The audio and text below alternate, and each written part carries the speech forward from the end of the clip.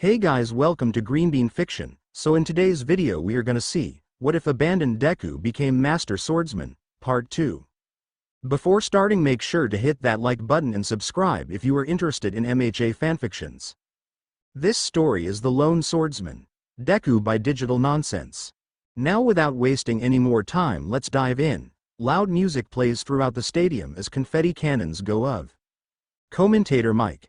Welcome ladies and gentlemen. Welcome to the final event of the UA Sports Festival. The crowd cheers loudly. Commentator Mike. That's good, but how loud can you make it for our finalists? The crowd cheers loudly as the students who had won entered the arena. They lined up in front of Midnight as the battlefield was made behind them thanks to Cementos. Midnight. Our fighting lineup is on the screen. Those participating in the first fight, make your way to the stage. Everyone else go to your respective sitting area. They all look up. Asumi versus Shinso Izuku. Damn, I could have continued my nap. The students moved to the stands except for the told students. Izuku immediately went to 4 seats in the bottom left that were broken to make a makeshift bed. The class sits in their chosen sets and waits for the fight to start. Asumi and Shinso are standing on either end of the arena. Midnight. Are the contestants ready? Both nod. Midnight cracks her whip.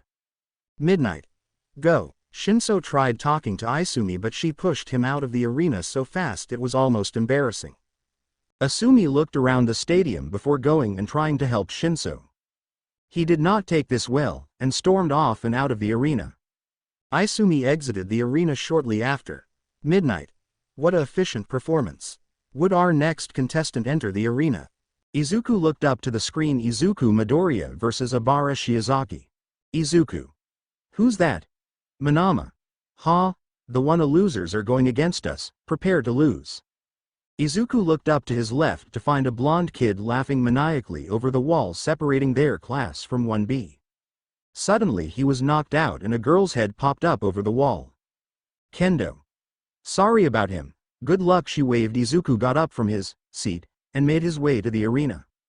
He passed Asumi on their way and extended a good luck and a nice job. Izuku was going through the tunnel to the arena. Izuku. Gotta show as much power as I can, without going overboard. He smirked. Izuku. Maybe I'll go a little overboard. He could hear his name being called as he entered the arena. The light from the sun blinding him slightly as he continues forward. He stands on the opposite end to a girl with green hair who looked to be praying. Izuku stayed silent as Midnight finished her introduction. Midnight. Are you two ready? Abara. Yes. Izuku nodded. Midnight. 3, 2, 1, go. Abara sent her hair vines towards Izuku.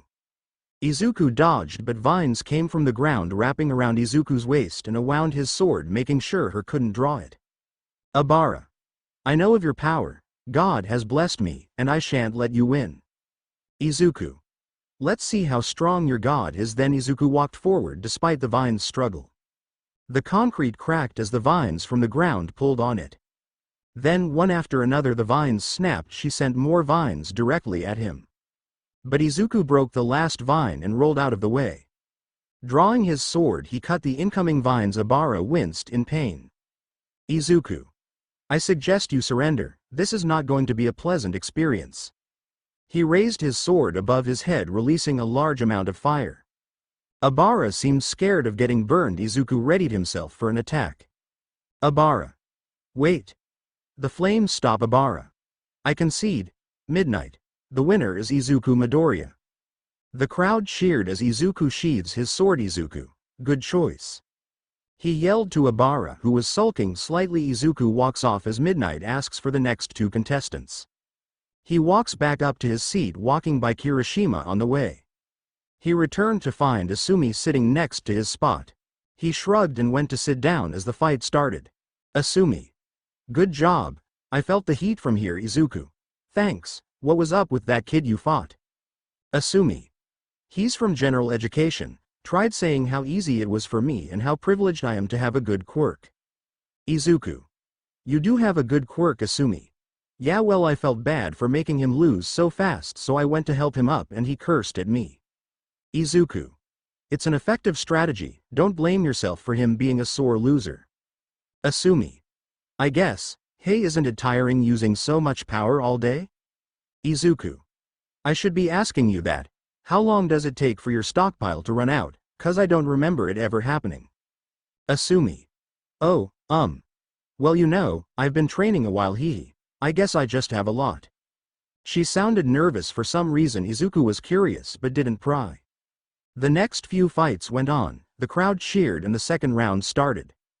Asumi Yagi vs Shoto Todoroki. Asumi. Wish me luck. Izuku.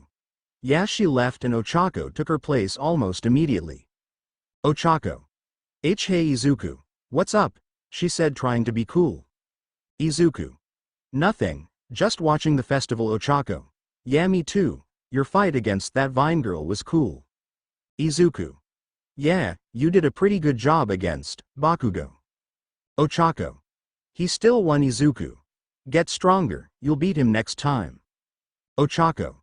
Right. Asumi and Todoroki enter the arena. Izuku. This should be good, a good fight. Ochako. Yeah, Midnight starts the battle and immediately the floor was turned to ice. Asumi shatters what's around her and throws it at Todoroki. He blocks with an ice wall, but Asumi shatters that too, along with the ice that connected Todoroki to the ground. She tries to throw him out, but more ice comes and catches him. Then a large amount of ice blocks the two of him. Izuku couldn't see either quite well, but there looked to be lightning, and then all the ice shattered. This surprised everyone. Izuku. What the hell was that? Ochako. Not sure. Asumi rushed forward, throwing the leftover ice chunks at Todoroki. Todoroki blocked with more ice, but then there was a large gusts of wind and the ice shattered. Izuku mind. Is that one for all? Asumi charges forward much faster than before, aiming to punch Todoroki. She got him and he went flying but stopped himself from flying out of the ring thanks to his ice. Asumi didn't let up and charged again. Todoroki tried to block, but Asumi blasted through the ice wall, punching Todoroki in the stomach, breaking the ice behind him and sending him out of the arena. Midnight declares the victory and Asumi and Todoroki leave the arena. Izuku mind. I completely forgot about one for all. If she has it, that means All Might is no longer being fueled. Ochako. Hey, what are you thinking about? Izuku. Huh? Oh, nothing important. Midnight. The next contestants, please. Ochako. That's you. Izuku. Izuku. Oh, right. Ochako. Give Bakugo a good whooping for me. She said, smiling. Izuku. Yeah, he said, walking away. Once again he passed Asumi on the way down. Bakugo was there before Izuku and just smirked the whole time.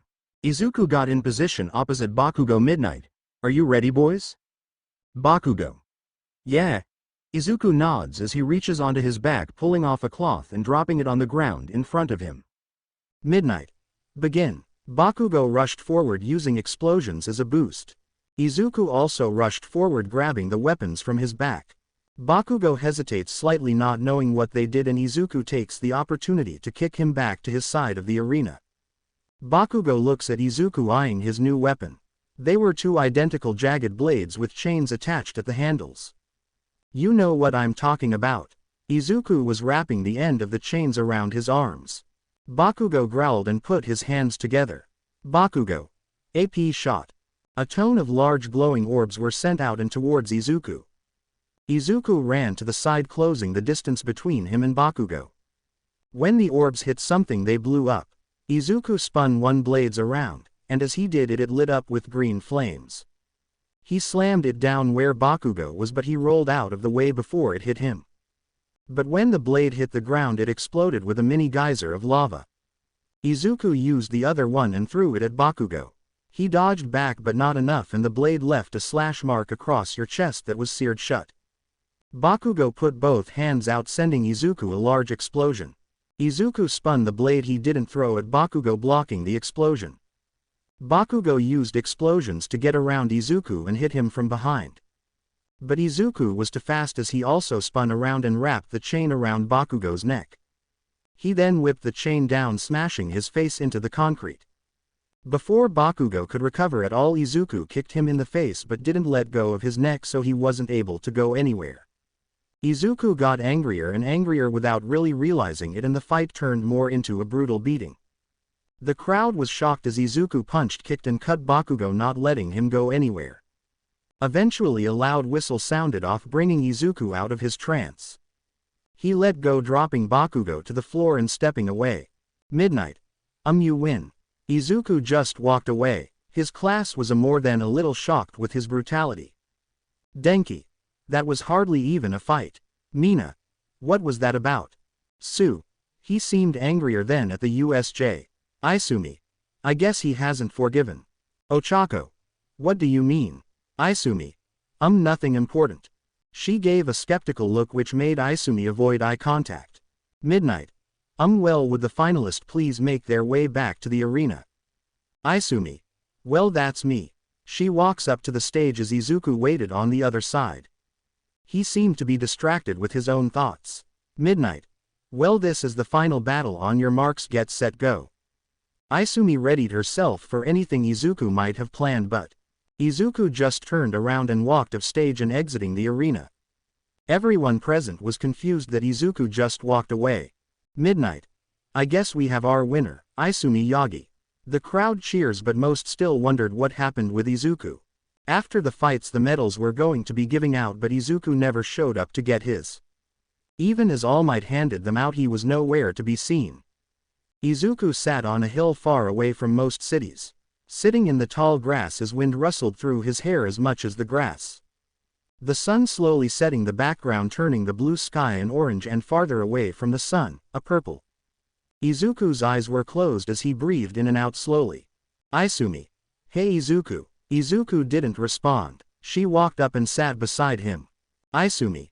You good? You've been distant. Izuku.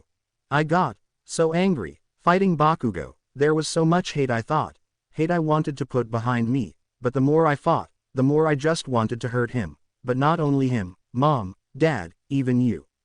Isumi. Izuku. I can't say I know the hate you have from your past, but I do know you deserve to feel it. I've gotten a taste of the pain you felt, and I hate it too. Izuku. When we were about to fight, all I was thinking about was hurting you. Isumi was silent. Izuku. I have so many things going on in my life, it's so confusing, I get headaches trying to remember it all. Isumi. Izuku pulled out his master's sword. Izuku. This was my sensei's sword. When he wielded it, it was white. Now it's pitch black and I don't know what it means. He stabs it into the ground, letting go and stopping the aura. Izuku grabs his head, looking down and tearing up slightly. Izuku.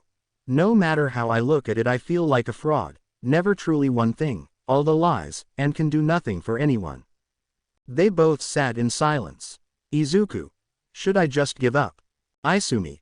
Being a hero. Izuku. What kind of hero would I be, like All Might? Isumi. I'd hope not. Izuku. I don't really see me being a hero in future. Isumi. Don't say that, you're an amazing hero already, you saved Momo, didn't you? Izuku. Yeah, now she's in hiding and can't even see her family. Isumi. Honestly, it didn't seem like her family cared much. Izuku. Rich people, huh? Isumi. Anyways, you're a better person than me, Izuku, you'll be a great hero. Izuku. Thanks. Izuku mind. But you don't have the full picture. They sat for a while watching the sun set. Izuku. I think it's time to go home. Isumi.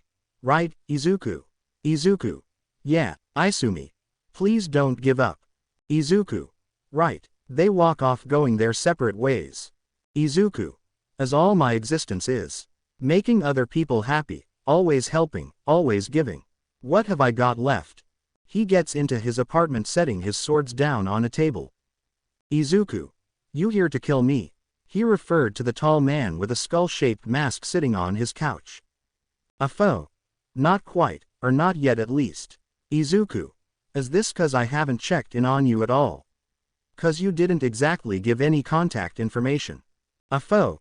Oh, you naive child, I've been watching you this entire time. You've told me more than you know, like that Momo girl you hid away with your little friends. Izuku was facing away as he grabbed a pan from a cupboard. Izuku. I see, but he was panicking slightly. A foe? So you're thinking of quitting, are you? Izuku. Considering it. Lay down the swords, sever ties with heroes and villains, who live somewhere peaceful, maybe Canada. A foe? I'm afraid you can't do that. Izuku. I assumed, he said, starting to fry up some chicken. A foe. I need you in that school. Izuku. You sure? You seem to have attacked the USJ just fine without me even knowing about it, not to mention you had him on your side. A foe? Yes, your mortal enemy. I don't care what you think, you're gonna foe what I want or I'll kill you. He said, sounding angrier. Izuku. If you really know everything, then you'd know I considered doing that myself. A foe was silent, but Izuku could feel his anger under the mask. Izuku. Is that all, or did you want food too? A foe. You may not care about yourself, but what about your poor sister Izumi? He said smugly. Izuku's eye twitched. Izuku. You mean the one guarded by, oh, who was it? Oh, that's right, your mortal enemy. He said sarcastically. A foe. You think that aged moron who doesn't even have his own quirk anymore will be a problem for me? Izuku was silent. A foe. I think you know what the right choice is. A foe portals away. Izuku just stared at his now burning chicken. He grabbed the pan and chucked it at the wall, screaming, leaving a dent in the wall and the chicken ruined. Izuku huffed and turned off his stove, not bothering with the chicken or pan. Unable to do anything with his anger, he braked his own things until he was calm enough to realize what he did. He flopped on his couch, resting his head in his hand, crying silently. But only meters away through a wood door, a brown-haired girl stood with a shocked expression, with her hands over her mouth, trying not to make a sound. She slowly walked back into her own apartment again, trying to be silent. She slowly closes the door, turning the handle so it wouldn't make any noise. Once the door was closed, she let out the breath she didn't know she was holding. Ochako. Holy crap. She semi-freaked out and scrambled for her phone. Ochako. Izuku is a traitor, but he seemed angry. And what was that about his sister? Have villains captured his sister? But his sister is guarded by the #1 hero who doesn't have his quirk, but Izuku didn't give him info, the villain just had it, and Momo is alive. She spun around, her mind so blown she fall to her knees as stars spin around her head. Ochako. I need to tell Aizawa. She takes out her phone before pausing. Flashback. Aizawa. I don't want you calling me, so don't ask. If it's an emergency, handle it like a civilian and call the police. Ochako. Dang it, what do I do? This is serious. Izuku could go to jail, but he sounds innocent, and what about his sister? There might be a hostage, but at the same time All Might knows and is protecting her. This is so confusing. She thinks to herself for a moment. Ochako. I can't go to the police, they will just immediately throw him in jail, but Aizawa-sensei would think rationally. She head up quickly, grabbed her stuff and making her way out, only to be faced with Izuku. Ochako. Izuku. Izuku. Oh, hey Ochako, where you off to? Ochako. Oh, you know, family emergency, sorry, gotta go. She speed walked to the elevator, clicking the lobby and the close door button rapidly. Izuku walked the opposite way to the garbage chute, where he deposits a large bag. Ochako leaves the building, semi-sprinting to Ua, dispute the time of night. When she got to Ua, the gates were closed but lights were still on inside. She found the buzzer to the left of the gate and quickly pressed the button. Buzzer.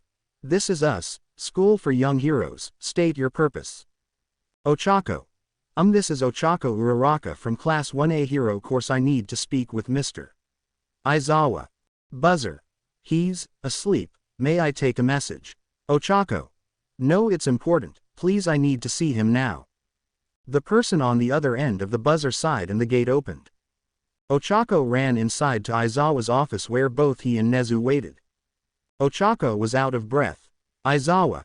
So Uraraka, what was so important you had to come back to school at, geez, almost midnight? Ochako sucked in a large breath. Ochako. There was a villain in Izuku's home and he threatened him and his sister and Nezu.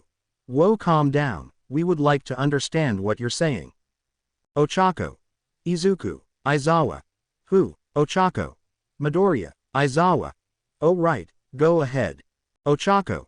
There was some sort of villain in his house, they were talking about Izuku being some sort of spy for him and thought he was gonna kill him for not giving him info, but the villain could see through his eyes or something, I don't know.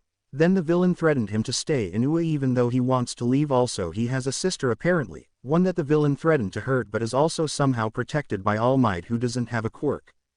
The three of them just stared at each other. Nezu. Well, this is alarming. Aizawa. I'd say, what would we do? Nezu. Well, we can't do anything against Izuku, he doesn't seem willing, but for now, he can't be told anything about what we're doing or where we're going, and he can't know. Aizawa. We'll have to get the rest of the class involved, to make sure they don't share anything. Nezu. We'll have to do background checks, find out who his sister is, and find out who this villain is. Aizawa. I guess we could start with All Might, if he's personally protecting her then, I'd assume he knows her. Ochako.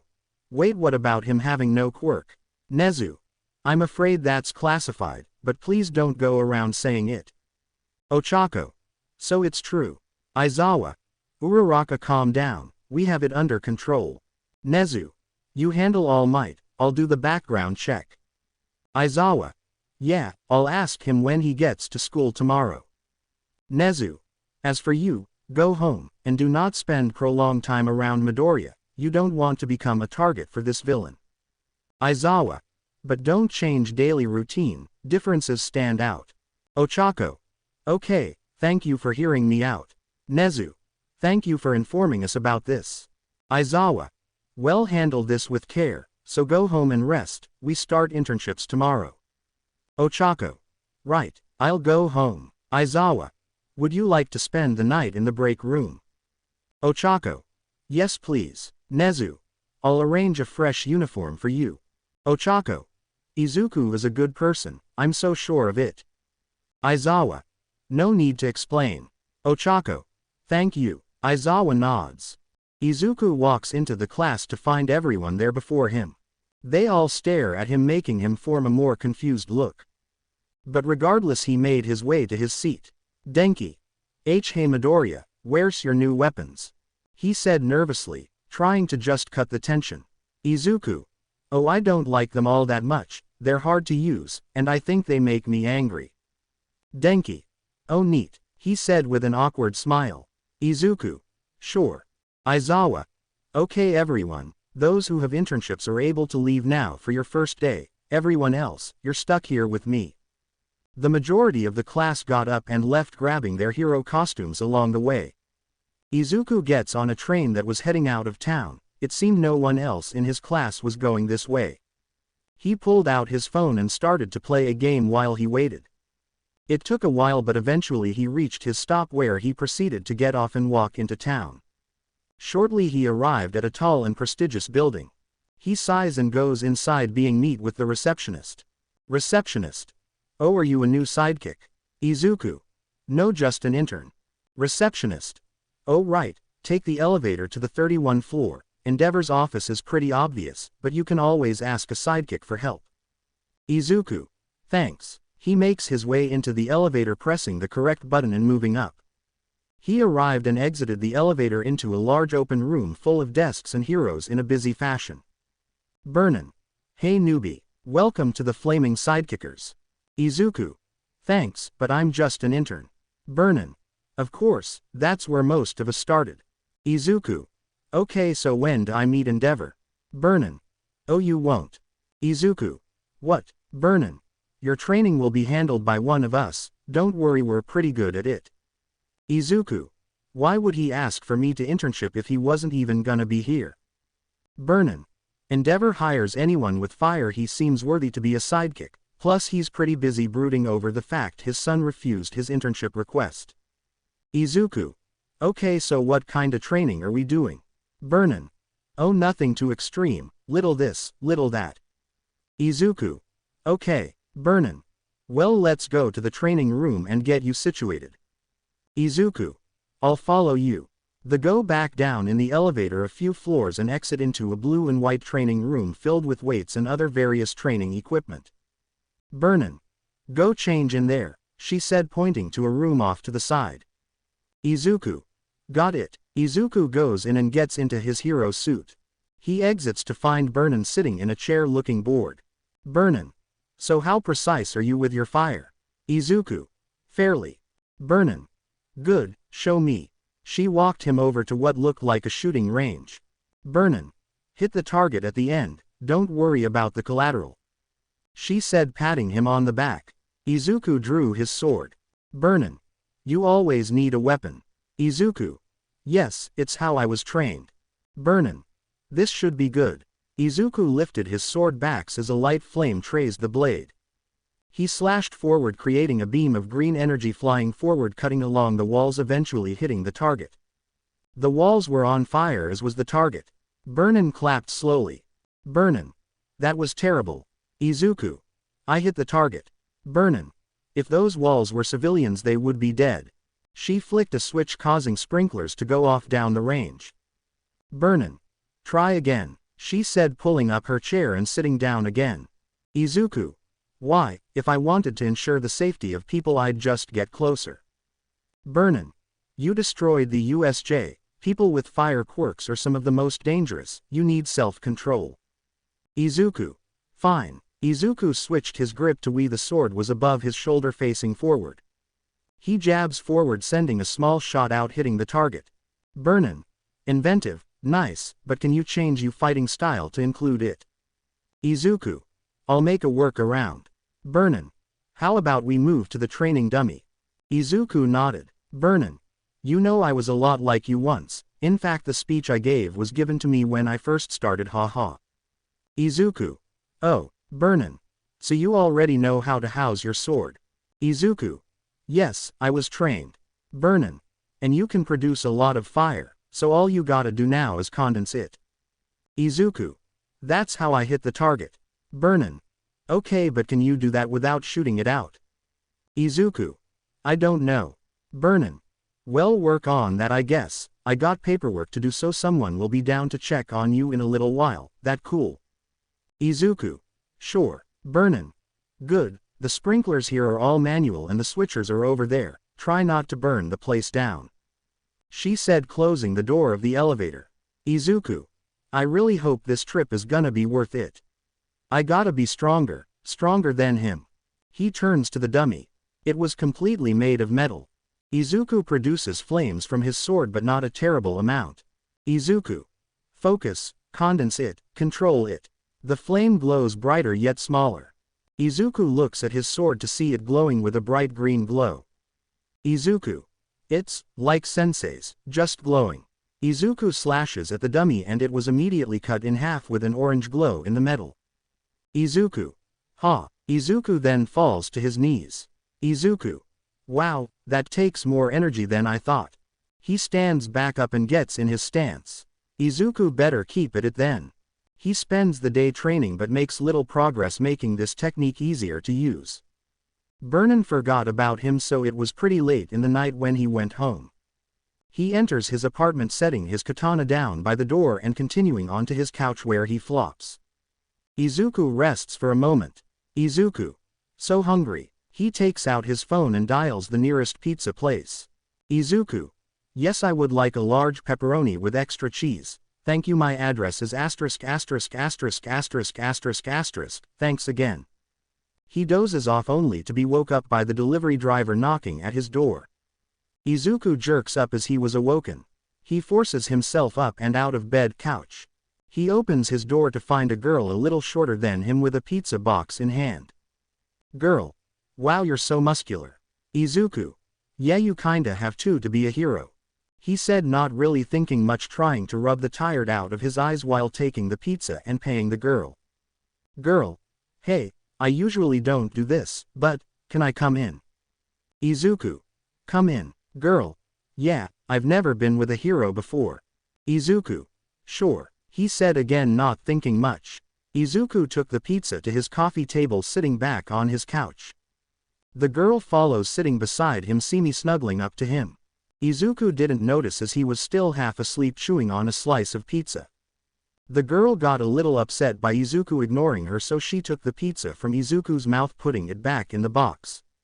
Izuku was confused until the girl got on Izuku's lap and started making out with him. Jumped slightly, pulling the girl of him. Izuku.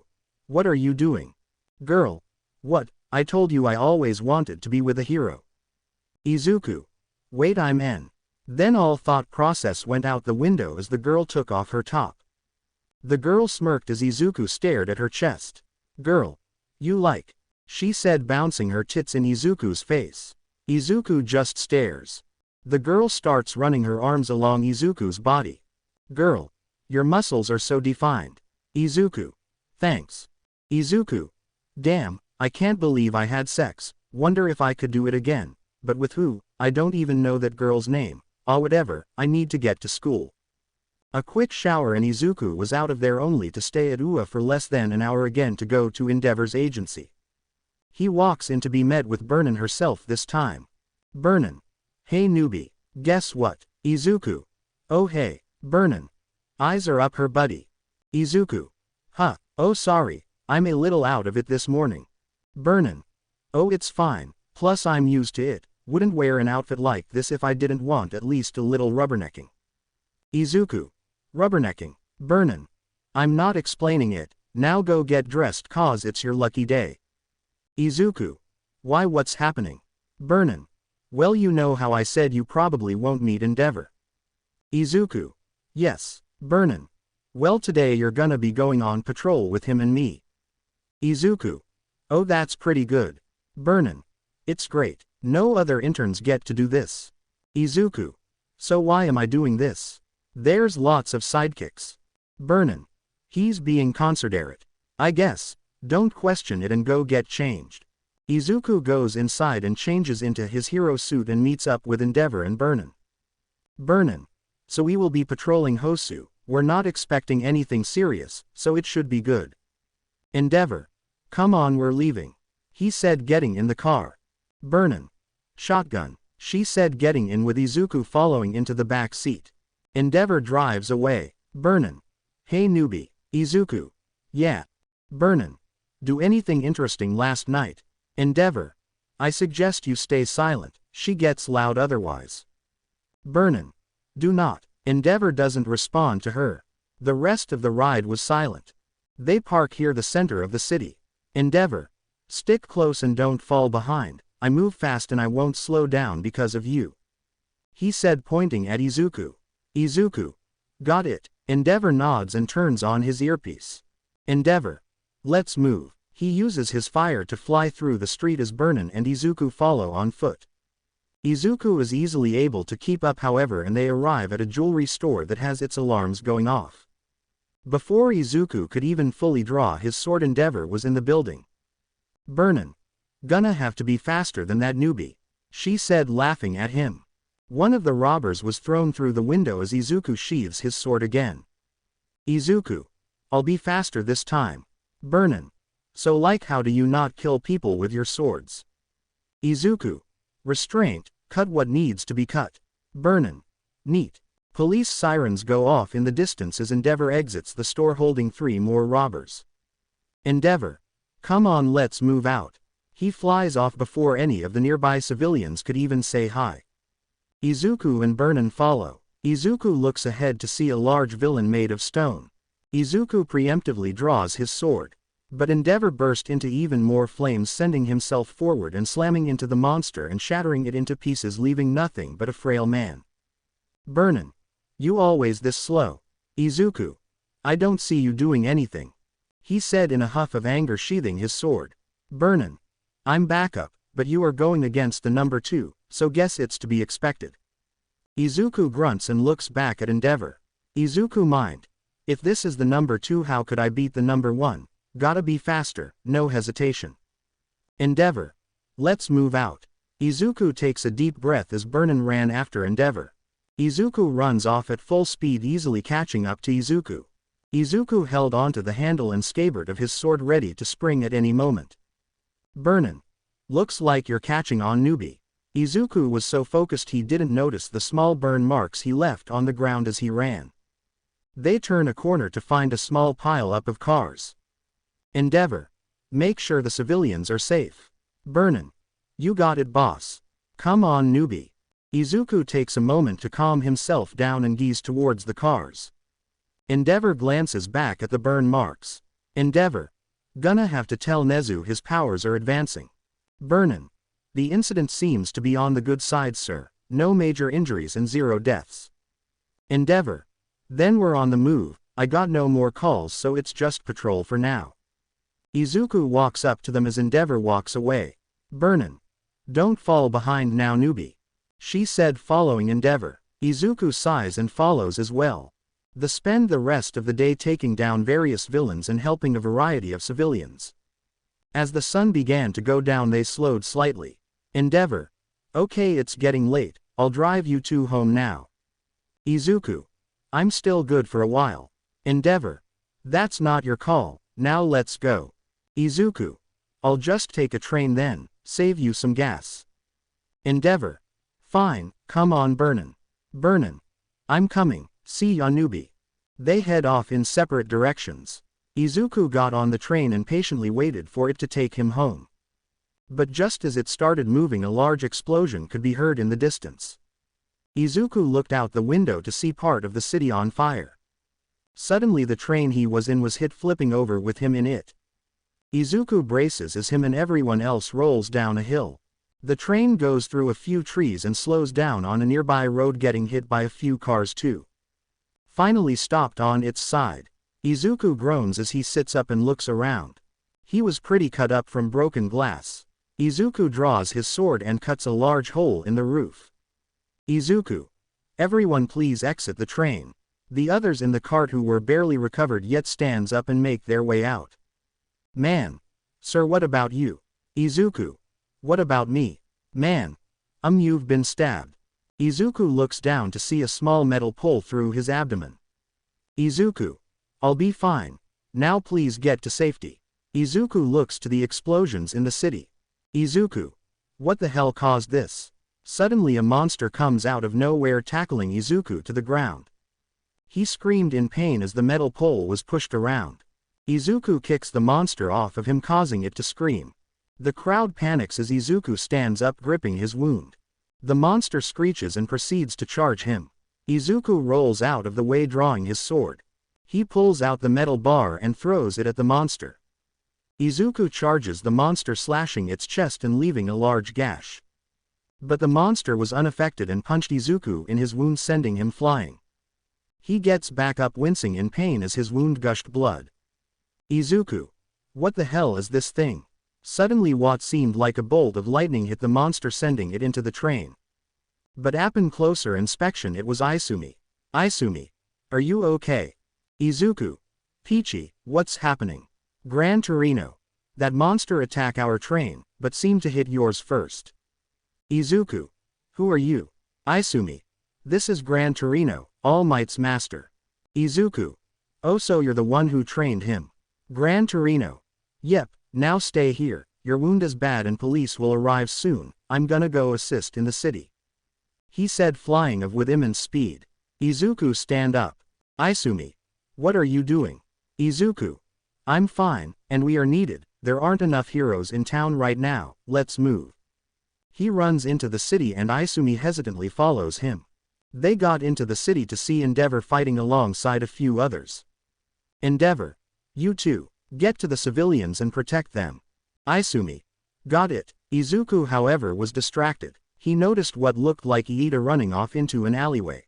Izuku. God damn it. He runs off without explaining himself to anyone. He runs into the alley to find no one, so he continues down the alley until he heard a scream. Turning the corner he found Iida and someone else injured and on the ground with someone standing over them. Izuku draws his sword and charges the man, but he blocks with a sword of his own. Iida. Midoriya, what are you doing here? Run away, it's Stain the hero killer. Stain. A swordsman. They push off each other and were now a small distance away from each other with Iida between them. Stain. I haven't fought one of you in forever, and haven't fought like one in even longer. Izuku gets into a stance. Stain. Oh, I recognize that pose, didn't know Seto still had students after his son. Izuku. You knew my sensei. Stain. Yes, I knew him. Stain took his sword and cut his own arm. Izuku was confused until the sword itself started producing blood that was just splashing on the ground. Stain. It's been too long since I've fought this. The blood seemed to grow, repairing the chipped sword as Stain himself got into a fighting position. Stain. So what do you have? Izuku's sword burst into green flames as he charges forward ready for an attack. Stain blocks but was pushed back slightly. Stain. Green flames. Unique. Stain kicked Izuku in his wound and proceeded to jump up and kick him in the face, knocking Izuku to the ground. Izuku quickly gets up. Stain. As a courtesy to a dead tradition, I won't use my quirk, we can fight for real. Stain dashed forward, slashing at Izuku, making Izuku dodge. Stain moved around, taking different strikes on Izuku, putting Izuku on the defensive. Stain. So hero, why are you here? Izuku was only just able to block Stain's attacks, but it didn't look like he was trying. Izuku. People were in danger. He said, trying to attack Stain but missing. Stain. Good job hero, but now you'll die here with them. They clash swords, trying to push off of each other. Izuku. Sorry, but I'm not dying yet, not until I accomplish some things. Izuku lets Stain's sword slide over his as he ducked under and sticks Stain's side.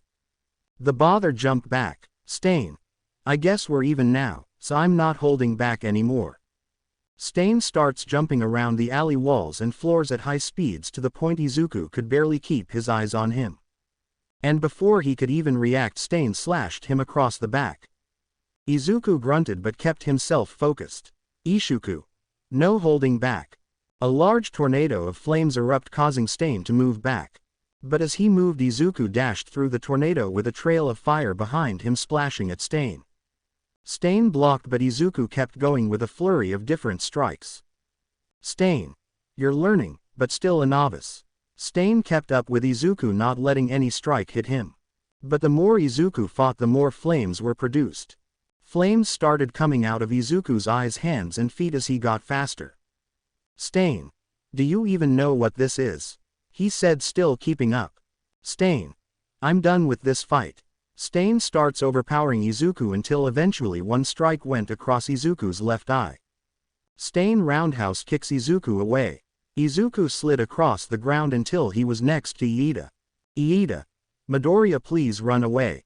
Izuku sat up and got back on his feet. He was slouching slightly and breathing heavily, but eventually got into a fighting position. Stain. I admire your drive, kid, but you've lost a lot of blood and won't be able to stand for long. I'll make you a deal. Go now and I'll spare you, but I will kill these two. Izuku clenched his teeth. He took a deep breath. Then his whole body burst into flames. Stain was surprised at this, but he noticed Izuku's wounds searing shut. Stain. Cleaver. Izuku dashes forward faster than ever before, going for an upward slash. Stain went to block it, but his sword shattered on impact. Izuku slashed Stain across the chest as Iida and the other hero looked in awe. Then all the flames come together on Izuku's sword, making it glow an intense green. He went to slash down again, but Stain dodged. But a streak of green energy hit him instead, sending him flying back and out of the alley. The sword stops glowing as Izuku collapses to his knees, breathing heavily. Stain, however, got up. Stain. Nice job hero, but you're out of energy now. Stain pulled a knife from his vest. Izuku tried getting up but failed. Izuku stared at Stain with his remaining eye. Stain. You had a good run, but now it's over. Suddenly a streak of green lightning shot all over the alley until it hit Stain in the face, revealing Izumi in the lightning's stead. Stain was knocked through the wall and was definitely unconscious. Izumi. Are you guys alright? Iida. Midoriya was hurt. Help him first. Izumi knelt down next to Izuku. Izumi. Oh my god Izuku. You need a hospital. Izuku sheaths his sword and tries to get up. Izuku. Grab Iida and the hero. He started limping out of the alley but was stopped by Izumi. Izumi. You're the one in critical condition. Iida. I think I'm able to move again, I'll grab the hero. Izumi picked up Izuku bridal style. Izuku. This is unnecessary.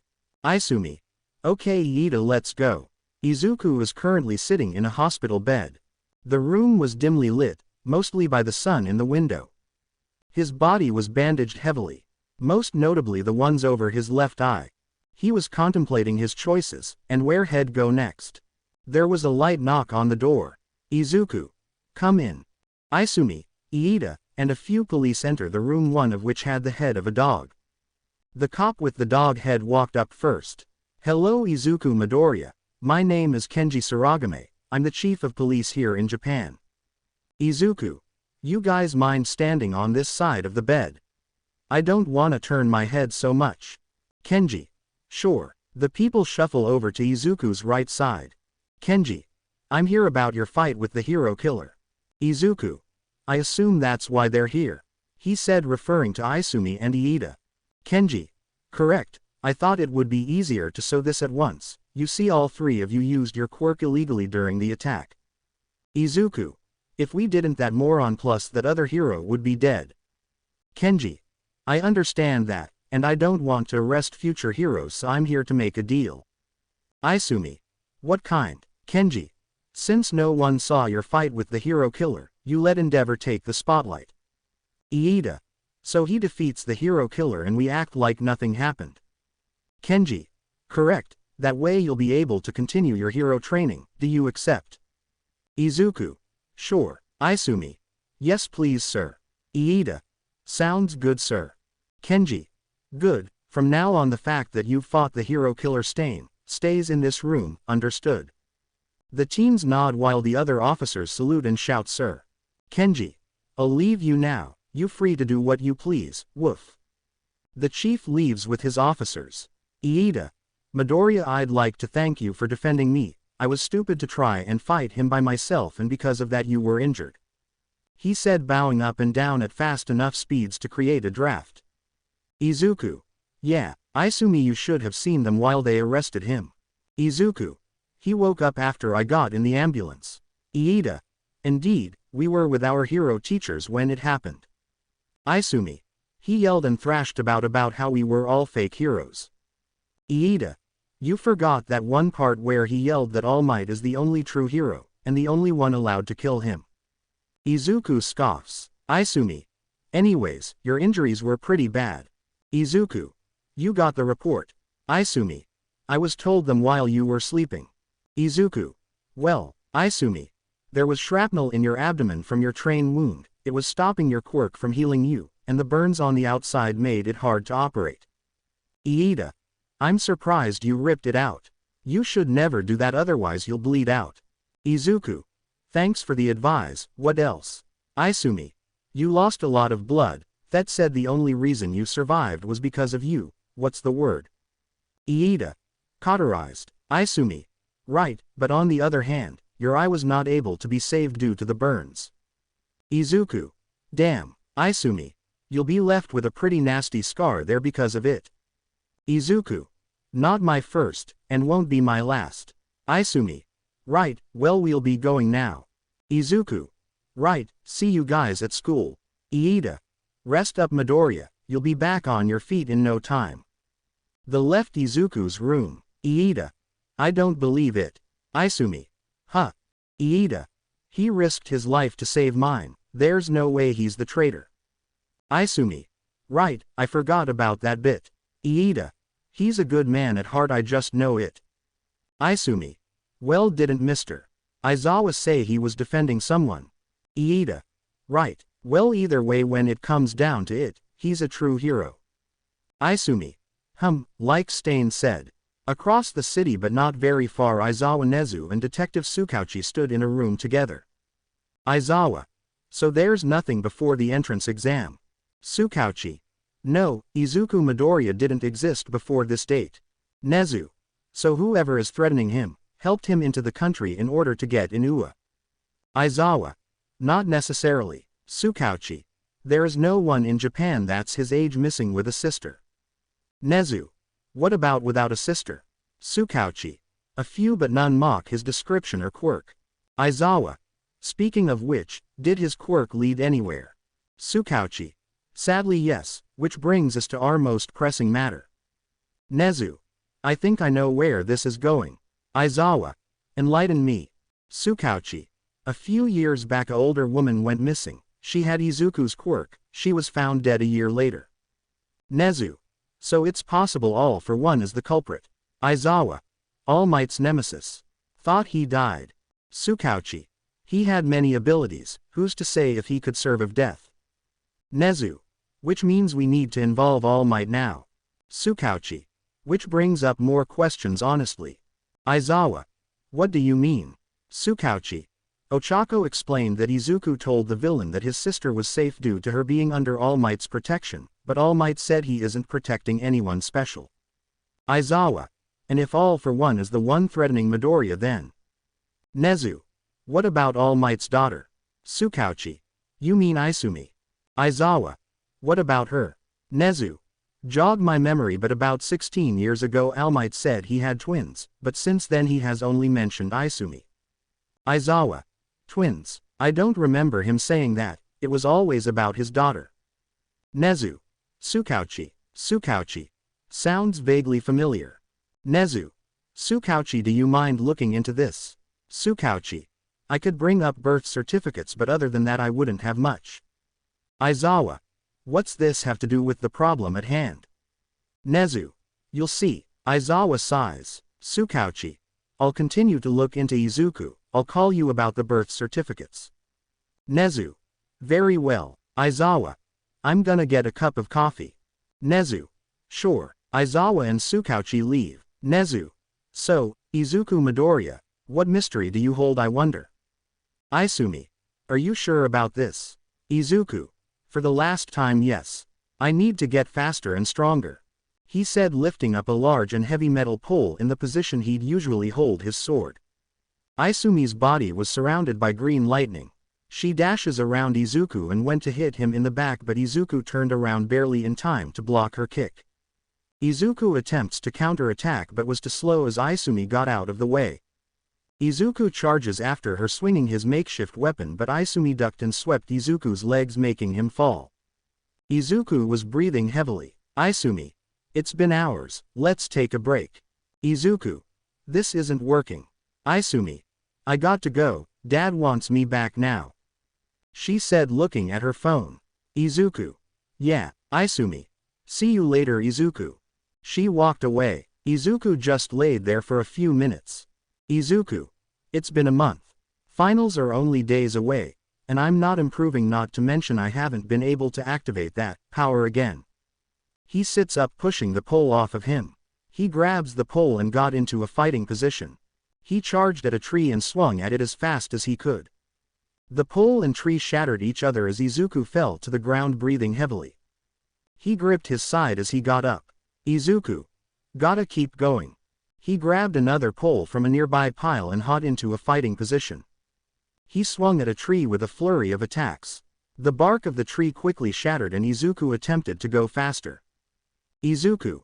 If I go fast my attacks are weak, if I go for strength I'm slow. By the time he stopped, the tree he was hitting was practically in half. Image a beaver cut tree. Izuku breathed heavily. Izuku. I'm not enough, I haven't improved. Izuku grabbed multiple poles and swung down at the ground, only stopping just before the grass. He did this in repetition for hours until it got dark. By the end he was drenched with sweat as he wobbled home, completely exhausted again. He forgot to eat and decided to just go to bed. Izuku woke up to the sound of knocking on the door. Izuku tried to get up, but his muscles were too sore, so he had to roll out of bed to the point he was somehow standing. He wobbled over to the door and opened it. Aizawa. Hello Midoriya. Izuku. What are you doing here? Aizawa. Checking in on you, I haven't in a while and I know how stressful the finals can be. Izuku. I'm fine, thanks. Aizawa. You need to shower, you're so greasy, you're starting to look like me, it's creepy. Izuku. Whatever, you satisfied? Aizawa. No. Izuku sighed and opened the door for him to come in as he wobbled over to the couch and laid down. Aizawa walked over and looked around. Aizawa. Get many visitors? Izuku. Nope. Aizawa secretly puts something under the table. Aizawa. You getting enough to eat? Izuku. Yes. The entire time Izuku had his head buried in a pillow. Aizawa. I see you've been training hard. Izuku. Finals are in a few days. Aizawa. They're tomorrow. Izuku. Oh, lost track of the days. Aizawa sighed. Aizawa. I'll get out of your hair. Izuku. Yep. Aizawa left the apartment. Izuku. I guess I'll just rest today. He said, gently closing his eyes. That's when he got a call. Izuku. Why does the world hate me? He grabs his phone only to realize the call wasn't coming from his normal phone. He sighs extra hard as he grabs his flip phone. Izuku. Yo. Edward. Mr. Midoriya, we need a favor from you. Izuku. Is it important? Edward. One of our sites is being attacked and you're the closest to the location. Izuku. Send the coordinates, but don't be afraid to send backup, I'm tired from training. Edward.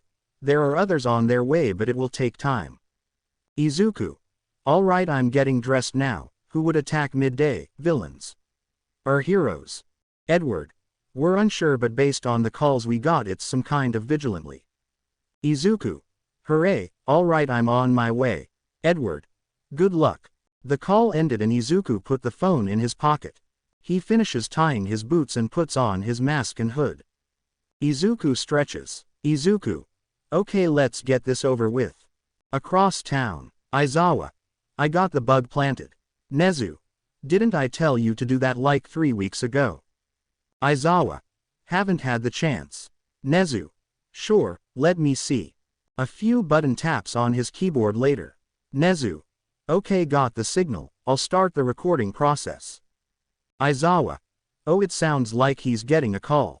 Nezu. This could be important.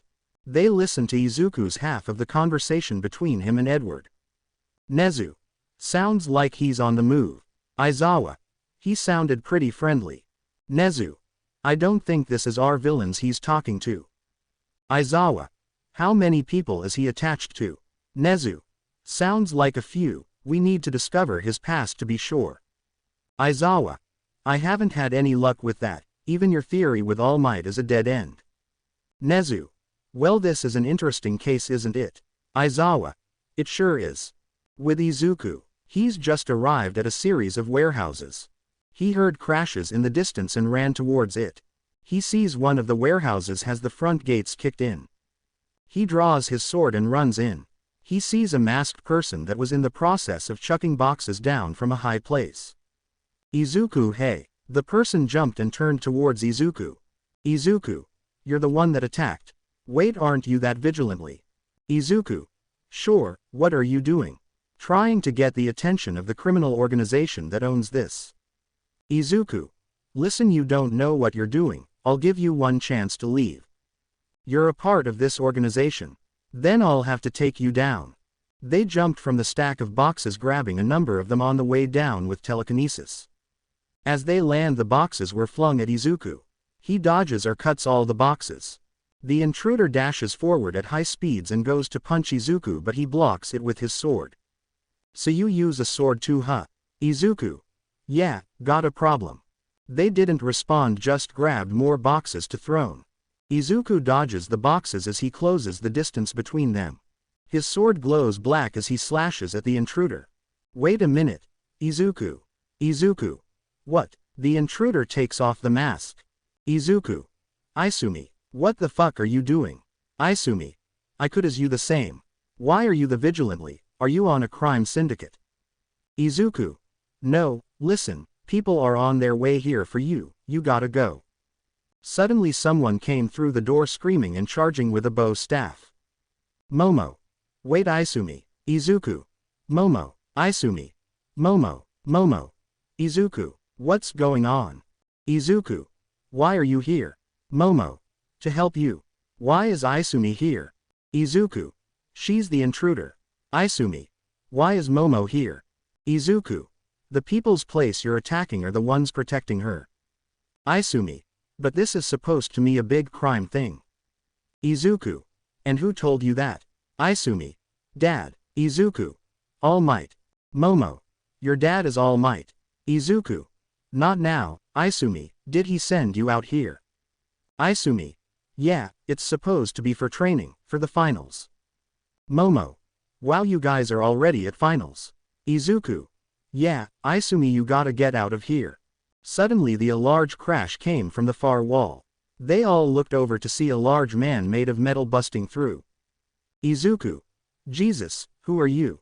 Griffin. Name's Griffin. Here to take out the intruder. Izuku. They're gone, left before we got here. Griffin. And who are you? Izuku. Izuku. Griffin. Oh, I know you. You're the one that wants to take my place to kill All Might. Izumi. Wait, you want to kill All Might. Izuku. Griffin. Well then, little man, if you think you're better for it, then I am give it your best shot. Momo. What's going on? Izuku. I may have signed up for a fight to the death in order to get the spot of the one that was to kill All Might. Griffin. Come on then. Izumi. I can't believe you'd want to kill All Might. I thought you were supposed to be a hero. Griffin. Is she new or something? Yes, we're gonna kill All Might. Now come on, little man. I'm bored. Izuku. Not now. Come on, let's go before police or something show up. Izumi. Don't, just don't. She said, walking away from him and out of the warehouse. Momo. She must know how bad All Might really is, right? Izuku. She does. Griffin. You talk too much. I'm out of here. Come find me when you're serious about taking on All Might. He said, walking back through the hole he made. Izuku. We better go too. I'll call Edward and tell him the situation has been sorted. Momo. Okay, I guess I'll get back. They go their separate ways and Izuku returns to his home. Izuku. Well, this was a shit day. He got out of his outfit and back in bed even if it was only midday. Izuku tied his boots, put on his gloves, put his sword in its holster, and walked outside along with the rest of his class to be met with every single UA teacher. Aizawa. Welcome to your final exam, but it's going to be different from usual years. Iida. What will we be doing, sir? Nezu. In contrast to what you may have heard, you won't be fighting robots, you'll be fighting us. He said, clearly excited. The class somewhat freaked out. Aizawa. Calm down, it's going to be 2v1 plus we will be wearing weights, so you'll have a chance. Nezu. Sure they will. Mike. We believe in you. Aizawa. You won't have all the advantages, you'll be paired with someone that you don't work well with, and you won't know who you're with until you fight. Nezu. And to start us off, Izuku Midoriya and Katsuki Bakugo. Versus All Might. Izuku. All Might. Bakugo smiled. Nezu. This should be entertaining. Aizawa. Not the point of this, Nezu. Nezu. No, but it is a good bonus. All Might. Good luck, you too. He said with his signature smile. Aizawa. There's two ways to pass the exam. 1. You escape your arena. 2. Trap your opponent with these specialized handcuffs. Bakugo. And what if you beat your opponent? Aizawa. Then it should be easy to put the handcuffs on them. Now why don't you and your partner get to the battlefield? You're in the city zone. Izuku. Let's go, he said, walking away. Bakugo. Don't tell me what to do. He paused for a moment before he noticed he had to follow regardless. And so he did with a growl. Aizawa. The rest of you can wait in the observation room. All Might, you're up. All Might. Right. He jumps away with a large gust of air. Izuku sees All Might fly over them as he and Bakugo walked. Izuku. Bakugo. Bakugo. What do you want? Izuku. We fight. Bakugo smirked. Bakugo. Damn straight. They were stationed in the middle of the city. Izuku. We should avoid the main road. Bakugo. Why? Thought you wanted to fight. Izuku. Cause neither of us are distance fighters and we're fighting someone that can change the weather with a single swing. A loud buzzer went off. Before they could move, a large shockwave rampaged the street, knocking over cars, shattered windows and destroying everything else. They were both knocked back, but Izuku landed on his feet. He went to draw his sword, but All Might was already there. He punched Izuku through a building and in the process threw Bakugo through one in the opposite direction. All Might. There's no one in this city, so I don't have to hold back. Suddenly 3 beams of green energy slashed across the sky from where Izuku was thrown. But All Might blocked it with his body like it was nothing. Izuku. Hear that, Bakugo? No holding back. Suddenly All Might was hit with 2 large explosions at once from behind. Bakugo. Hell yeah, I did. Izuku's sword lit up in a dance of green flames as his eyes turned a bright green to match. All Might's smile grew. Izuku was first to charge, swinging his sword at All Might. But All Might grabbed him and swung him at Bakugo, sending both flying down the street. Izuku recovers fast and sends a flurry of green beams at All Might with intense speed as Bakugo flies around sending a barrage of explosions. All Might. Ha, ha, ha, you'll have to try harder than that, he said, jumping up and grabbing Bakugo out of the sky and throwing him to the ground. He then kicked of the air, changing his momentum towards Izuku, ready to punch. Izuku barely dodges it and slashes at All Might's side. But All Might was quick to dodge, but Bakugo was on the other side of him ready to pull the pin on his gauntlet. Izuku moved as it was set off, engulfing All Might in flames. Izuku sent slashes into the fire. But All Might jumped out unfazed. Izuku gritted his teeth as his flames grew larger and more intense. He jumped up, slashing down at All Might. All Might sidesteps and kicks Izuku in the side, sending him into the sky. Bakugo goes to attack but is essentially backhanded through another building. All Might looks up to see a large ball of green flames hurtling toward him. He jumps back to dodge it, but Izuku lands gracefully, carrying the massive amounts of flames and using them for one large 360-degree slash. But All Might simply jumped to dodge it and went to punch Izuku again, but Bakugo interrupted him by pushing him away with his gauntlet's explosion. Izuku charged, slashing at All Might with another flurry, but with his sword glowing a bright green, leaving a trail of energy behind it. All Might dodges these and punches Izuku in the stomach, sending him flying back. Bakugo and Izuku stand up a small distance from All Might, who just stood there smiling. Izuku's sword bursts into flames that surrounded All Might. Izuku's eye burned with hatred as he charged forward towards the flame.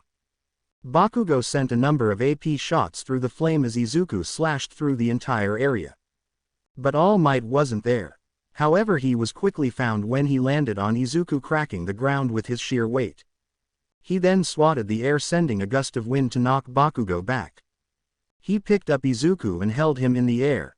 All Might, you'll need a few years more to be close to my level. Izuku was barely breathing as he coughed up some blood. He swung his sword at All Might's arm, even though it was an awkward angle. He hit, but All Might didn't move. He barely even broke his skin. Suddenly 2 large explosions hit All Might in the back. All Might swung Izuku around, hitting Bakugo and sending both flying once again. They both slowly get to their feet as All Might walked towards them, still with his signature smile. Izuku gets in a fighting position. All Might kicks a mailbox that hit Bakugo, sending him flying back as he continued towards Izuku. All Might, funny thing about growing up, your face always stays the same, don't you think, Izuku? Izuku. Wah. All Might charged forward, punching Izuku and sending him through the building behind him. All Might, you never should have come back, boy. He said, more to himself than anyone in particular. All Might, honestly, I'm surprised it took me this long to see it, but Aizawa gave you away. A large explosion was sent towards All Might, but he dodged it and proceeded to stomp Bakugo into the ground, knocking him out. Izuku pushes rubble off of him as he gets up. But All Might kicked him through another building before he made it. Izuku was barely able to move but still attempted to get up. He no longer had his sword as he dropped it at some point. A loud buzzer goes off. All Might. Looks like you lose, see you around, kid. He said, still smiling as he jumped off with a high gust of wind.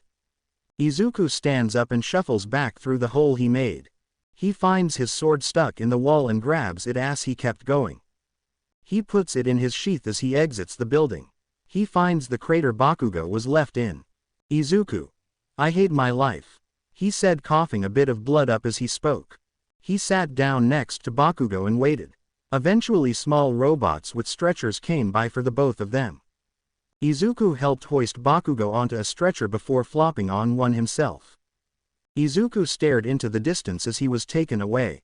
Toshi walked down the stairs of his house. He gave Inko a peck on the cheek and grabbed a plate for the breakfast Inko had made. He sits down at the table where a hot coffee waited for him. Taking a sip, he opens his phone and starts reading the news. Izumi quietly walks down the stairs and walks over to Inko. She whispers a thank you as she grabs her breakfast and sits down at the table. Toshi makes an audible sip and puts his cup down. Toshi. So Izumi, how are you liking UA so far? Izumi. It's good dad. Toshi. Made any friends? Izumi.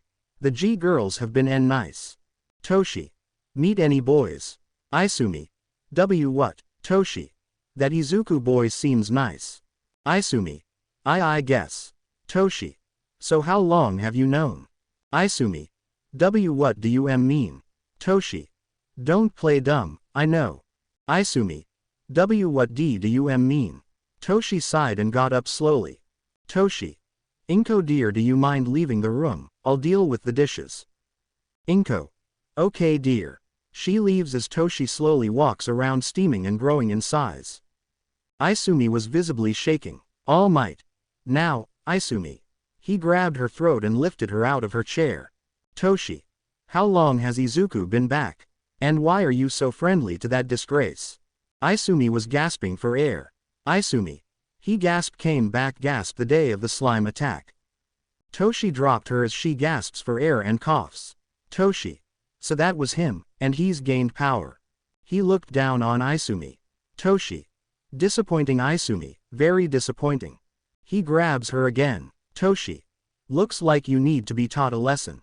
He stomps off and throws Isumi down the stairs to the basement. All might.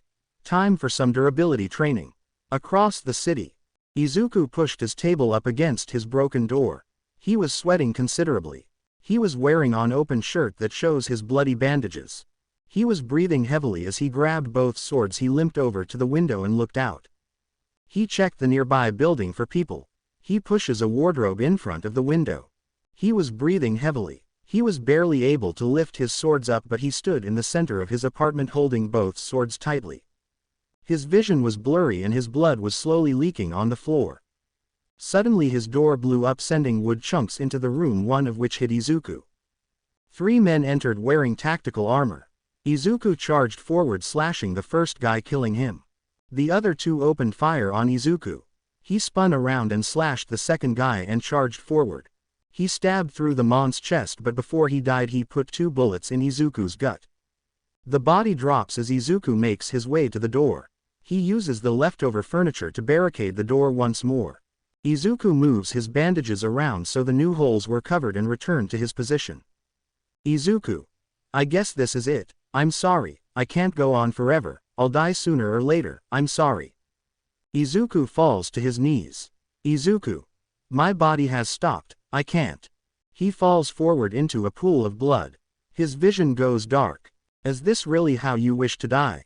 Izuku. Is it my choice? Of course, but are you willing to survive? Izuku. What can I do? All Might is too strong to kill, and I'm nothing but a tool to everyone else. So are you going to die here? Izuku. I don't know. There's still people who need you. Are you going to let them die too? Izuku. I can't help them, I'm too weak. Get up, Izuku, you're still needed. Izuku opens his eyes but still sees darkness. He sits up and looks around. He sees a green light in the distance. He gets up and starts walking towards it. Please don't go yet, Izuku. Izuku looks around to see who talked, but no one was there. He keeps moving towards the light. He could feel his muscles relaxing and the sensation of being underwater and weightless. He feels relaxed. Please, Izuku, we need you. He looks around but once more, but still no one. He feels a force pulling him towards the light. He continues moving forward. Please come back. The voice was quitter. Izuku just moved forward. Soon he arrived at a fire. Its green flames danced in the darkness. Care to sit? Izuku looked to see a man next to the fire. Izuku. Who are you? Sit down, kid, we can't stay forever. Izuku sits next to the man who was staring into the fire. Izuku. Am I dead? Man. Do you wish to be dead? Izuku. I don't know, is it nice? Man. It is, but it's also empty. Izuku. So you're dead? Man. I have been, for many years now. Izuku. Were you happy? Man. Not quite. My life was complicated and I've already been forgotten by most, and I was only able to leave one thing behind. Izuku. Was it worth it? Man. It was. Izuku. Do you think I should live? Man. Is it best to die? I don't think so. Izuku. So I should live? Man. It's not really up to me, but I do think you should live as long as possible, otherwise you'll miss out on the best times. Izuku. My life has been nothing but pain, and if I find happiness it's ruined. Man. I'm sorry that happened, but you'll never get to the good if you don't survive the bad. Another man sat down at the fire. Izuku. Sensei. Seto. Hey kid, been a while. Izuku hugged him. Seto. I thought by the time I saw you again, you'd be older. Izuku. I'm sorry I let you die. Seto. You didn't let me die boy, I chose to fight to my last breath, for you to live. Izuku. It's so hard, all I do is fight. Seto. Then I trained you well, it's human nature to fight, and if you're not strong you'll lose. Izuku. I'm too weak to keep going. Seto. That's not true, you're stronger than you know, you have the potential to be stronger. Izuku. How? Seto. Believe in yourself Izuku, you'll find the strength. Izuku. So I should go back. For our sakes Izuku, live a little longer. Izuku. Live long Izuku, live proud. Izuku. How? You just have to wake up. Izuku. Wake up, man. Yes Izuku, wake up and fight back, the world can't push you down forever. Izuku. Thank you, I'll be back someday, but I hope that day is far in the future. Man. Make it so Izuku, live long and prosper. Seto.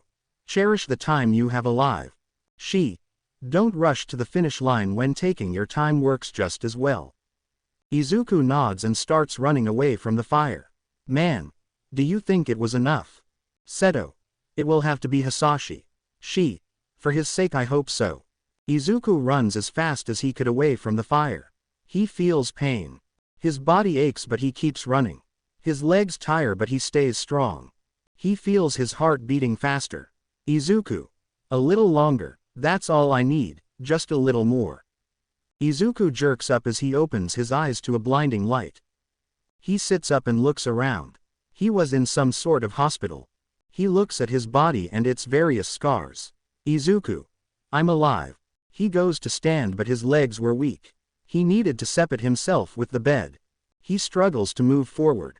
He sees his swords in the corner of the room. He grabs Seto's sword and draws it. A small white flame danced along the blade making Izuku smile. He puts it away as the door opened. Edward. Mr. Midoriya, you're awake. Izuku. Edward, what happened? Edward. You were very injured, 13 bullet wounds and various cuts and stabs. You defended your apartment but eventually, your wounds got the better of you. We were able to save you but just barely. Izuku. Thanks, how long was I out? Edward. Nearly a month. Izuku. A month. Edward. Try not to strain yourself Mr. Midoriya. Izuku. What did I miss? Edward. Nothing really, your classes ended after finals, so you didn't miss anything. Izuku. Not my biggest concern. Edward. You were reporting missing by your neighbor, but once you're healthy enough you can return to the world. Izuku.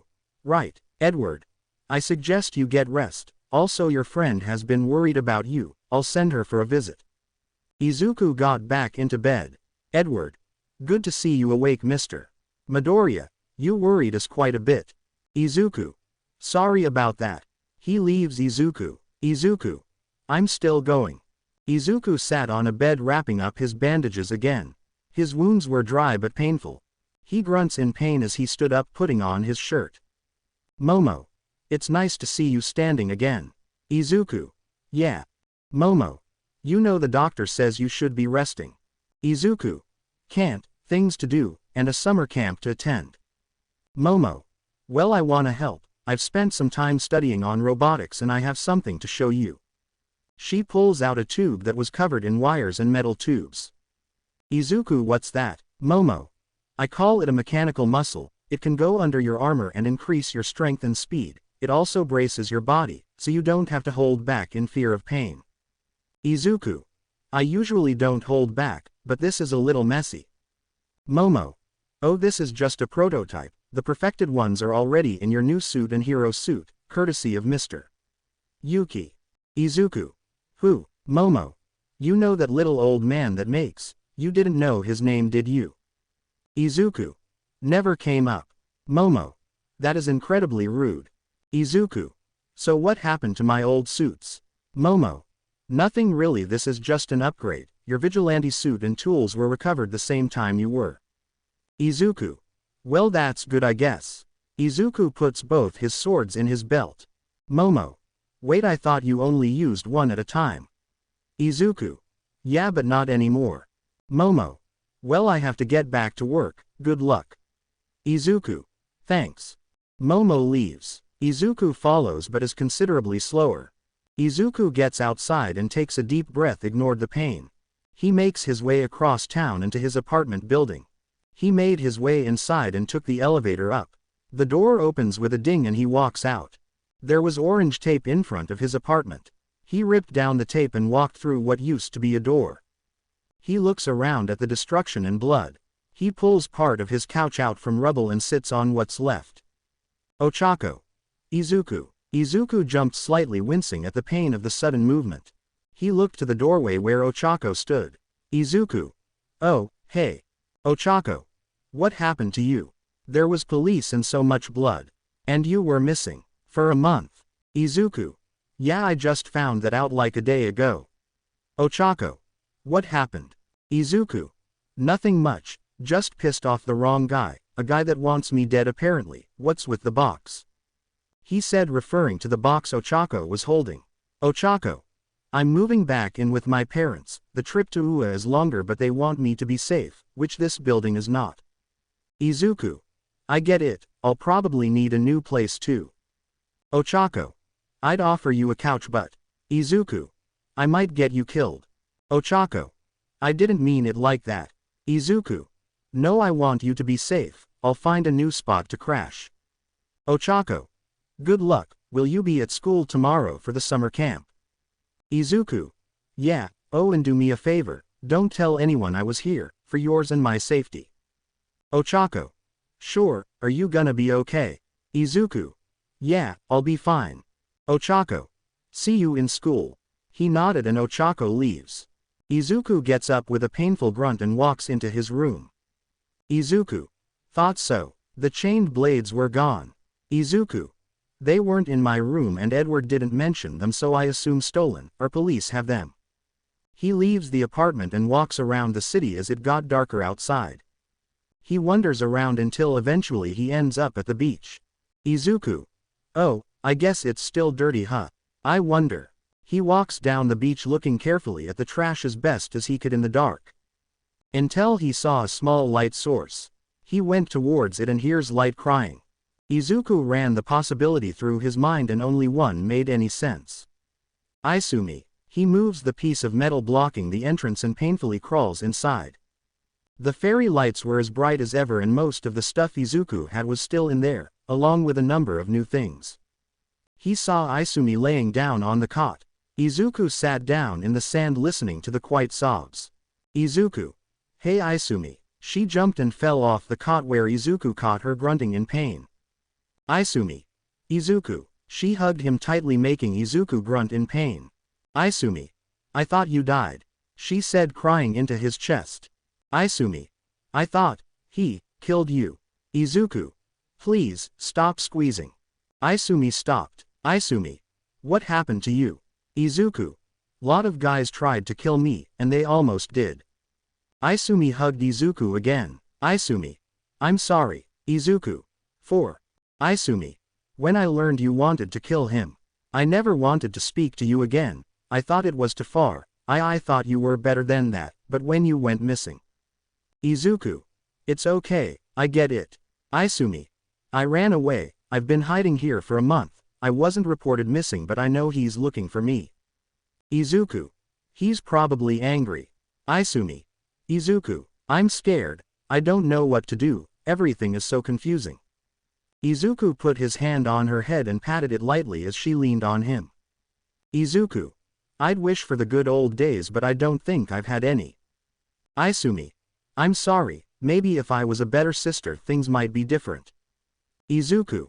I don't want things to be different, just better. Isumi. What do you mean? Izuku. We're both strong people in the best school in the world, with some pretty great friends, and we are closer now than we ever were. Once All Might is out of the way, I see things looking up for us. Isumi. How can you be so sure? Izuku. I don't know, a feeling. Izumi. So what do we do? Izuku. We have a summer camp to go to. Izumi. What? We can't go, All Might will find us. Izuku. We're supposed to be heroes, we can't be scared. Izumi. But, I'm terrified, he's gonna hurt us. Izuku. Maybe, but you can't let that stop you, you have the greatest power in the world now, what can he do to stop you? Izumi. He has the same power. Izuku. He has nothing compared to you, and don't worry, I'll be right here helping. Izumi. Are you going to kill him? Izuku. No, we're better than that, right? She smiled. Izumi. We're better. Izuku.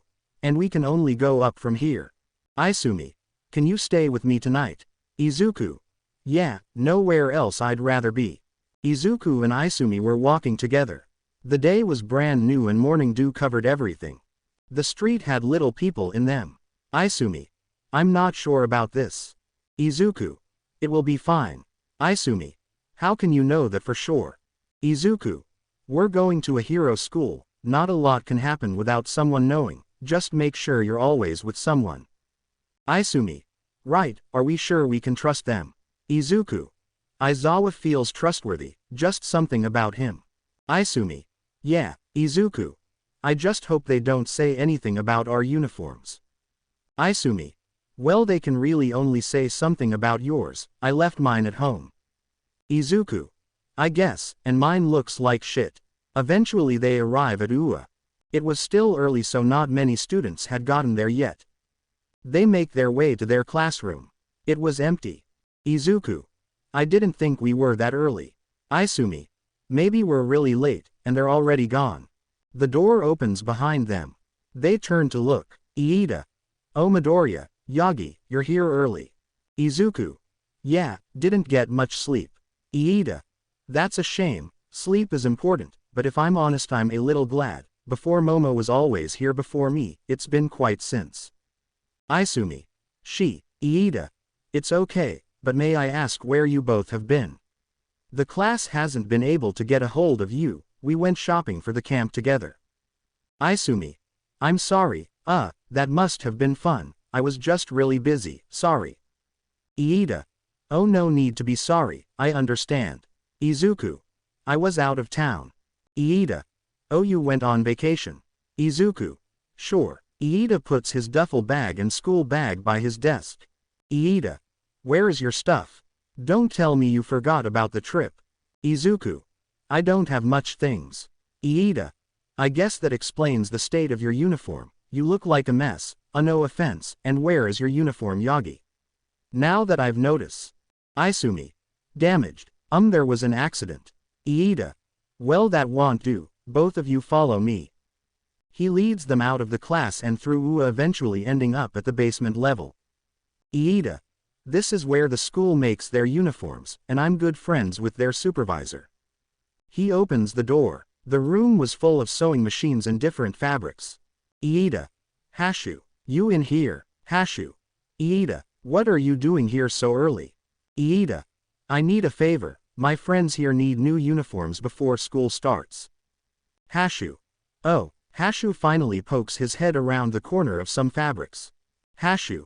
Alright, but you'll owe me. Iida. I'll buy you your lunches for the next week. Hashu. Deal, alright, you'll both need new uniforms, what happened to yours? Izuku. There was an accident, with my house sitter. Hashu.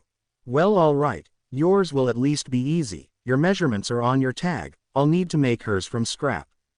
Izumi. So how do you two know each other? Iida. Oh, me and Hashu are lunch buddies, we met earlier this year. Hashu. Yep, now I'll start with the boy. Fabrics begin to float towards Hashu as he leads Izuku to a small platform. Izuku. Is this your quirk? Hashu.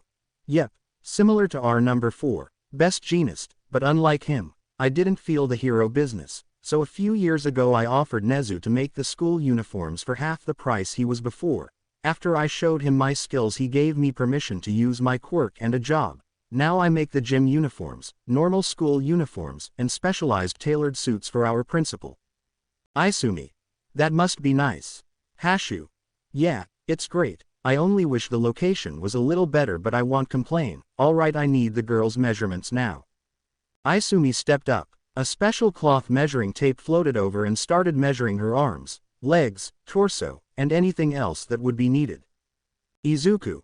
Who did the uniforms before? Hashu. They were imported, out of country, probably from New China. Hashu finished measuring. Different materials floated over to each sewing machine. Hashu stepped on a small pressure plate and each sewing machine turned on. Hashu. I make each uniform for the new years as well as changes for their growth throughout their years here. Izuku. Isn't there only a week between when they're chosen and the start of the year? Hashu. Yep, I'm very efficient. Iida. He's been trying to get Nezu to make the uniforms more stylish for a while. Hashu. I've gotten progress, but it's mostly the same. Izumi. I like them. Hashu. Thanks, and we're done.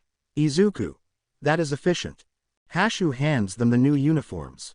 Hashu. Let me know if anything is uncomfortable. You still have gym uniforms, right?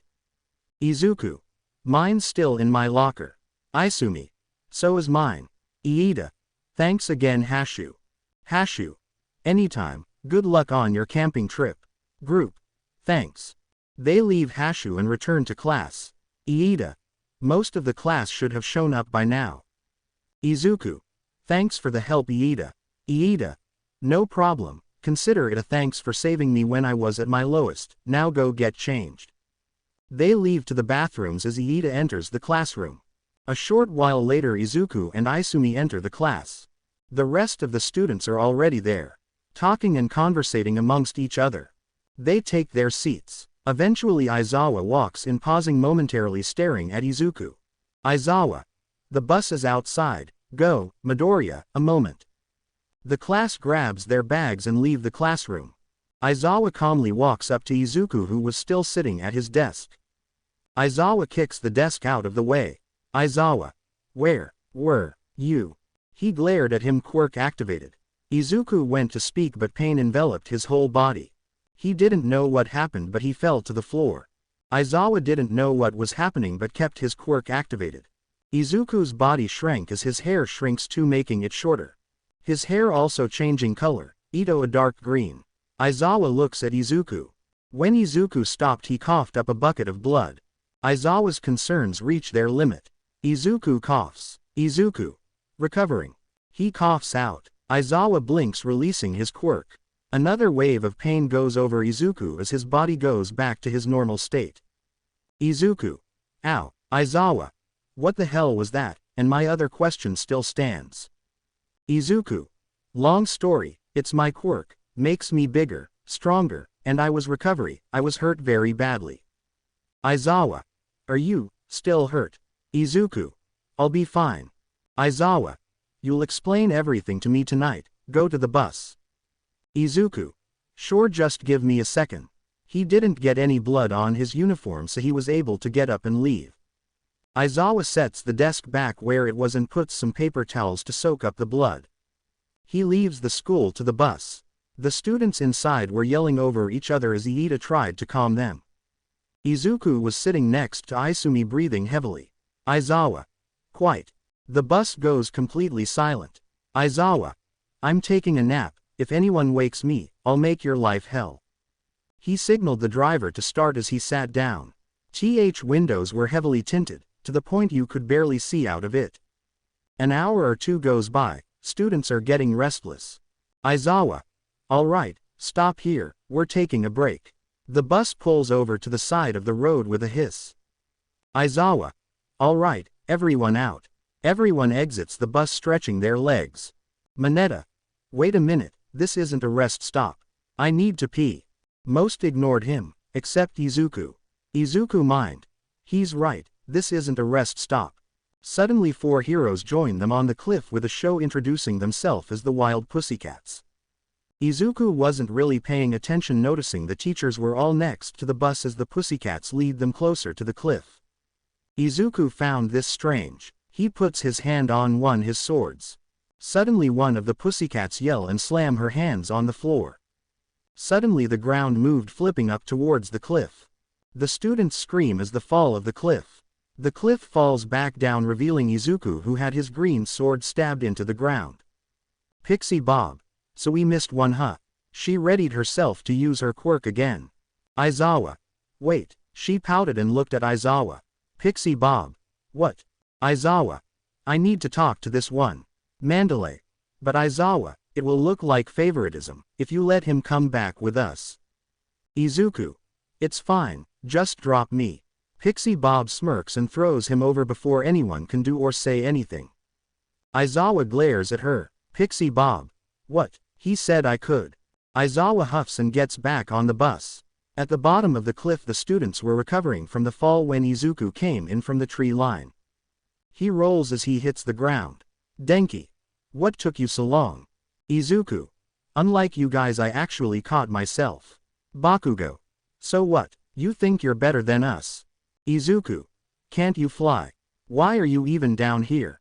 Bakugo. Shut up. Izuku. So I wasn't listening, why are we down here? Isumi. We gotta make it to camp or we don't get lunch. Izuku. So there's a challenge to this, right? Anke, a large stone monster, came out from behind the trees. The majority of the class screamed. But the monster was frozen in place with ice. Bakugo then flew up and blasted it into pieces. Bakugo. Was that supposed to be hard? Izuku. So that's the challenge, got it, hey Mineta. Izuku said, taking of his jacket. Mineta. Why yeah. Izuku threw his jacket to him. Izuku. Keep that clean and follow me and I'll pick up the slack for you. Mineta. Yes sir. Izuku undid his tie and threw it at Mineta as well. He unsheathed both swords. Izuku. Alright everyone, listen up. Bakugo. Why should we listen to you? Izuku. 'Cause I got a plan. They don't think we will get there until dark. I saw it in their faces, but I'm hungry. Isumi. What's your plan? Izuku.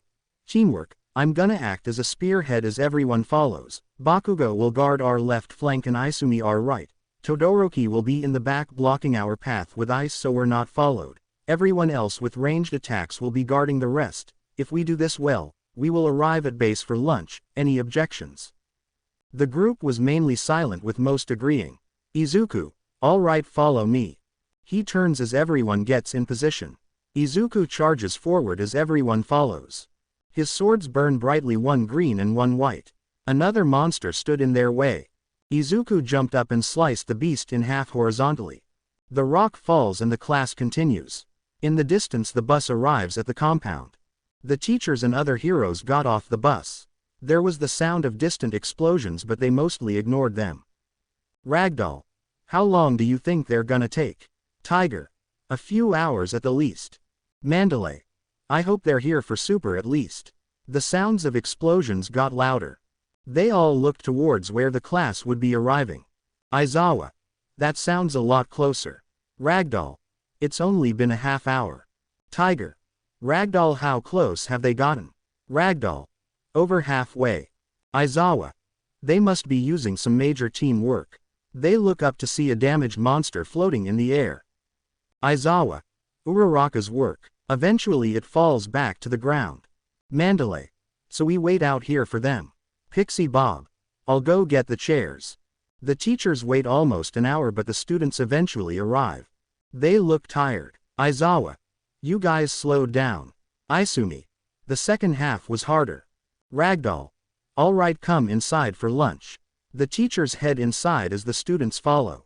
Mineta. Here Midoriya, he said, handing Izuku his stuff. Izuku. Thanks. Mineta nodded and they continued inside. There were many tables. Mandalay. Eat now and you can soak in the hot springs, after we will start training. The students looked over the large variety of food and calibrated. Pixie Bob. Don't get used to it, after today you prepare your own meals. Izuku noticed a small kid hanging around in the corner glaring at them but didn't pay him too much attention.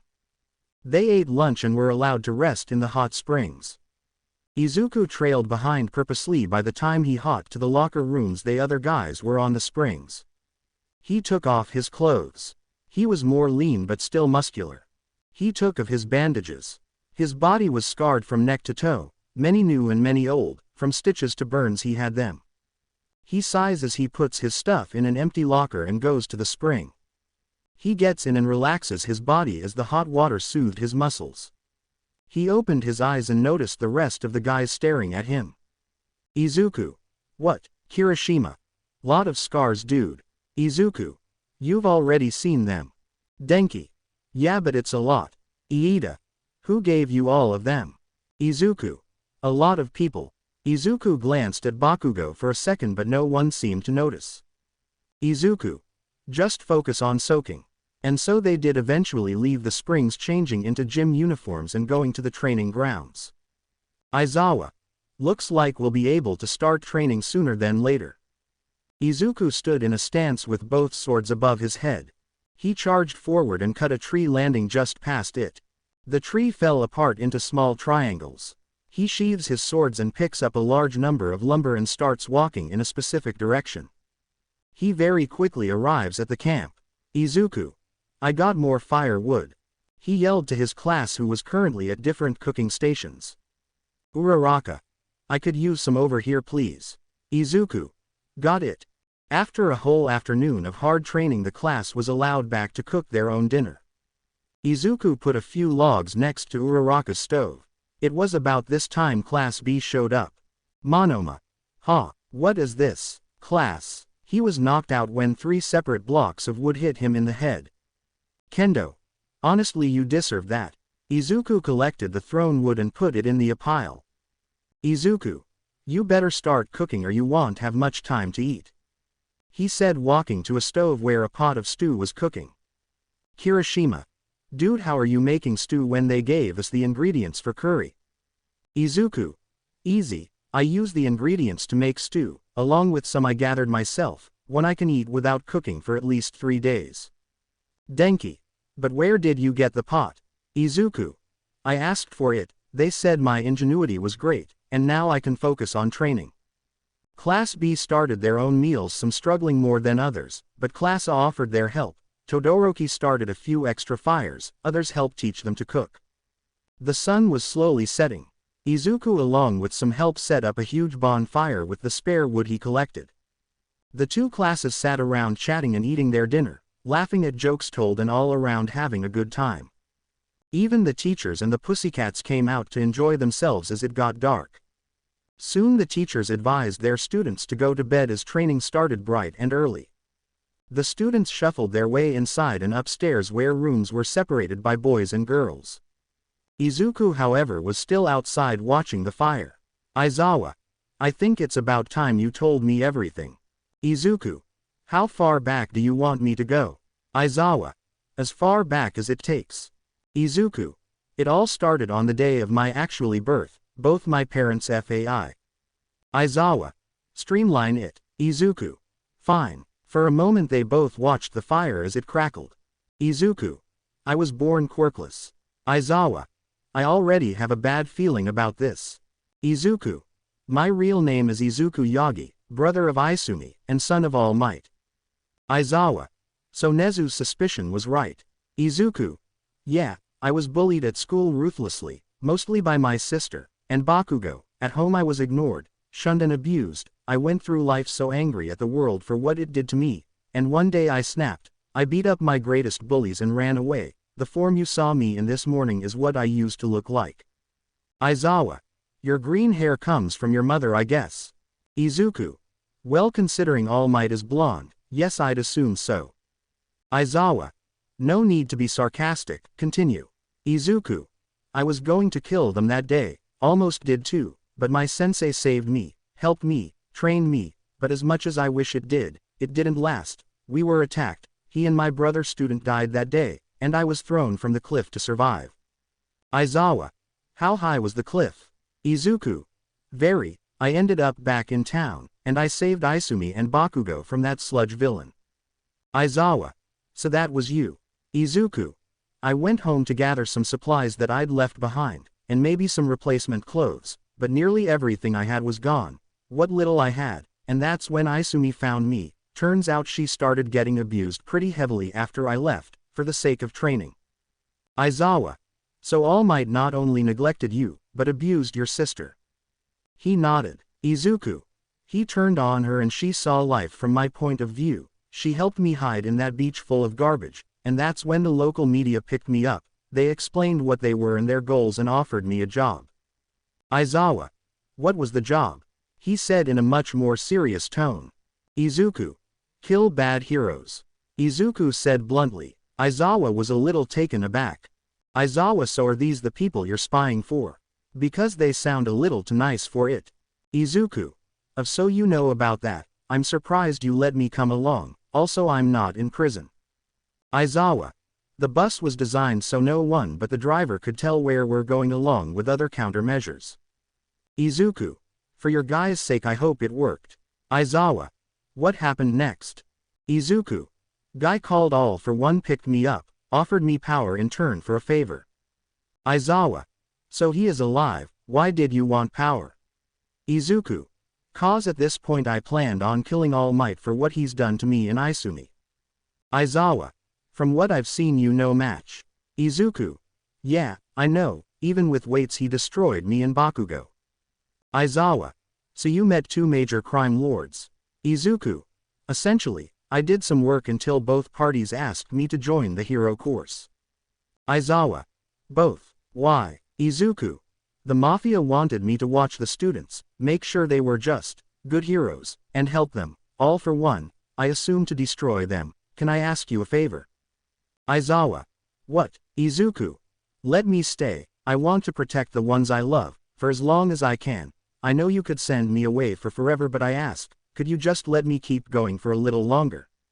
Aizawa was silent for a moment, the crackles of the fire being the only noise heard once more. Aizawa.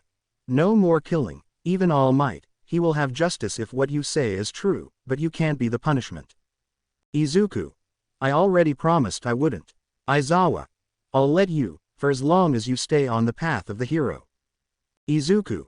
That could be the rest of my life. Aizawa. It's the promise most good heroes make, to be one till the end. Izuku. Yeah, sounds like a good plan. Aizawa. Is there any more to your story? Izuku. Momo is alive. Aizawa. What? Izuku.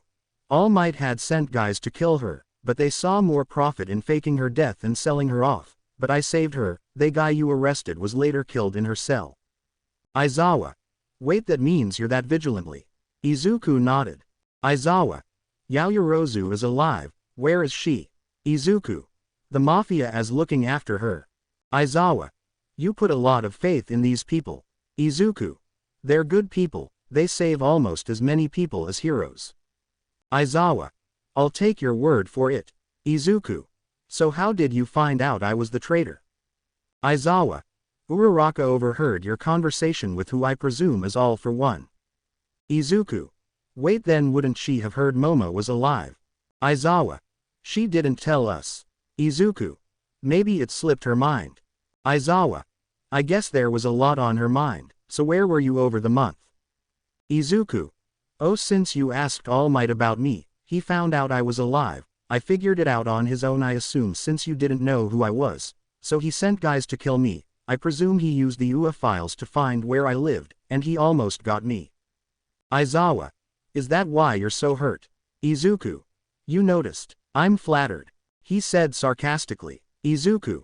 The mafia helped me recover, and I woke up only days ago. Aizawa. We could call recovery girl down here. Izuku. I'll be fine. Aizawa. Alright, the fire is dying out now, if you wanna you can go inside. Izuku. I'd like to stay out a while. Aizawa. Alright, well I'm going inside, don't stay up long. Izuku. Sure. Aizawa leaves. Izuku got up and unsheathed his swords. And with the light of the fire he trained all night long, mostly practicing using both his swords at once. Before the sun came up, however, he noticed the lights come on.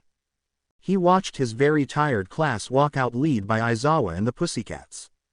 Izuku sheathes his swords and joined his class. Aizawa. Alright, before you have been working on tactics and how to use your quirks. For your stay at this camp you will be working on improving your quirks themselves. We have specific tasks for each and every one of you. The class groaned. Iida. Sir, is it necessary to be up this early? Izumi. I need more sleep. Aizawa. You want the other class to get stronger than you. Mineta. If it let us sleep more. Aizawa. Get moving. I'm not asking. He glared his red eyes. The class lined up and were told what to do and where. Izuku was last purposely. Aizawa.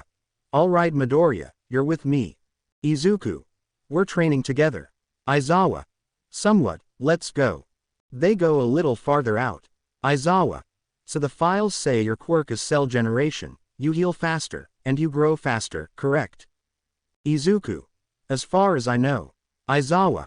Alright, so we will need to put your body to the limits and keep it there. Your quirk should compensate eventually, you'll be faster, and stronger.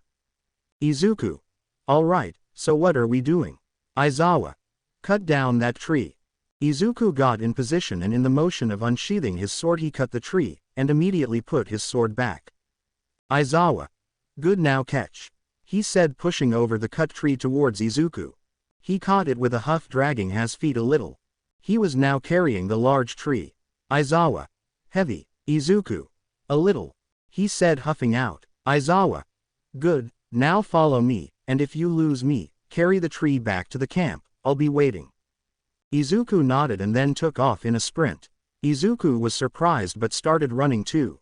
The tree was heavy and the branches caught on things. He lost Aizawa quickly. He carried the tree back to the camp. And indeed Aizawa was waiting. Aizawa threw what looked like horse satchels and the tree adding about 20 extra pounds. Izuku huffed. Aizawa. Alright, let's go back. Izuku. What? Aizawa lead Izuku back to where they initially started. Aizawa ready. Izuku. Yep. Aizawa took off again. Izuku was ready this time. He followed. He was able to keep up better this time. They ran through the area the other students and the pussycats were. Izuku saw what the others were doing. And lost Aizawa. He looked around swinging the tree and hitting 3 of his classmates along the way. Izuku sorry. He says walking back to the camp. When he reached it he saw Aizawa. Izuku. I was right behind you, how'd you get away? Aizawa. You got distracted. He threw another bag up on the tree. Izuku's knees buckled slightly but he was able to keep it up. Aizawa. Let's go. The once more returned to where they originally started. And once again they ran. Izuku was able to keep up but this time Aizawa started zigzagging through trees trying to lose Izuku. He was barely able to keep up. They ran through the students' area. And after they reach an area where the trees were cut on different levels. Aizawa ran up like they were stairs. Izuku recalls his time on the mountain and jumped up the trees following him. But suddenly Aizawa stopped. Izuku stumbles and falls having the tree land on him. He pushed it off of him as he laid on the ground. Aizawa. Good, now let's go. He helped Izuku up and immediately put both weights on his shoulder. Aizawa. Alright, let's go get the rest. Izuku. The rest of what? They returned to the camp and Izuku is stacked full with weights, a vest on top of what he already had, weights on his wrist, ankles, shoulder, thighs, and he can barely move at this point. Aizawa. You remember Tiger, he is gonna spar with you, I'm gonna take his place. Tiger walks up. Tiger. Ready yourself Midoriya. Izuku spent most of the rest of the day getting beaten up and barely able to fight back or defend, only taking breaks to eat. At the end of the day he was finally able to take off the weights. He took a sigh of relief. Aizawa. Alright, there's one more test before you can go in. Ragdoll. You'll be split into teams of 2, one class will go into the woods ahead of time, and teams will go in one after another. It's the class's job to scare the teams out of the forest. If your team makes it you'll get a reward, if it doesn't well you'll get a punishment. Mina. A test of courage. This is gonna be so much fun. Aizawa. You're not going anywhere, you failed the exam so you'll be with me studying. Mina. What? No. Aizawa. Yes, now let's go. He drags 6 students away. The remainder were teamed up. Izuku was paired with Isumi. They were last to go. The Kated on and off as teams went in the forest. Izuku. Wait a second, is that smoke? With blue flames. The forest was burning with a bright blue flames reducing trees to ash in minutes. The remainder of the class looked at it wondering what was going on. Aizawa. Back to the camp. Now. Izuku. villains, and the class is separated. The classes begin to return to the camp but were quickly interrupted by villains. Izuku unsheathed his swords and blocked an incoming attack meant for ragdoll by a lizard man with a large weapon that looked like he glued a bunch of knives together. Izuku pushes it to the side and runs in closer, but the lizard brings the base of the weapon up and goes for a slicing motion. Izuku was barely able to block as he jumped out of the range of the weapon. Mandalay. Oh no, I can't find Kota. Izumi. I know where he is. She ran off with green sparks trailing her path before she could even be told to stop. Izuku. Everyone inside, I'll deal with the gecko. Ragdoll. We as heroes can't let you fight for us. Izuku. I'm fighting for everyone. The name's Spinner, not Gecko, and I'm here to carry out Stain's will. Izuku. Oh, that guy, huh? Spinner. You know him. Izuku. We've met.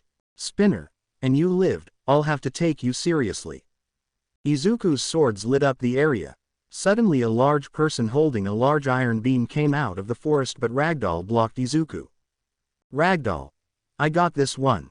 Izuku got in a stance. Before he could move, Spinner starting spinning his blade above his head. Izuku could feel the wind as the iron swung around. As soon as it passed, Izuku leapt forward, but it was already back around. Izuku blocked, but the momentum swept him off his legs. Not to mention the irregular shape of the blade left him cut still. As Izuku hit the ground, the blade was up in the air ready to swing down on him. He dodged in the nick of time and swung and spinning. But Spinner just pulled his blade forward, using it as a shield. Izuku leapt back as the large sword swung again.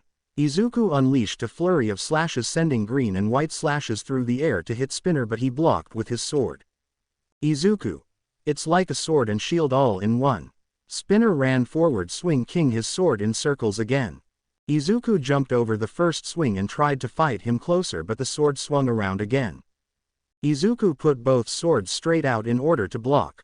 The hit was hard, but this time Izuku stayed standing but was dragged along the circle, digging his feet into the ground. Spinner used his shoulder to throw the blade up, sending Izuku out of his range again. Spinner.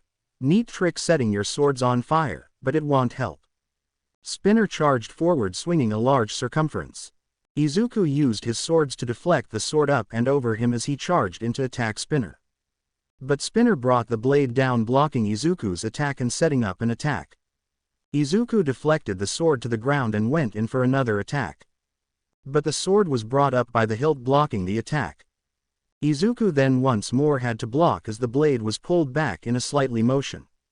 Izuku saw Ragdoll struggling, but at least the majority of the classes were safe. Spinner spun around, swinging the sword.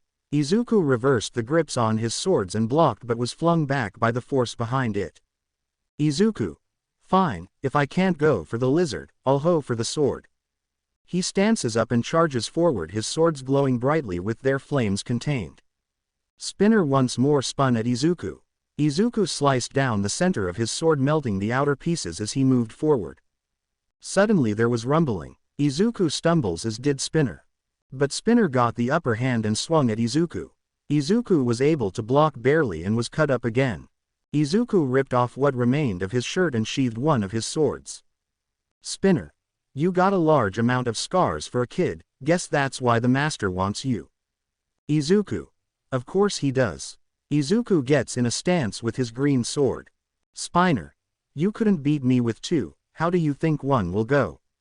Izuku. We will see. Izuku charged forward as Spinner swung his sword again.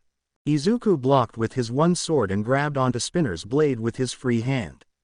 Izuku. This is the trick I use. Suddenly the part of the sword he was holding cracked all over the blade and the cracks flew greed. Izuku jumped away as the sword exploded, shattering the large sword into smaller pieces. Spinner. Well played, but I'm not done yet. He upholstered two knives and charged at Izuku. A second haven larger rumble shook the ground. Spinner stumbles, but Izuku leapt into the air. He thrusts his swords forward and into his shoulder. The moment pushed Spinner to the ground and Izuku pinned him to the ground with his sword. He pushes his sword into the ground. Spinner grunts and tries to stab Izuku, but he grabs his hand and squeezes, breaking a few fingers. He throws the knife from Spinner's hand. Suddenly the person fighting Ragdoll was over Izuku, ready to punch him into the ground, but Izuku dodged, making them punch Spinner. Spinner coughs up blood as Izuku pulls his sword out and flicks it, getting the majority of the blood off his sword. The three of them stare at Spinner. They pick Spinner up and slump them over their shoulder and run away. At the same time they leave. Izumi comes back with her arms broken. Izuku. What the hell happened to you? Izumi. They're here for Kachan and you, Izuku. Izuku. Yeah, I figured that out too. Ragdoll. Wait, who's Kachan? Izuku. Bakugo, they're here for us. Ragdoll. Alright, both of you get back. Izumi.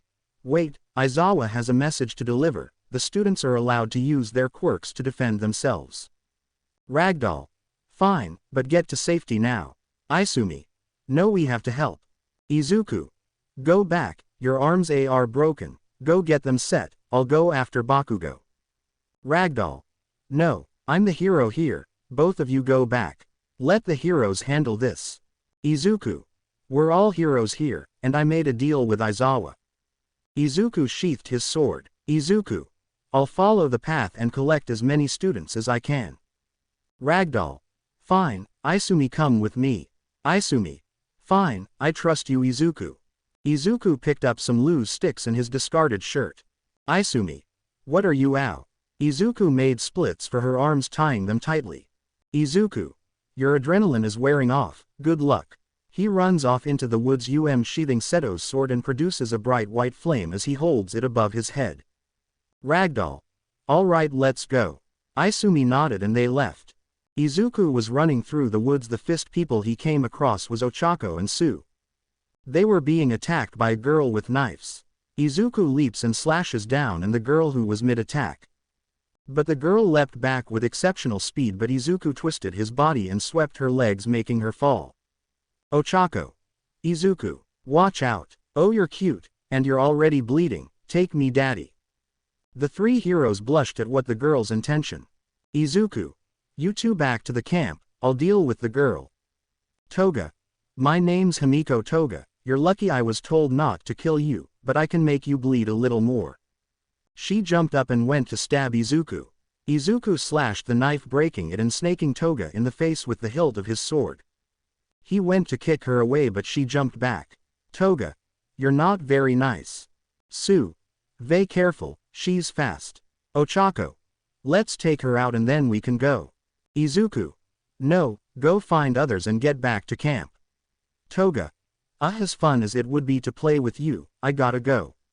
She started running away. Izuku. Never mind, let's go. They ran down the path. Izuku. The villains are probably regrouping by now. Sue. We gotta find the others. Izuku. They're after Bakugo, he takes priority. Ochako. We can't abandon others. Izuku. Never said we would, but we gotta keep Bakugo from getting captured. Ochako. What about you, you're a target too. Izuku. So that was broadcasted too, huh? I think you both know why I'm not priority. Sue. So you are a traitor. Izuku. Yeah, but I'm not gonna let anyone die. Suddenly a tree came flying at them, which Izuku drew his blade and sliced the tree in half. Shoji. Stay back, Tokiyami's quirk is out of control. Izuku pointed his sword up and a large pillar of bright white flames came out. Dark Shadow was weakened to the point Tokiyami could take control. Tokiyami. Thank you, Izuku. Shoji. Well, at least you two care of that villain. Izuku. Todoroki and Bakugo were next, right? Todoroki. Actually, we're right here. Bakugo. Dumbass. Izuku. Good, now let's get going. The group began to run through the forest together. Ochako. Wait, the group stops. Ochako. Where did they go? They look around to find Izuku, Bakugo and Tokiyami just gone. Todoroki. How? There was laughing. They look up to see a man with a mask and top hat. Wow, I can't believe these are the future heroes. I was able to take these three so easily. He said, showing 3 little blue marbles. Well, this was fun, but I gotta go. He said, tipping their hat and running off through the trees. The group ran after him through the woods. Todoroki attempted to hit him with ice spikes, but the man dodged every time. Todoroki made ice balls which Ochako started throwing at him at high speeds thanks to her quirk. And eventually one hit. He was knocked out of the tree, but it was too late as he landed next to an open field where the remainder of the League of Villains were waiting. The group stopped. Shigaraki. Did you get them? Compress. Compress. Yeah, but now my head hurts. Ochako. Give us back our friends. Toga. Haha, you were followed. Compress. Why do you think I fell out of the tree? Dabi. 'Cause you're a moron. His arm lit up with blue fire. Dabi. Leave, now. Todoroki. Not without our classmates. Ice began to come from his arm and leg. Dabi. Cute, but not enough. A wall of blue fire was flung at them. It was blocked by Todoroki's ice. Shoji ran around the ice wall and charged at Compress. But he throws a marble at him. Not knowing what it was, he stumbled and caught it. It's at this point it turned into a large boulder, keeping 3 out of 6 of his arms incapacitated. Sue jumped to him and grabbed him, pulling him back before a wave of fire hit them. A large dark portal opened. The young hero's eyes widened as they realized they only had one chance. They all charged forward. Todoroki threw fire at the group. Sue used the fire as cover to leap at Compress, although she was burned slightly. She hit him in the stomach and ripped open one of his pockets. 3 marbles fell out. Shigaraki. Shit, get her. Sue grabs the marbles and leaps away as Shigaraki went to grab here. Compress. Wrong choice. Ochako, what? He opens his mouth to show 3 more marbles. Compress. Enjoy the gifts. They left through the portal. Todoroki. We failed. Suddenly the blue marbles poof, revealing Izuku's swords and a large rock. Ochako. Izuku's swords. Shoji. He's defenseless. Sue. But he's the traitor. Why did they leave us these? Ochako. He was being threatened, as was his sister. Shoji. Let's return to camp, and tell everyone what happened. Todoroki. We weren't strong enough. Shoji but his arm on his shoulder. Ochako. We failed, and they're gone. Izuku woke up tied up. He looked around to see the League of Villains. He tried to move but it didn't work. Shigaraki. Oh, looks like one woke up. Izuku looked to his right to see Tokiyami and to his left Bakugo. Izuku. Aw fuck, we got caught. Toga. Cutie. Izuku. Hi, hey, since I'm friends with your boss, could you untie me? Shigaraki. No, he's got a plan for you. Izuku. Aw fuck, hey, where's Kairi? Shigaraki. Out, you wanna talk to him or something? Izuku. No, I'm good. There was a grunting sound. Izuku looked to his left to see Bakugo waking up. Shigaraki. Welcome to the party. Bakugo. Fuck off, so I guess you did your duty, huh, traitor? Izuku. Oh yeah, sold you guys out without remorse, that's why I went to save you, and why I'm tied up too. You dumb fuck. They growled at each other. Toga.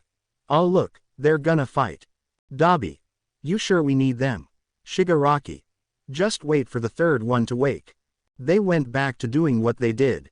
Izuku looked at Bakugo. He had metal clamps over his hands. Izuku looked at Tokiyami. He had an extra bright light over him. Izuku mind. They know how to counter our quirks, fuck, where are my swords? Izuku didn't have any extra countermeasures. He tried to get his hands free but the rope were too tight. Bakugo notices Izuku trying to escape. He made his own attempt but it seems useless. That's when Tokiyami woke up. Shigaraki. Finally, Tokiyami looked at Izuku and Bakugo and understood what happened. Shigaraki. Well, now that everyone is awake, we can get down to business. They 3 prepared themselves mentally. Shigaraki. Join the League of Villains. The 3 students were surprised to say the least. Bakugo. Fuck off. Toga. Don't be like that, it's fun here, you get to do whatever you want. Tokiyami. I'd like to decline. Bakugo. Isn't fuckface here already one of you? Izuku. Oh fuck of you angry mutt. Bakugo. The fuck you call me? Dabi. Shut up. Shigaraki. The offer wasn't for him, we have other business with him. Izuku. Hooray. Bakugo. You can all go fuck yourselves. Across town an hour or 2 ago. In a hospital where most of the 1A class was sent. currently gathered around Isumi's bed as she was the most injured. Kirishima. We have to do something. Iida. As much as I want to, we can't. We don't know where they are, and even if we did, we couldn't help them. Ochako. There has to be something. Isumi. If we go, then we'll be in trouble for using our quirks. Kirishima. Then we don't use them. We're not going to fight but to rescue. Our classmates are in danger. Sue. What about Midoriya? He's the reason that we're in this mess. He's a traitor. Denki. Wasn't that to protect his sister though? Iida. Midoriya saved my life. He's worthy of being saved too. Isumi. Wait. They all look at Isumi. Isumi. I'm the sister he's protecting. The class was shocked. Ochako. You're the one. Isumi. We're siblings. He's in trouble because of me, and I want to help him. Sue. Does that mean you're a traitor too? Isumi. I'm not. I found out when you guys did, but that doesn't change the fact that 3 of our classmates are in danger. Shoji. We have to let the heroes take care of it. Kirishima. They will be preoccupied with the villains. We can swoop in and save them without anyone noticing. Iida. But we still don't know where they are. It's impossible. Ochako. Do the heroes even know where they are? Mineta. We can't do anything. Kirishima. Well, I can't do nothing. I'm going. Sue. Where? Kirishima. I don't know. He stormed out. Back with the League of Villains. Shigaraki was making a call on a tablet connected to the bar. He was fiddling with it and swearing to himself. With one good smack, the tablet flicked on. Shigaraki. Master, we got the kid. Are you coming or not? The rest of the league is getting restless. Dabi. Oh, shut up. You've been the most impatient. Afo.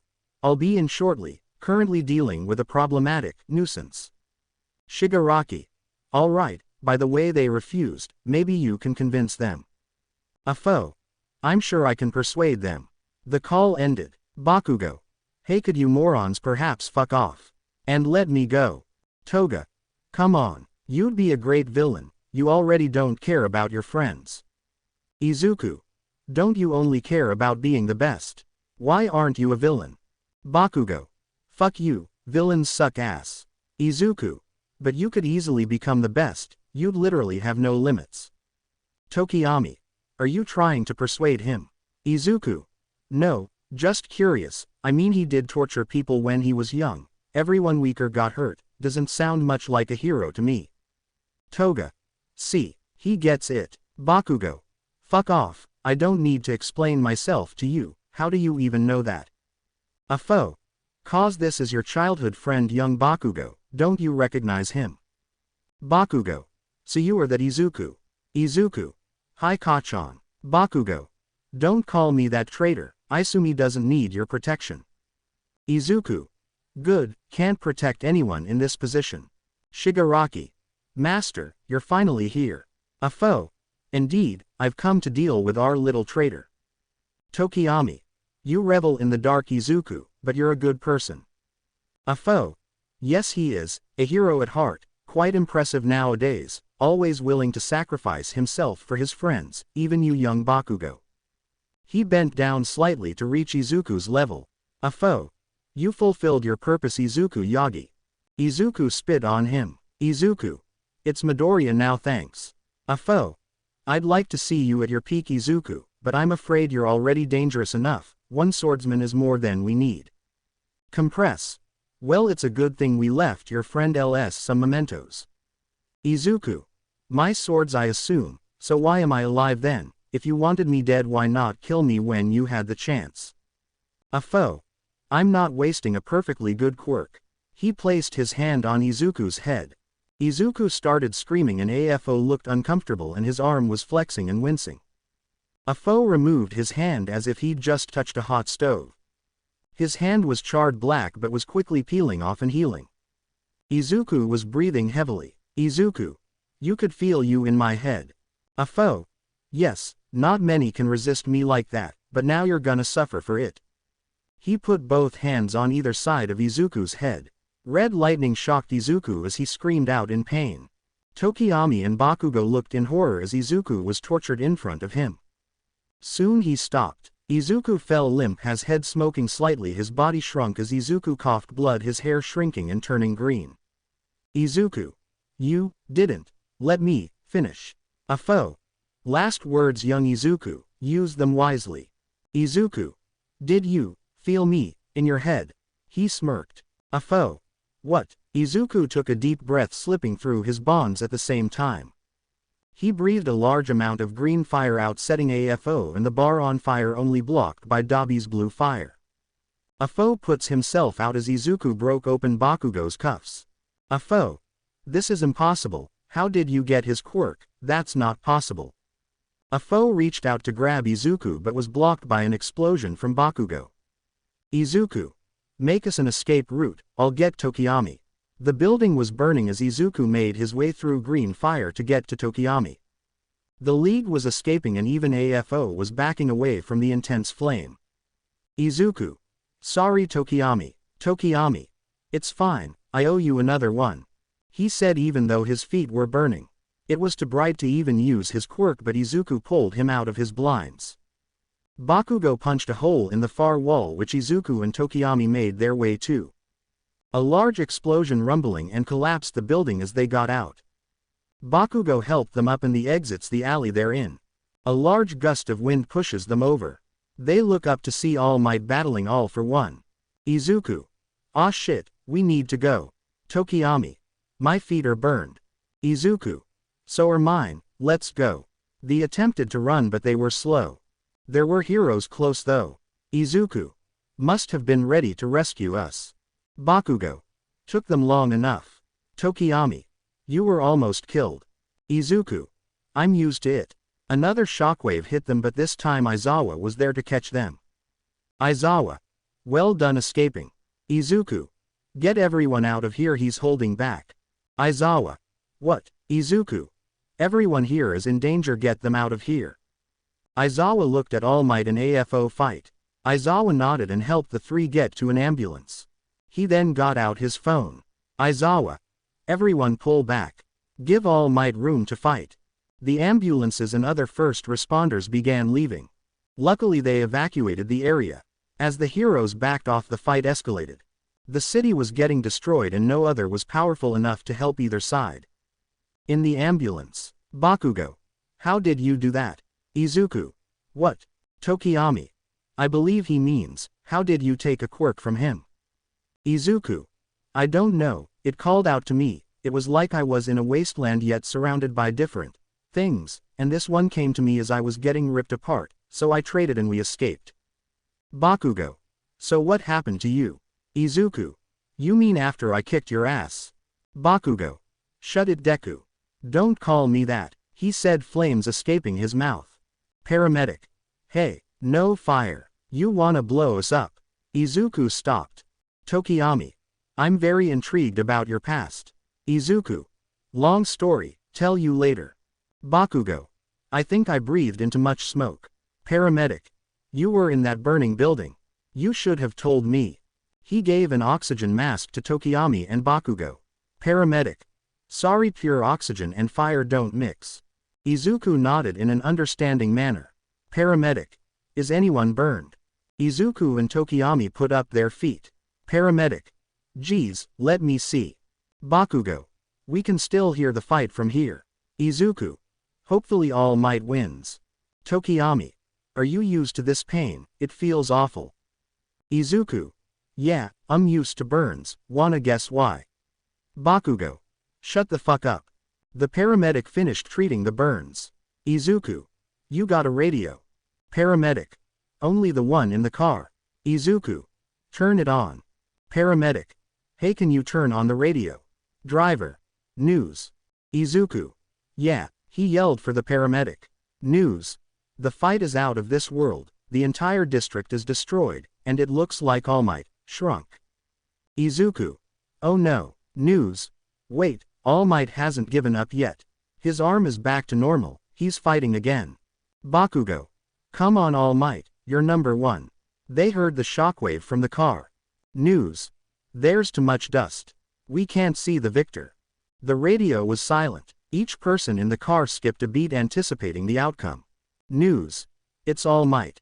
All Might is still standing. Our number one has won. The sigh of relief was heard throughout the ambulance. Tokiyami. He was scary. Izuku. He's been beaten. Bakugo. We're safe. Izuku. For now. Izuku rolled around in a wheelchair. He wasn't terribly injured, but he's definitely taking notice of his lack of extra healing. He rolls up next to Tokiyami, who was also in a wheelchair looking out of the hospital window. Tokiyami. Do you think things will change? Izuku. Of course, All Might's gone, villains are gonna get restless. Tokiyami. How are your feet? Izuku. You'd know. Tokiyami. Bakugo is already gone. Izuku. Yeah, he didn't get hurt much, most of our classmates are home. Tokiyami. Your sister. Izuku. Aizawa made sure her location is secret. Tokiyami. All Might, it turns your whole world around. Izuku. Yep, the whole class knows my story now. Tokiyami. How are they handling it? Izuku. They're covering it up, can't have the number one's name ruined. Tokiyami. That's terrible, but at least they're letting you stay. Izuku. I guess. Tokiyami. I wonder what's gonna happen. Izuku. Who knows? They sat looking at the sun across the city. In a similar direction was the previously mentioned Izumi. Recovery Girl had arrived to help heal her arms again. She was taking off her cast. Izumi. My arms hurt. RG. Well, what did you expect, breaking your arms like that? She got smacked upside the head with a bundle of paper. Aizawa entered the room. Izumi. Hi Mr. Aizawa, what happened to him? Aizawa. He's under informal house arrest, he will be monitored and checked on. Also we will be starting up a dorm system again, you're the first to hear. Izumi. I don't deserve this. Aizawa. Your safety is well deserved, you and your brother. Izumi. I'm the source of the majority of his suffering. Aizawa. I don't think he sees it that way. Izumi. He's too good, corrupted by the world, and me. Aizawa. Alright, enough of that, I have a lot of people to talk to today, you're gonna stay here until the dorms are ready, and then you're gonna move your ass in and become a great hero, got it? Izumi. Sure. Aizawa. Your stuff has been recovered from your house. Izumi. What was my dad like? Is he mad? Aizawa. You won't have to worry about that. He then left the room. Izumi sighed and looked out over the city through her window. Aizawa went around the city talking to each of his students along with their parents. It was dark out now and Aizawa was in a hospital. He exits Tokiyami's room and walked over to Izuku's. He enters to find Izuku laying in bed. Izuku had a large number of water bottles by his bed. He was breathing a small amount of fire. Aizawa. Enjoying your new quirk? Izuku. A little, find out who originally had it. Aizawa. No, I'm here to talk to you about the dorms UA is implementing. Izuku. So we stay in UA. Aizawa. Yeah, you'll get a room with a shower and bathroom and there will be a kitchen downstairs alongside a communal area, TV couches, stuff like that. Izuku. Neat, I need a new place anyway. Hey, how are you making sure All Might can't call someone to take care of us, like he usually does?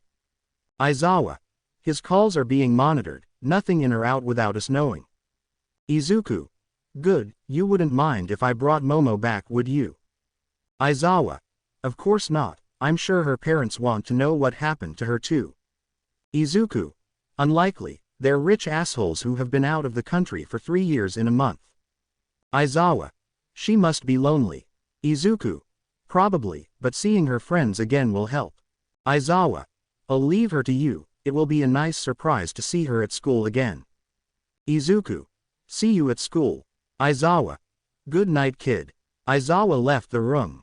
Izuku got up, placing his feet on the ground. He winces in pain as his bandages feet stretched under pressure. He slips on the hospital shoes they gave him.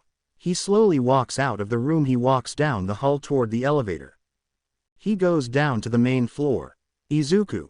Hey, I'd like to sign myself out. Receptionist.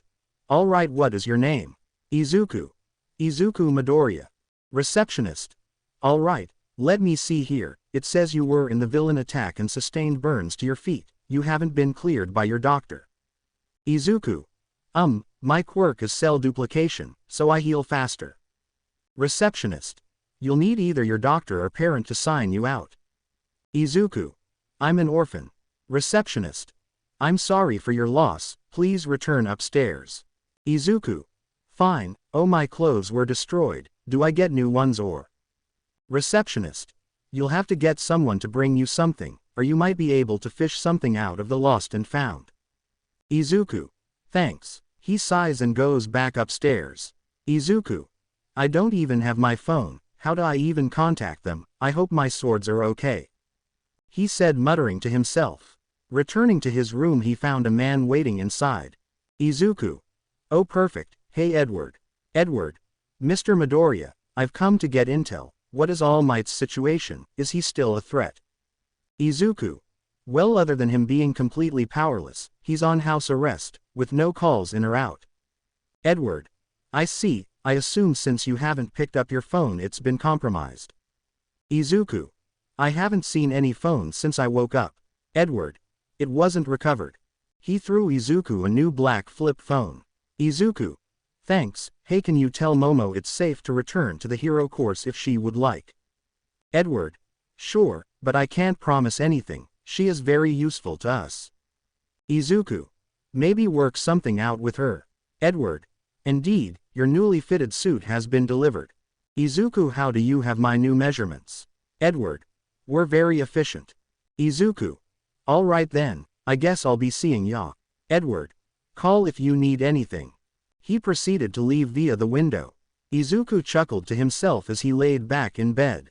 Slowly but surely Izuku fell asleep. Aizawa. Alright, quiet down, there will be no actual classes as you will be situating yourself in your dorms. The class was at their desks with luggage in hand. Aizawa. The bigger things you have sent are already waiting for you in your rooms, follow me. The class grabs their stuff and follows Aizawa. They follow a newly created path all the way to a newly created building. The class looked at the 5-story building with awe and excitement. Aizawa. Alright, before you enter, at special request, Izuku has asked to speak with everyone. Izuku. Thanks. He walked up the few stairs to the building. Izuku. Hey everyone, as you all know now about All Might and mine and Isumi's past, and I know more than a few of you don't trust me as I was the traitor. I won't hide it, and I won't ask for you to like me, but please trust that when the time comes, I will try my hardest to save you. To some I've proved that, Iida Bakugo, Tokiyami, and Isumi, and to help gain your trust, and prove I will never leave anyone behind. Izuku turned and opened the door to the dorms revealing Momo wearing a UA uniform. Momo. Hello everyone, she said with a bright smile. Class. Momo. Most students ran up to hug Momo, essentially tackling her to the ground. Izuku smiled slightly seeing everyone so excited about Momo's return. Aizawa. You're a good kid Izuku, I hope you become a great hero. Izuku. Thanks, Aizawa. Alright everyone, you have today to get your rooms situated, otherwise, you're on your own time, meet downstairs at 6, absences will be punished. Mina. We should have a class-wide sleepover to celebrate Momo's return. The class agrees and goes their separate ways, entering their rooms. Izuku enters his room, he was on the second floor, at the very end. It was pretty bare, only coming with a small bed and small dresser.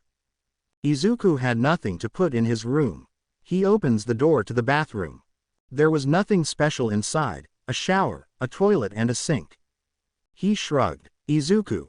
I'm used to having little, might as well wait downstairs. He goes to leave but pauses as he reaches for the door. Izuku. Do they want me downstairs? He waits a moment. He doesn't know. They might not want someone like him there. Saving them doesn't guarantee they like him. Izuku took a deep breath. Izuku. Rejection is better than never knowing. He leaves his room and goes downstairs. He finds no one downstairs. Izuku. I guess everyone is still working on their rooms. He went into the kitchen and briefly looked around. Izuku. There's everything here to cook anything you could imagine, for 20 people too, maybe he'll cook supper for everyone. He goes into the fridge to find it empty. Izuku. I guess not. He sighs and goes to sit on the couch. He flops back with a sigh. Izuku. Downtime. What do I do with it? Don't usually get this much. I could train, except I don't have my swords. Maybe I should ask Aizawa if he has them. I was told they were recovered. He looks over his shoulder to the stairs to see no one. Izuku sighed and got up, leaving the dormitory. It was just after lunch. They were allowed extra time to gather their stuff, but Izuku was mostly asleep during this period. He makes it to the main school building and enters. He goes to the 1A classroom, but Aizawa wasn't there. He thought for a moment and decided to try the teacher's lounge. He goes up an extra floor and over to the lounge. He knocks on the door, entering when he hears a come in. He sees Midnight inside. She was relaxing on the couch. Midnight. Oh hi Izuku, what brings you here? Izuku. Looking for Aizawa. Midnight. Oh, wasn't he with you a half hour ago? Izuku. Yeah, but I need to get something from him. Midnight. Oh, I could give you something. Izuku stared at her for a moment. Looking her in the eye, he recalls the time he spent with that pizza girl. The look she gave was similar. Midnight smirked as Izuku weighed his options. Izuku's eyes narrowed as he slowly backed out of the room. Midnight. Darn, what a shame. Izuku. I'll just ask Nezu where my swords are. He goes up yet another floor into Nezu's office. He knocks and enters. Nezu. Afternoon Midoriya, what brings you here? Izuku. I'm in looking for my swords. Nezu. Were they not already delivered to you? Izuku. No, were they supposed to? Nezu. Yes, your classmate Asui, she held on to them after you were taken. Izuku. She didn't have them on her. Guess I'll talk to her. Nezu. Good luck. Nezu returns to his paperwork. Izuku leaves. He returns to the dorms. He enters to see Ojiro and Isumi in the common room. Isumi. Where were you? Izuku. Main building, looking for my swords. Isumi. No luck. Izuku. We will see. Hey, which room was Asui? Isumi. Oh 5th floor I think, the first door on the girl's side. Izuku. Thanks. He heads over to the stairs and goes all the way up to the 5th floor. He walks over to the first door in the hallway and knocks on it. There was some shuffling and then the door opened, but it was Momo instead of Sue. Izuku. Oh, sorry to bother you, I think I got the wrong room, I'm looking for Asui. Momo. Oh, and here I thought you came to say hi. Izuku. Figured tomorrow would be a better time for that, let you settle in. Momo. Well, now that you are here, mind if I talk to you? Izuku. Sure, I have a minute. Momo goes into her room and Izuku followed. Izuku. Where did you get a bed that big? Momo. I was able to return home, and got some things. She said, looking at her stuff. Momo. I just wanted to say thank you for saving me. I wouldn't be able to see all my friends again without you. Izuku. It's not a problem, plus you already thanked me. Momo. I know, but still, I wanted to give you this as thanks. She pulled out a small box from a box of her stuff and handed it to Izuku. Izuku. You really didn't have to. Momo. Please open it. Izuku opened the box to find the small shard of metal he gave Momo to study, but it had a small string attached. Izuku took it out. Momo. You got this from where you trained, right? I thought you could wear it to remember them. Izuku held it close to him. Izuku. Thank you for this, truly, thank you. She smiled. Momo. Don't mention it. Izuku put it around his neck, letting it dangle on his chest. Momo. Sue is at the end of the hall. Izuku. Right, thanks. He left the room and went to Asui's room. He knocked on the door. Sue. Come on. Izuku opened the door but didn't enter fully. Izuku. Hey Asui, I was told you had my swords. Sue. Oh, right, hang on. She went into her closet and pulled both swords out. She walked over to Izuku and handed them to him. Izuku. Thanks. Sue. I'm sorry. Izuku. For what, Sue?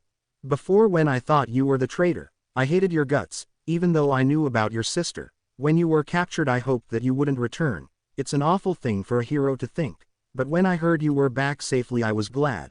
I heard what you did to save Tokiyami and Bakugo, and you saved Momo too, and all the hate I had turned to guilt as I realized you're a better hero than I could ever be, and I'm sorry. Izuku. Hey, you're gonna be a great hero, and you don't have to be sorry for me. Sue. But, Izuku. I'm not worth your sorrow, like I said outside, I don't need you to like me. Sue. But I was terrible to you, I only heard what I wanted and pinned more on you than you deserved. Izuku. What you did doesn't matter, it's what you do next that counts. Sue teared up slightly. Sue. Thank you for your forgiveness, I'll be better. Izuku. That's what being a hero is about, see you later Asui.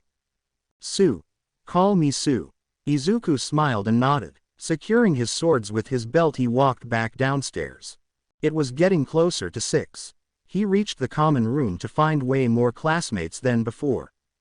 Momo was also downstairs talking to everyone. He smiled. Mina. Hey everyone, we should have a room contest while we wait for Mr. Aizawa. Denki. What's a room contest? Mina. We compare rooms duh. Momo. Oh that will be fun. She said clapping her hands together. The class agreed and they started going to room. They did the first floor and then it was the second floor. When they landed on Izuku's room he opened it for them. Mina. Man you got nothing in here, did you even bring anything? Izuku. I don't own anything, but at least they provided a pillow and blanket. Zero. Dude that stuff sucked ass. Izuku shrugged. Izuku. It's time I'm used to it, let's move on. He said closing his door. The next few weren't very interesting. Until they reached Ojiro. Izuku. Man you got less stuff than me. Ojiro. Yeah but mine's on purpose, I live a very minimalistic lifestyle. The class shrugged and moved on. The others weren't interesting, until they reached Isumi. She had things in her room, but they all looked old. Izuku recognized everything she had. Denki. Guess All Might didn't give you very much. He was promptly slapped upside the head by Jiro. Jiro. Don't be so insensitive. Isumi. It's fine, maybe I'll get myself something new. Mina. Let's move on. After they finished the remaining rooms they all returned downstairs. To find Aizawa waiting at the bottom. Aizawa. You're all late. Izuku. But not absent. Aizawa sighed. Aizawa. Everyone gather up, there's a few things I'd like to say now that you're settled.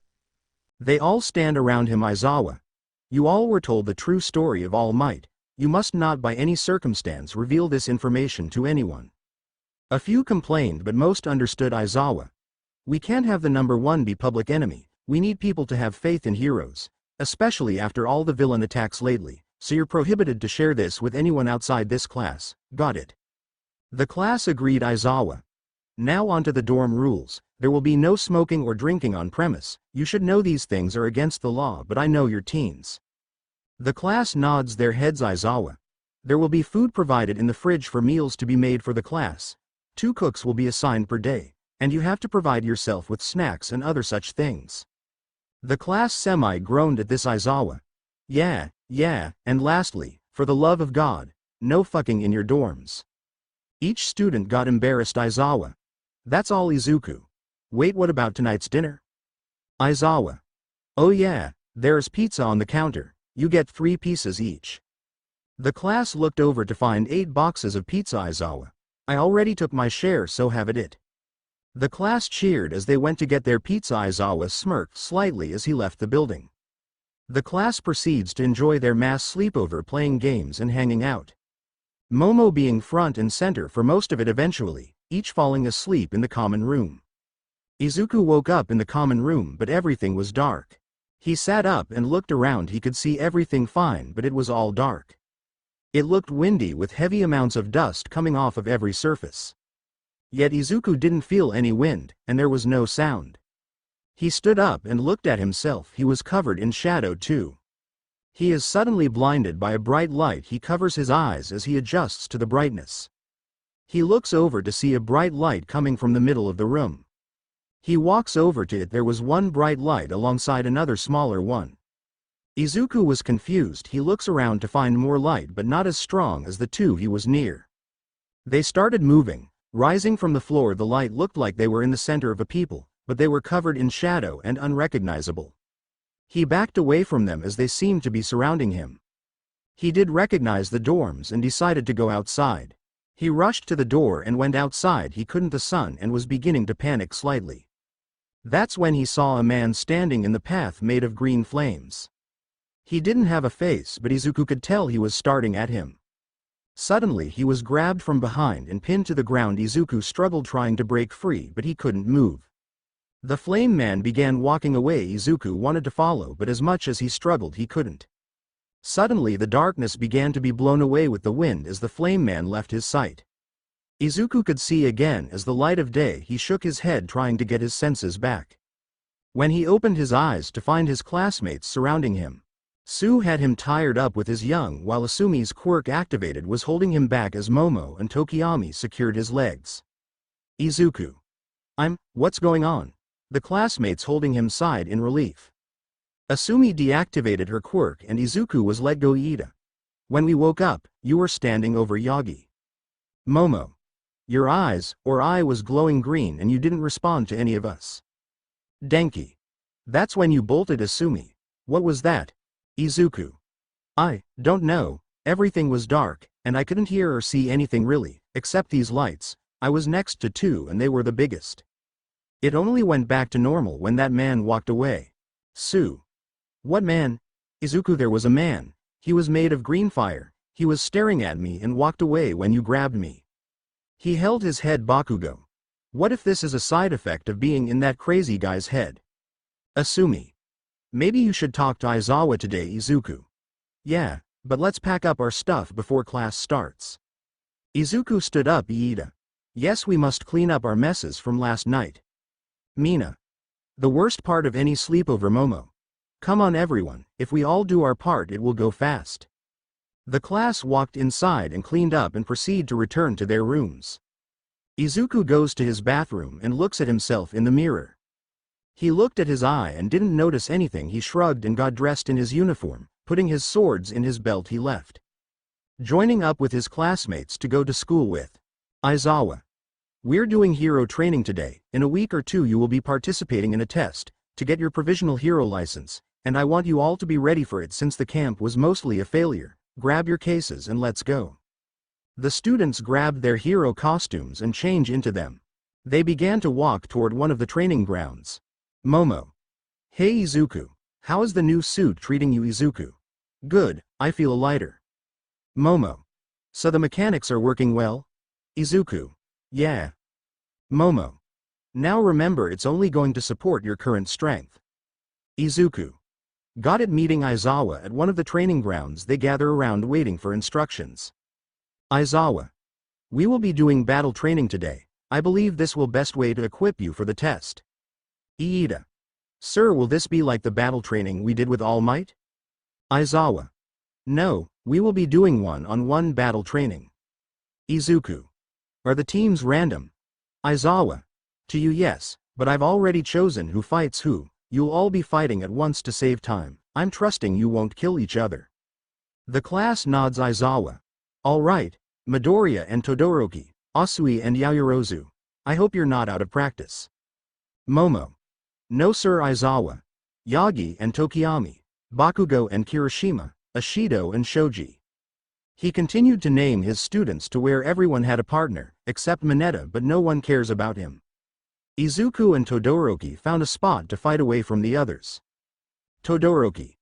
You know why we're together, right? Izuku. Fire and fire versus fire and ice, and this is supposed to be random. Todoroki. Sure. Izuku unsheathed his swords. He stanced up with one sword to the side of his head and the other out front, both burning with their color of fire. Todoroki's body lit up with a fire on his left as ice covered his right. Ice pillars launched from the ground towards Izuku. He didn't move, but when the ice hit him he instead used it to launch in the air towards Todoroki. His sword blazed fire out as Izuku slashed towards Todoroki. He blocked with ice, but Izuku cut right through it due to the heat of his swords. He was barely able to dodge Izuku's attack. When Izuku hit the ground he immediately lunged forward. Todoroki wasn't ready for it. Izuku stopped moments before his sword would have reached Todoroki's stomach. Todoroki. You seem faster than when you were bigger. Izuku. I feel more agile, faster, guess there's an exchange for strength. Todoroki. I guess we go again. Izuku took a few paces back and stood in another stance. He lunges at Todoroki with his swords glowing but not burning. Todoroki sends a wave of fire at Izuku to block him. Izuku seems to cut through the fire itself as he lunges towards Todoroki. He sends fire at Izuku, but Izuku once more goes through it, stopping his swords right before Todoroki's neck. Izuku, you're separating your quirks too much, use them at the same time. Todoroki, it is difficult, they fight each other, I can use them at higher power while I use one and protect my body with the other. Izuku, then try switching them out faster, ice, fire, he said, clicking his fingers. He nodded and Izuku stepped back again. Izuku stanced up. Todoroki immediately sent ice to Izuku. Izuku cut it and charged forward. Todoroki switches to fire, sending a wave at him. Izuku cut through and was met with a pillar of ice coming at him. He cut it down the center, then jumped over what remained, slashing at Todoroki, who blocked with ice but dodged regardless. Izuku cut through the ice but missed Todoroki. Izuku, slowing me down with ice, nice. Todoroki, have to learn as I go, why aren't you using your quirk? Izuku, oh, I guess I'm not used to having it, kinda useless when I have my swords, I mean I already use fire. Todoroki, true, but shouldn't you find some way to use it? Izuku, maybe, let's go again. Izuku got into position, as did Todoroki. Izuku took a deep breath, and when he went to breathe out he could do nothing but cough. Falling to his knees at the pain in his throat. Izuku, what the hell? He coughed out. Todoroki went to assist Izuku. Suddenly the wind picked up. Izuku felt a pain in his head as much as his throat. The light was blown away, leaving shadow. Izuku, what? He sheathed his sword. Izuku looked back to Todoroki only to see a glowing light, but it had two colors. Izuku backed up and shook his head. He focused on the light as he blinked rapidly. The light grew until it transformed. He saw Todoroki, but he was only blue and red split down the middle. He was surprised. He looked around and saw all his classmates, even though they were a distance away. They were all different colors. He felt something touching his shoulder. He looks over to see Todoroki. He could see his mouth moving but couldn't hear anything. He looked at his own hands but didn't see any light. He whipped his head to the side to see the man of green fire staring at him. He walked towards it but was stopped by Todoroki, who looked to be shouting. Izuku looked back to the man made of fire to see him starting to walk away. He pulled out of Todoroki's grasp and tried to catch up with the man, but the closer he got the faster the man ran. Izuku was in a full-on sprint after the fire. Izuku ran as fast as he could, but the distance between them was growing. Izuku pushed himself just to keep up. He couldn't tell where he was going, all he knew was to follow the flame. It felt like he was running for a long time, but suddenly the fireman stopped moving. Izuku tripped over himself and fell to the ground. He looked up to see the man staring at him. Izuku, who are you? Izuku said, sitting up. The man of fire sat down. Izuku was confused. The man held out his hand, offering it to Izuku. Izuku was hesitant, but held the man's hand. It didn't hurt but was pleasantly warm. The man brought Izuku's hand to the ground and brushed it across. Suddenly the man was absorbed by Izuku. The shadows blew away. Izuku looked at the ground. The spot he brushed away dirt from revealed a rock. Izuku brushed it more to show something scratched on it. He brushed more off. Izuku picked up the rock, and under it was a metal box. At this point, Aizawa and his classmates had shown up. Izuku set the stone down to the side of him. Aizawa, Midoriya, what happened? Izuku pulled the metal box out of the ground. The class was somewhat surrounding him. Izuku brushed the dirt off the top. Izuku was walking back to the dorms with the metal box in one hand and the rock in the other. Denki, come on, just open it. Izuku, no. Bakugo, why do you have the rock? Izuku, 'cause I can. Iida, Izuku has the right to privacy. Shiro, aw, screw that, we wanna know what's inside. Momo, I'm sure he'll tell when he's ready. Izuku, I just want to get to my room, can you get off my back? They reached the dorms and Izuku immediately went to his room. He put the stone down on his dresser. He sits on his bed and puts the box down in front of him. He kinda just stared at it. There was a latch on the front but wasn't locked. The box had rust but Izuku was pretty sure he could open it. But he didn't, just kept looking at it. Izuku put his hand on the latch and flicked it up. He paused. He took a deep breath and opened the box. Inside was a small red book. Izuku picked up the book from the box. Hisashi was written on the cover. Izuku. Who is Hisashi? He opened the book to find a note written on the front cover. Izuku, this is my only message to you, I don't have much time. This book is my life story, I want you to know who I am before I die. At this point everyone has turned on me, Inko, my wife has turned me in, she has a child with All Might if you can believe it, same age as you, I hope you get along at least, All for One is hunting me down, he'll probably take my quirk, I'm leaving this book with a friend. I hope when the day comes he delivers it. I've left more notes throughout the book, but this is my last. I love you son, I hope your life was easier than mine. Izuku held the book out. He couldn't believe it, he didn't know what to feel. He closed the book and put it down on the bed. Izuku. All Might isn't my father, and this guy is. Inko would have known this, she didn't tell me. Izuku sat for a moment, should I confront her, or, later? He reopened the book to the first entry. The writing was less uniform and messier. First entry, today I start my hero journey with, and my crush is in my class. I'm so excited for class here at UA. Izuku. He was a hero. Entry 2, it's been a bit since I wrote, I'm not too good at this, I've met some more of my classmates since last time. A grumpy dude named Aizawa and his 2 friends are cool. There's this big guy too, he's super powerful. He said he has a special trainer he works with. I'm jealous. Then of course there's Inko. We've worked together a few times in training. I think I'm gonna ask her out soon. Izuku cringed slightly and skipped a few pages. Entry 8. Training was a bitch today, but what can you expect for your second year? Entry 11. There was an accident. Our class lost someone today. He was a good guy.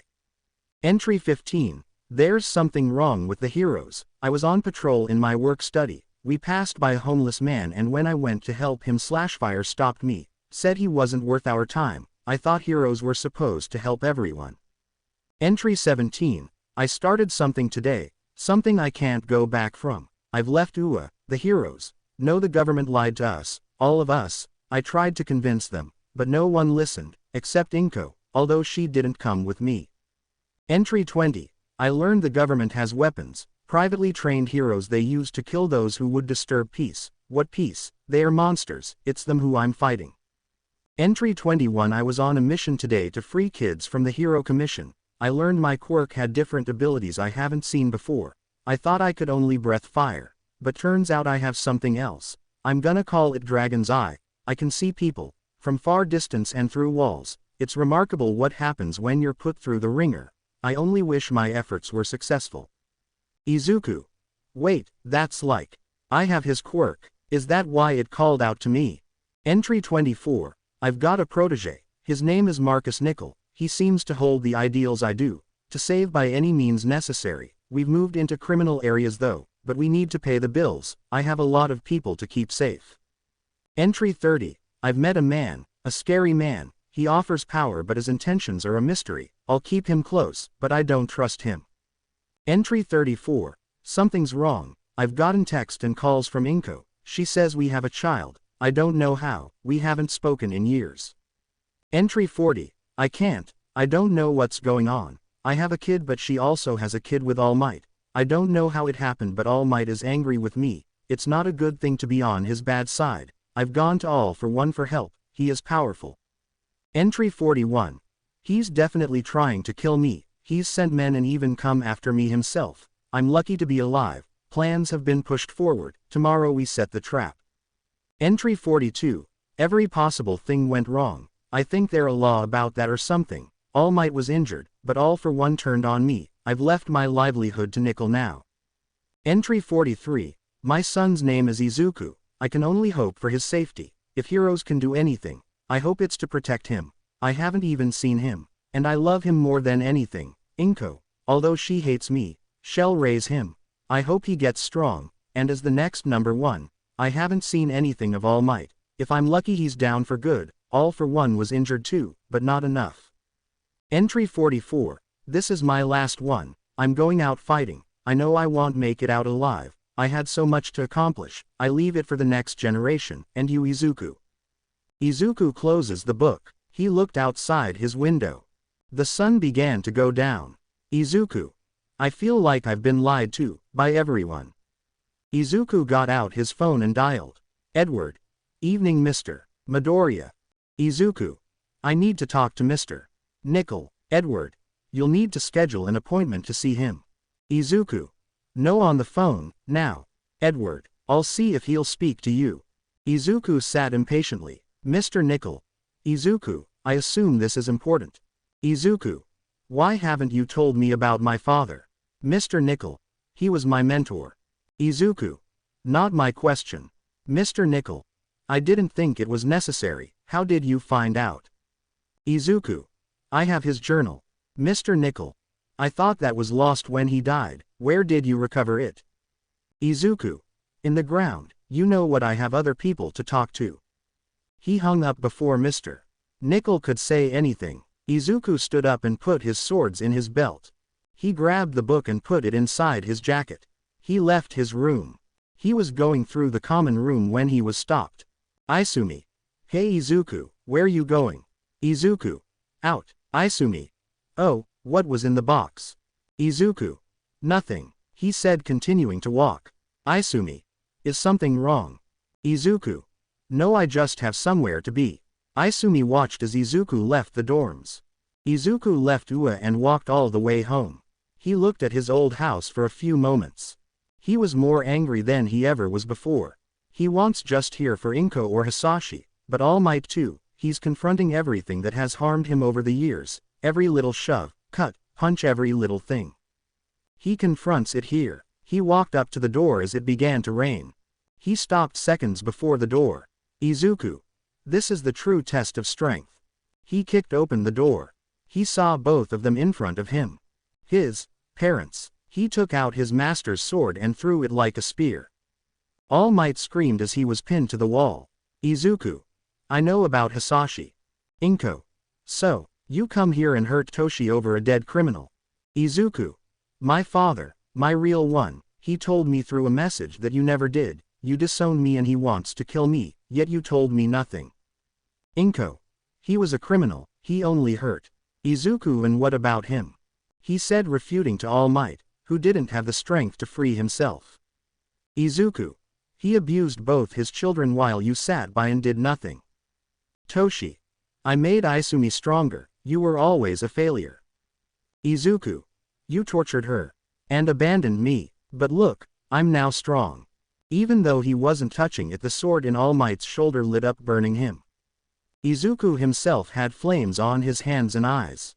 Although gone, his eyes burned with green flames that didn't hurt him but could be felt by Inko and All Might. Izuku. You both refuse to believe you are terrible people, you're the scum of the earth, you'd be better off dead. Inko. So you're gonna kill us? You're no better than that criminal.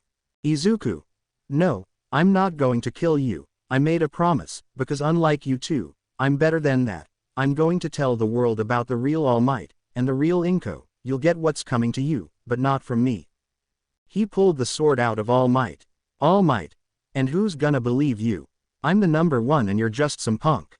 Izuku. Unlike you, I don't make empty threats, I have evidence. Isumi can testify, and Hisashi has evidence from a long time ago, not to mention those who carry on his legacy. You're done, All Might. I don't care what happens as long as you go down. Aizawa, the Hero Commission, the fucking government itself, no one will save you, because you two are all alone. He flicked the blood to the floor and sheathed his sword. He then walked out into the rain. He disappeared almost immediately into the darkness. Inko went over to All Might to help him. Inko. Is this it for us? All Might. I don't know. Aizawa. You went over my direct instructions. Do you know how irresponsible this is? I warned you and now the entire world is in chaos. Izuku was sitting alone in an undisclosed room with Aizawa pacing around him. Aizawa. People are losing faith in heroes. Izuku. Would you rather them have faith in fakes? Aizawa. That is not the point. I am so unbelievably angry at you. Izuku. I couldn't tell. Aizawa. All Might and his wife have now been arrested. Izuku. Good. Aizawa smacked him upside the head. Aizawa. People are rioting against heroes. Izuku. They got what they deserve. Aizawa. I'm sorry but this isn't about you. You've single-handedly destabilized the world. Izuku. I don't care. They got what they deserve. I couldn't stand it anymore, so you can go fuck yourself. I would do it again if I could. 'Cause honestly they deserve worse. He yelled, standing up and getting in Aizawa's face with small amounts of green flames coming from his mouth and his hands. Aizawa. You have detention for the rest of the year. You will be cleaning the common rooms every night and you will clean the class every day. Izuku. I don't care, it was worth it. Aizawa, go to your room and stay there. I have to clean up after your mess. Izuku. Whatever. He got up and left the room, slamming the door behind him. Aizawa sighed. Izuku went all the way to his dorm, not speaking to anyone who tried to stop him, slamming his door so hard the entire dorm could hear it. He sat down on his bed. Izuku. Why should I feel bad? Now the world can feel how I feel, shitty, like it's anything less. He flopped back in his bed. He took out the book from his jacket and looked at it. Izuku put it down next to his bed. There was a small knock on his door. Izuku. What? Isumi. It's me, Izuku, can I come in? Izuku. Yeah, whatever. She enters and sits down on the end of Izuku's bed. Isumi. You're in trouble, I guess. Izuku. I've been grounded essentially. Isumi. Thanks for having the strength to do that, you're always helping me. Izuku. They had it coming. Isumi. I'm gonna talk to Aizawa, maybe I can at least take some of the punishment for you. Izuku. Thanks, you can take the dorms, I'll do the classroom. Isumi. What? Izuku. Nothing. Isumi. Have you seen the news? Izuku. No, my phone was broken a while back. Isumi pulled out her phone. News. People are gathered around the statue of All Might. It has been graffitied and now it's being pulled down by the public. Is this the end of the hero society? Izuku sighed. Izuku. No, we just have to move on with the real heroes. Isumi. They don't know that, they don't know what they want. Izuku thought for a moment. Isumi. What? Izuku. We have to talk to them. Isumi. Who? Izuku. We have to talk to the people, set them straight. Isumi. What? We can't do that. Izuku. They won't listen to anyone else. If we, the abused, still believe in heroes, then so will they. Isumi. But, Izuku. It has to be both of us. Isumi. Fine, but how? Izuku. Follow me. They head downstairs and out of the dorms. Only to be stopped by Aizawa. Aizawa. Where do you think you're going? Izuku. To help, before things become worse. Aizawa. Oh really? And how do you plan on doing that? Isumi. We're gonna talk to the people, tell them to have faith in the real heroes. Aizawa stared at them for a moment. Aizawa. Where? Izuku. All Might statue, the news is all over the place. Aizawa. Come on, I'll drive you. Izuku. Thanks. They get in Aizawa's car and begin driving down the road. Aizawa. I am trusting you too, cause right now we need a miracle. If you can calm things down, I'll consider lessening your punishment. Izuku. We're gonna try. The drive was short but was long. Aizawa. Do you know what you're gonna say? He said, parking in an alley nearby. Izuku. I got a little, but I'm mostly winging it. Isumi. I'll start, I have something. Aizawa. I hope this works, I'd come help, but the sight of a hero might make it worse. Izuku. Stay, we can do this. They'll leave the car and exit the alley. They went to the large crowd that was surrounding the large statue of All Might that was tied up with rope. And pull. They could see the ropes tighten as the group screamed. But one of the ropes snapped. Why don't we just use our quirks? The crowd began agreeing with him. Izuku, give me a lift to the statue. Isumi. Yeah, she lifted him up and threw him. Izuku drew his sword and slices the legs of the statue. The cut was red hot as it slowly fell forward. Izuku stuck his sword in the base of what was left in the statue. Isumi landed next to him. Izuku. We got their attention. Izumi. Everyone please listen. The cameras pointed at them as was the eyes of everyone in the crowd. Izumi. Everyone, you must stop. You're only damaging what we have left. We were betrayed. You should know. Izumi. Listen please, I've spent the last few years of my life scared of All Might, scared of the pain he would cause, but I still believed in heroes to save me. And one did. You can't give up on the hero system. Izuku. The system is flawed. What system isn't? We found the bad egg in the bunch, but that doesn't mean the rest are spoiled. Izumi. There are good heroes still. And if you can't believe in the ones that are here, then believe in us. The next generation of heroes. Izuku.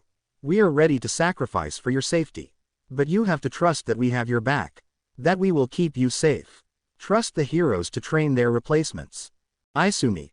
We were hurt by All Might more than everyone, but we have friends we trust, friends that will do anything to help others, real heroes. Izuku. We will fight for you. Any true hero around the world will fight for you. Any the weak. The cowards who turn their backs can get the same treatment as All Might. Use this to learn. Instead of fighting all the heroes, good or bad, fight the bad, and change the world for the better. The more they spoke, the more the crowd agreed. The crowd was almost cheering. New. The children of All Might have come to resurrect us. They are the heroes we thought All Might was. Maybe heroes deserve a second chance. Maybe if they are as brave as them, then maybe we can trust the next generation. Izuku took his sword and sheathed it. Izuku. I hope this is enough. Izumi. Me too. Their stay wasn't long as they left, returning to Aizawa's car. Aizawa. A little cheesy but not bad. Izuku. You try coming up with a speech in a half hour. Aizawa. No thanks, I don't do well with the public. Izumi. Is that the reason you didn't join us? Aizawa. Like I said, I trust you too. Izuku. Well, that should calm most people down, for now. Aizawa. We just need things to go right, for at least a little while. Izumi. We can only hope. They are taken back to Ua, and Izuku and Izumi walk back to the dorms where their class waited for them. Denki. You guys sure put a lot of faith in us. Izumi. That's cause we believe in you guys. Izuku. All of you guys. Momo. I think I speak for everyone when I say, thank you, and we believe in you too. The class let them enter. Izumi stopped to talk, but Izuku wanted to go back to his room. He enters his room and closes and locks the door behind him. He enters his bathroom and looks at himself in the mirror. He looked slightly pale, not terribly noticeable, but it was there. He began to cough. Looking at his hand, there was a trace of blood from his cough. Izuku. Ah shit. He washed his hand off and left the bathroom. He set his swords down and laid back in his bed. He felt extra tired. He closed his eyes and tried to get comfortable, but there was a strange feeling in his chest. But eventually he did fall asleep. Izuku was sat on a hospital bed in a generic hospital. A doctor walked in and sat next to Izuku with a sigh. Izuku. I already guessed not good, so how bad? Doctor. You have cancer. Lung cancer to be specific. At this stage it's likely incurable. We could do radiation treatment, medicine, but it would likely only prolong the inevitable. Izuku. How solid this happen? Doctor. You told us that you recently unlocked a fire-breathing quirk, yes? Izuku nodded. Doctor. I'm afraid your body wasn't built to handle it. It has torn through your respiratory system, and I should warn you know that use of this quirk could speed up the process. Izuku stared at the floor, pondering. Izuku. I guess I only asked for a little time, but this isn't what I expected. Doctor. I'm sorry, you should inform your loved ones, and cherish the days you have. Izuku. How long do I have? Doctor. A few months, a year at the most. Radiation treatment could prolong your life a few months. He said, patting Izuku's back. Izuku nodded. He was allowed to leave, so he did, returning to Ua. There was a bus outside waiting. Aizawa. Get on now. We're late. He said, clearly angry. Izuku didn't look at him, just walked on board. The bus started moving before Izuku could even sit down. Izumi. Here are your swords. She said, passing them over to him. Izuku. Thanks. Izumi. So what was so important that you had to leave so early this morning? Izuku. Nothing, he said quietly. Izumi looked at him a little confused. The bus ride was short, mostly due to minor speeding. They arrived at a large building. They got off the bus and other buses were alongside them delivering a classes of students of their own. Is that you, Aizawa? Aizawa. Of course. The class looked and saw another hero with green hair walking up to Aizawa. Marry me, Aizawa. No, she suddenly burst out laughing. Aizawa. All right, everyone go inside, and try to behave, he said, ignoring the girl. The class entered alongside the other classes. Izuku wasn't really paying attention. He just followed the class. He was in his own mind, just thinking. He didn't even realize he was in an arena. Izuku brought himself back as he looked around to see his class preparing themselves. Izuku. What's going on? Kirishima. What do you mean, bro? Izuku. Didn't listen. What are we doing? The entire class just looked at him with an, "Are you fucking stupid?" Look. Denki. Hit enemies with these balls on the target and don't get hit yourself. Izuku gave a thumbs up as a buzzer went off. He looked at himself to see targets on him. Izuku. When did I even put these on? He said, mostly referring to his hero costume as well as the targets. Suddenly the light was blown away, only leaving shadows. Izuku looked around to see a ton of people in the distance running towards them. Izuku. We're about to have company. Suddenly the ground below them shattered. Izuku could see his class falling and getting separated. His vision returned to normal as he landed. He was jumped by over 15 contestants. Izuku looked around as they all looked him over. It's the winner of the sports festival. Let's get him. They all charged them using a variety of quirks. Izuku saw them as if they were in slow motion. Although he was seeing normally, they were glowing. His face didn't show any motion as he dodged each attack, waving through them and hitting their targets with their own balls, letting none hit any part of him. The world speed up again and he just walked away. His targets now shining blue instead of blank. But he didn't take notice. He just walked around, mostly ignored as he has already won this round. That was until a pillar of light took him from his thoughts. Izuku. Aoyama. They can take care of it. Eventually the exams just part ended. They were allowed a break and all the classes were waiting for the next part. A girl from Another school sat next to Izuku. He didn't look at her but he could feel her staring at him. He glanced at her. She was in an all-black suit with a black hat with a symbol on it. Izuku just looked back to the floor. Eventually she seemed to get bored and left Izuku alone. And soon another buzzer went off, signaling the start of the next test. This time the goal was to save people stuck in the rubble. Izuku walked out alongside his class once again. Iida. We should stick together as much as possible, this way we can save as many as possible. Bakugo. Fuck that, he said, walking off in a different direction, dragging Kirishima and Denki behind him. Izumi. Alright, let's head to the city, there's probably a lot of people there. The class agreed and began moving towards the city. Izuku wasn't paying attention, he was staring at the sky. It was a beautiful day. Izuku. Why, Tokiyami? Why what? Izuku was brought from his thoughts. Izuku. Sorry, in my own head. Tokiyami. Something on your mind. Izuku. It's not important. They arrive and hear screams for help. Momo. Let's get to work, everyone. They all moved in groups to different people. Izuku reached a man covered in a few rocks. He looked him over. Man. Hey kid, you're supposed to be saving me. Izuku. Didn't say anything, just began to move rocks off of him. Man. You call this saving someone? My grandmother could move rocks faster than this. Izuku's expression turned to a more angry one. But he continued to move the rocks. Man. Finally, I think my leg is broken, you're going to have to carry me. Izuku picked him up, being mindful of his broken leg. He carries the man to the medical area and sets him down. Man, you're slow. Izuku rolled his eyes. Student. Gang Orca has entered the field. He's acting as a villain trying to stop us. Izuku. Where? Student. Over there. Izuku ran in the direction the other student pointed to. He found Gang Orca alongside around 100 men. Todoroki was also there. He was fighting while arguing with another student. He unsheathed his swords and let out so much energy it knocked over some of the fake villains. Everyone stared at him as he was surrounded by so much fire. The only trace of him was a shadow in the center. The heat was unbearable. Even Todoroki was struggling with it. Orca. Retreat. 2 waves of fire carved through the ground, stopping any of the villains from going anywhere. Think Mihawk from One Piece.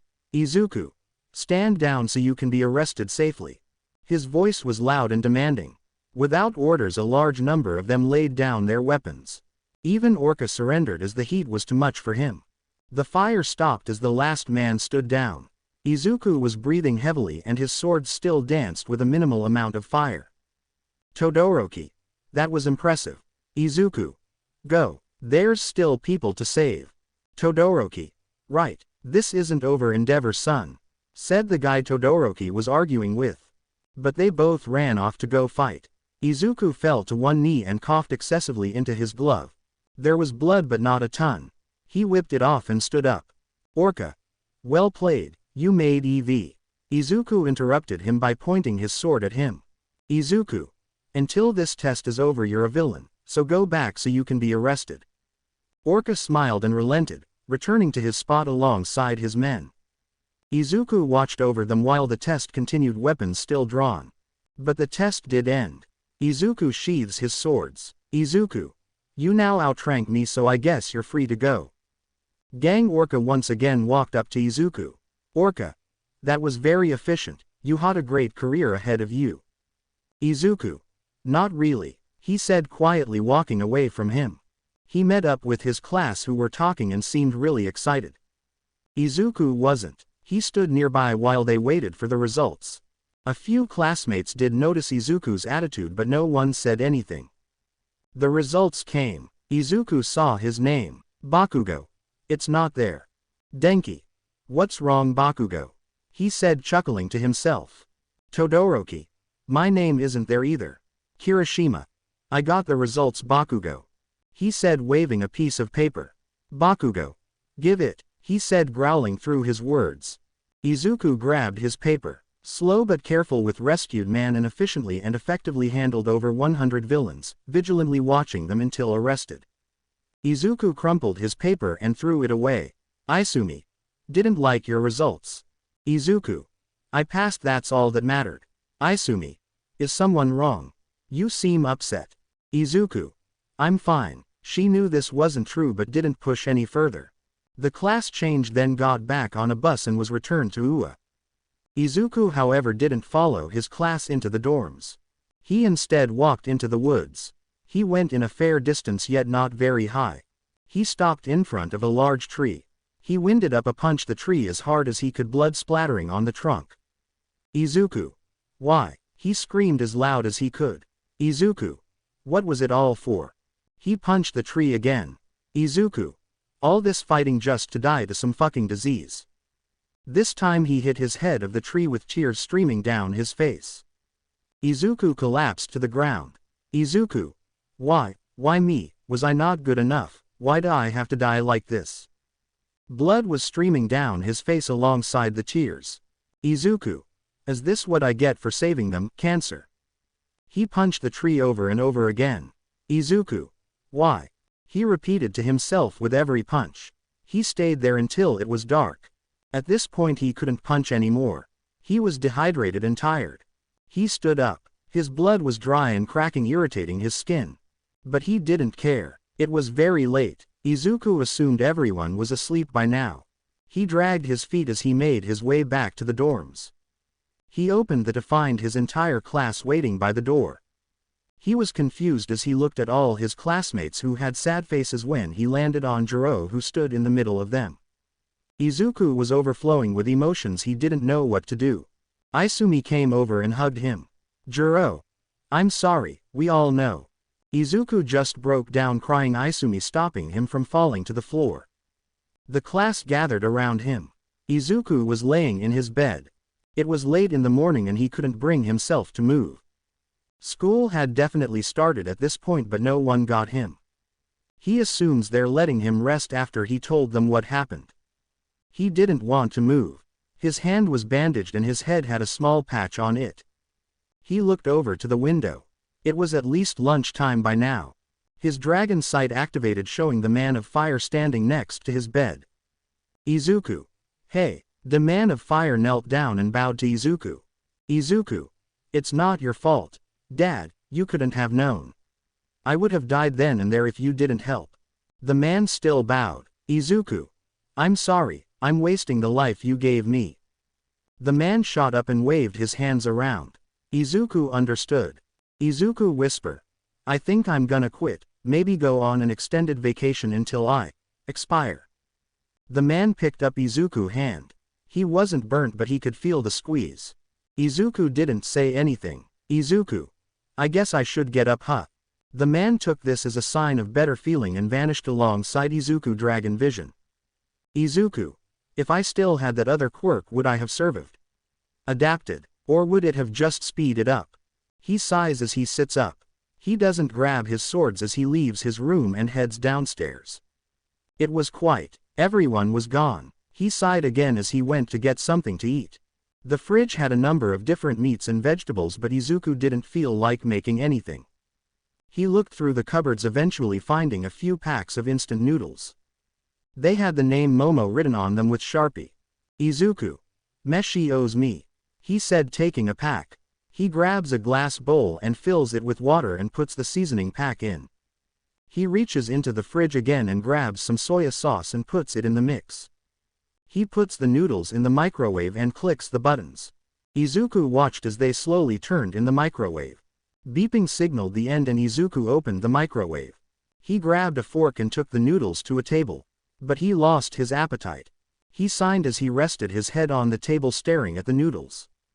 Izuku. I fought so hard, against All Might, the world, the villains. He sighed as he began slurping up some noodles. Not necessarily out of hunger, but just because they were there. He finished the food. Izuku. Not very filling. He sighed as he went to put the bowl in the sink. He sighed. Izuku. Guess I should go to school. He sighed, remembering his swords were upstairs. He rolled his eyes and left without them. He made it to the classroom and opened the door. Everyone looked at him, mostly with pity or sadness. Izuku. Sorry I'm late. Aizawa. It's fine, just sit down. He walked over to his seat and sat down quietly, laying his head on his desk. Aizawa. As I was saying, work studies are soon. You'll have more choice of hero compared to your internship and all of you will be doing it. For those who did an internship this might be easier for you, but I'd like everyone to go. He handed out sheets of paper with lists of heroes on it to each student. Izuku looked over his and saw a name circled with a small note. I suggest this hero. Izuku sighed and selected him. He didn't recognize him, but didn't care to pick another. The sheets were given back and Aizawa briefly looked over them. Aizawa. Good, you will see your chosen heroes tomorrow. I hope you all learned something valuable. You're dismissed. The class A got up and left. Except Izuku. Aizawa walked over and sat in the chair next to Izuku. Aizawa. How you holding up? Izuku. I don't know. Aizawa. The hero I suggested is used to dealing with death, and he's working towards something big. I believe you can help each other. Izuku. Is there a point? I'm not even gonna be able to graduate. Aizawa. You made a promise, be a hero until the end. Izuku. The end is in a year. What could I possibly do? Aizawa. Live, this work study can really be useful. Izuku. Right. Aizawa could tell Izuku was depressed. Aizawa sighed. Aizawa. From what I see, you have two options: quit now, live somewhere nice, maybe die in a year, or keep going, save as many lives as possible and maybe die in a year. Izuku sighed. Izuku. I'll see, I guess. Aizawa. Keep your chin up, you never know what's going to happen. Izuku nodded and got up from his chair, leaving the classroom. Aizawa sighed once more. Aizawa. I'm sorry, kid. Izuku returned to the dorms. He was on his way to his room. He didn't plan on talking to anyone. Denki. He dude. Wanna play some Super Smash Ultimate Supreme Great Bros? Izuku paused and pondered. Izuku. Sure. He walked over to the couch and sat down. Denki. Sweet, this should be fun. Izuku. I probably won't be very good, I've never played a video game before. Denki. Wait, never. Izuku shook his head. Denki. Man, your life just gets sadder and sadder. Suddenly Denki was hit from behind. Juro. My god, you are dumb. Izuku. It's fine, let's just play, I need a distraction. Denki. Great, I just got THR new system too. Izuku. Oh, what's that? Denki. The Nintendo Switch 2. It came out like a month ago. Izuku. Okay. Denki handed Izuku a controller. He looked it over briefly to see where all the buttons. Denki. Alright, since you're new, I'll explain the premise. You chose a character, and we fight. We win by doing enough damage or knocking each other off the platform. Izuku nodded. The game loaded in. Denki. I'll give you a moment to figure out the controls. Izuku jumped and attacked and walked around in circles. Izuku. Okay, Denki. Let's do this. They began their battle. Izuku button mashed, swinging wildly, but the best part, Denki was doing the same thing. They had zero coordination and were equally terrible. But Denki eventually hit Izuku off the platform. Izuku. Let's go again. Denki. You bet. The game started again. Izuku seemed a tad more coordinated now and dodging more before attacking. Denki smirked, and now it looked like they were actually playing.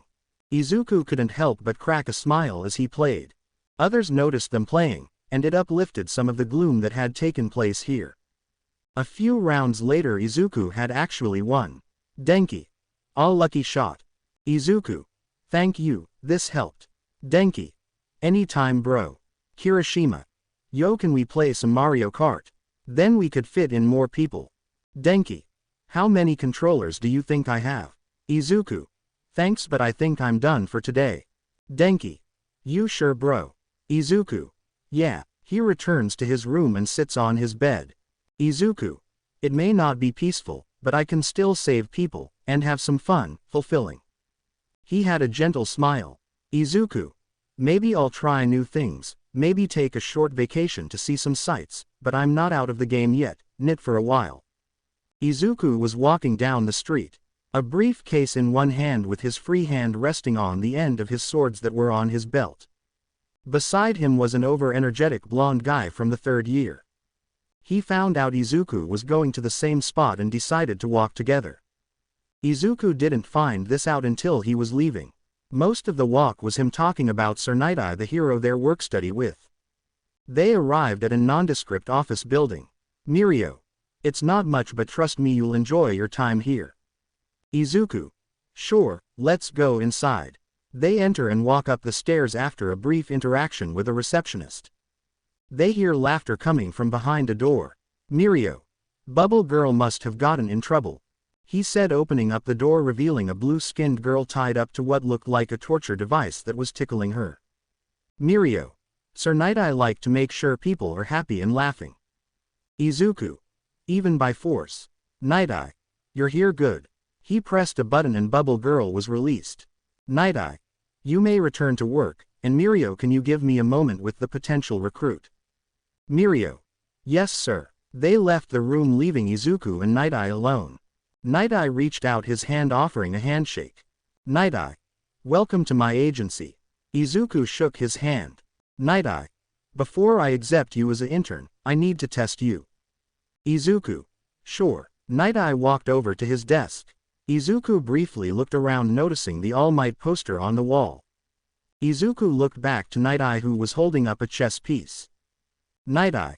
All you have to do is take this from me. Izuku noticed the change in his eyes. Izuku.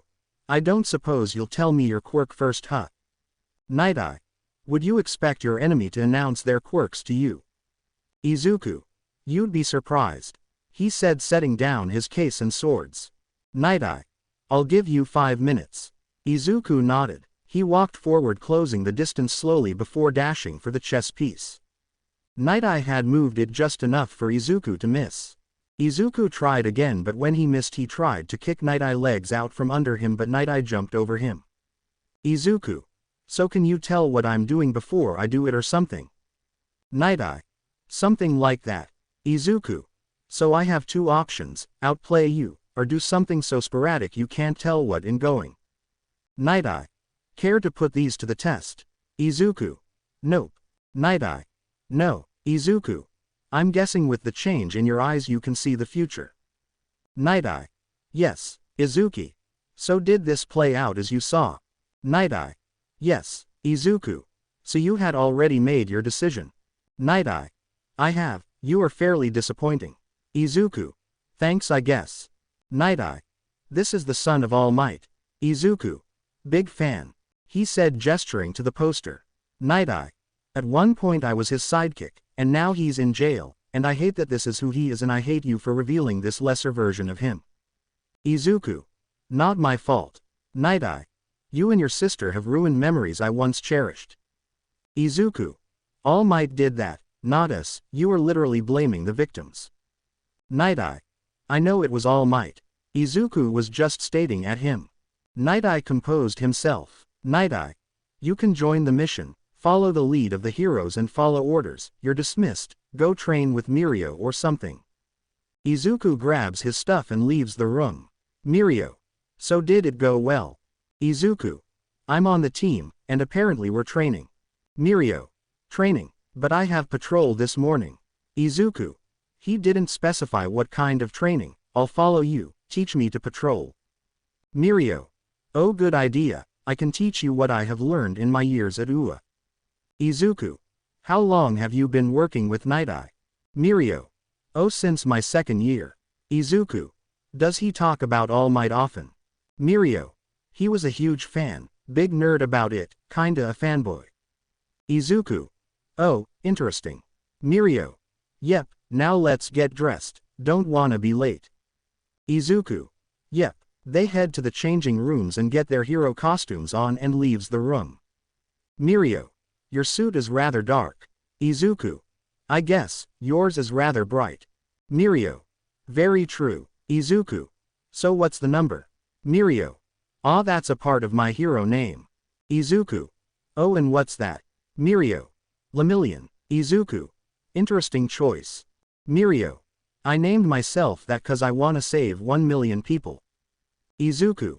Well, at least you have a nice reason. Mirio. So what's your hero name? Izuku. My hero name. Mirio. Yeah, you have one, don't you? Izuku. No. Mirio. Did you not chose one? Usually they help you choose it before your first internship. Izuku. I don't recall anything like that happening. Mirio. Strange. Well, let's come up with one now. What do you think? Izuku. I don't know, haven't thought about it in a while. Mirio. Well, give it some thought. Izuku. Sure. They were walking through the streets. Mirio had a large smile as he greeted a lot of people along their way. Izuku smiled and greeted them too, although more brief. Mirio. All right, let's get back, perhaps we could actually train. Izuku. Sounds good, let's get going. As he went to turn, he felt something hit his scabbards. He turned again to look to see a small child lying on the floor. Izuku. Shit, I'm so sorry, are you okay? He said, kneeling down and picking up the little girl. She was crying. Izuku. Oh, please don't cry, I'm sorry, I didn't see you. Excuse her, she is a bit of a clumsy child. Izuku looks up to see a man walking out of the alley. He glanced back at the child, to he grasping his arm. He wasn't the one to make her cry. He looked back up. This is my daughter Eri, she gets into situations like this a lot. Izuku. Eri. She looked up at him. Mirio at this point was slightly panicked. Mirio. Ah, well, we don't want to take up any more of your time, come on Midoriya, we need to get back.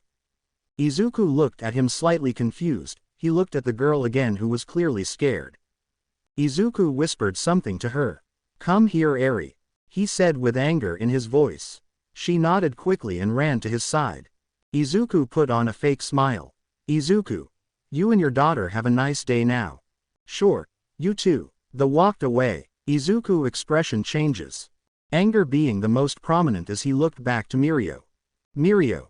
That's the mission, we need to get back to Night-Eye and report. Izuku. I don't fully understand what is going on, but the only reason I let her go is because I trust you. Mirio. I know it was hard, but if we fought here, alone, a lot of civilians could have died, including her. Izuku nodded. Mirio. Let's hurry. They run back to the agency. Night Eye. You met him. Mirio. We were on patrol and his daughter ran into us. Night Eye. I see, you handled the situation appropriately, we will be starting the operation tomorrow. Mirio. Yes sir. Izuku was silent during this. Night Eye. You're dismissed, get some rest. Mirio. Yes sir. He got up from his chair nudging Izuku to do the same. He gets up and leaves the room with Mirio. Mirio. I know how you're feeling right now, but tomorrow we will get our chance. Izuku. Sure. He was anything but happy and Mirio could hear it in his voice. He patted Izuku's shoulder. Mirio. How about some training? Izuku. Shouldn't we be resting? Mirio. I can tell you're not gonna foe that, so come on, plus I said we would earlier. Izuku. Fine. They go to the training room in the agency. Mirio was stretching. Izuku. Did you notice the bandages on her? Mirio paused and nodded. Izuku. She was also wearing rags. Mirio. Yes, and tomorrow we get her out, and arrest that man. Izuku.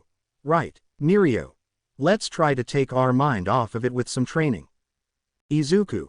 We sparing. Mirio. Sound good. He cracked his knuckles. Mirio. Don't worry about cutting me, fight with all you got. Izuku. I'd probably destroy the building doing that. Mirio. Well, do your best not to do that. Izuku drew one of his swords. Mirio jumped forward and phased through the floor. This caught Izuku off guard. He stood in a defensive position carefully looking for where Mirio would pop up. That's when a hand came out of the ground no more than a foot in front of him. He attempted a dodge, but the most he could do was flex his abdomen as he was punched. He slid back slightly and got back into a fighting position. Mirio. Not bad for a first year. Not many can stand after a hit like that. Izuku. I'm used to it. Mirio. Well, that is depressing. He said with a smile as he phased through the floor again. Izuku waited for him to come out of the floor again. This time he came from behind Izuku. He went to block with his sword, but Mirio's hand phased through it, hitting him. Izuku took a few steps back as Mirio went underground again. Izuku. Let's see if you can still feel heat. His entire body was set ablaze with green flames. He fluctuates as he waits for Mirio to appear again. It seemed straining, but Mirio did come up eventually. He wasn't expecting Izuku to be on fire, so instead of hitting him he phased completely through him. Izuku went out breathing heavily and coughing slightly. Mirio. Interesting ability, but you're all tired now, you should have waited for me to show up to set yourself on fire. Izuku. Yeah, Mirio. Let's go again. Izuku waited to see where he would come up again. He came up right beside Izuku. That side of Izuku expels a large amount fire. The fire dispelled and Mirio wasn't there. Suddenly Izuku was punched in the stomach again. He fell to his knees coughing. Mirio. You adapted fairly fast, good job. He said with a thumbs up. Izuku wiped the blood from his lip as he stood up again. Mirio. Let's take a break. Izuku. I'm fine, let's keep going. Mirio. Okay, one more round. He falls through the floor. Izuku gets in a defensive position. The fire over his blade condenses until the blade was just glowing. He closed his eyes and faced his head down. He saw a light coming towards him at high speeds. He dodged backwards just as Mirio came up. Mirio landed on the ground. Mirio. You managed to dodge, I'm impressed. Izuku coughed slightly. Izuku. How about that break? Mirio. It might be time for us to get rest now, we do have a mission tomorrow. Izuku. I guess you're right. Mirio. Let's get changed and return to Ua. Izuku nodded and they left the room. Izuku was getting impatient. He was waiting in the lobby of Sir Night Eye Agency where heroes and police officers were bustling. Mirio was waiting beside him, but he seemed more composed. But Izuku could tell he was bottling anger. He could understand. They had the girl in front of them and they had to let her go. The area around the Yakuza compound is nearly done being evacuated, then they will set up outside. Izuku sighed. Mirio. Won't be long now. Izuku. You said that half an hour ago. Mirio. And I'll say it again in a half hour. Izuku. What are the chances we could go get her ourselves? Mirio. Lo, Sir Night-Eye has thought long and hard about this mission, so trust his judgment. Aizawa. We're actually slightly low on manpower to what we estimated the enemy will have. They look to their left to see Aizawa leaning on the same wall as them. Izuku. We don't have enough. Aizawa. We're counting on everyone to use 110% plus as we believe our teamwork is better, plus I personally believe we are stronger overall. Mirio. I believe in us. Izuku. Are we moving out soon, sir? Aizawa. I think so, the evacuation is done, just waiting for the order. Mirio. Dang. Izuku. Damn. Aizawa. Patience is a virtue. They sat in silence for a while. Aizawa. I'm gonna go check on them. Izuku. Sure. They has originally got up at 6. It was 11:30 by the time they got the okay to move in. No lunch. It also took another hour to actually set up. Izuku was near the front gate, with Mirio nearby. He noticed he wasn't the only student from his class here. Kirishima was there with Fat Gum and another member of the Big Three. Su Ochako and Isumi were also with a Big Three member alongside Ryuko the Dragon Hero. He held his swords tight ready to go in at any second. He knew the face of the man he was after and the girl he was going to save. He closed his eyes and readied himself. Izuku whispered, "Don't stop until she's safe." There was a whisper going around to be ready as a lone cop approached the building. He pressed a buzzer. "Cop. You are surrounded, surrender now or..." He didn't even get to finish before a giant man with a plague mask punched down the front door and others ran out under him. Ryuko grew into her dragon form and clashed with the large man. Night-Eye. Everyone move in. The heroes with Ryuko stayed to fight alongside police who did nothing. Seriously, what do cops do in this world? Intrusive thoughts out of the way, Izuku moved in alongside the majority of the force inside the building. They were running through the halls with Night-Eye leading the way. This hall was crowded, drawing his swords would be difficult. He hoped if it came to it he would be able to fight in a more open area. Suddenly they came to a stop. Izuku saw Night-Eye fiddling with some sort of plant pot. Then the wall opened up. Izuku. Secret passage, how did she escape in the first place? The mass of the force made their way through the secret passage and down the stairs. Something felt off, but Izuku couldn't put his finger on it. All of a sudden the walls and floor started warping, tripping most people. The walls moved, cutting people off and separating the team. He grabbed his swords and was moments from drawing when he was grabbed. He was pulled up into the ceiling. He couldn't see, he couldn't breathe. But it didn't last long as he was dropped into a room. He coughed as he looked around. The room was blobby and round with no door. Izuku. I don't think they counted on this guy. So we finally meet.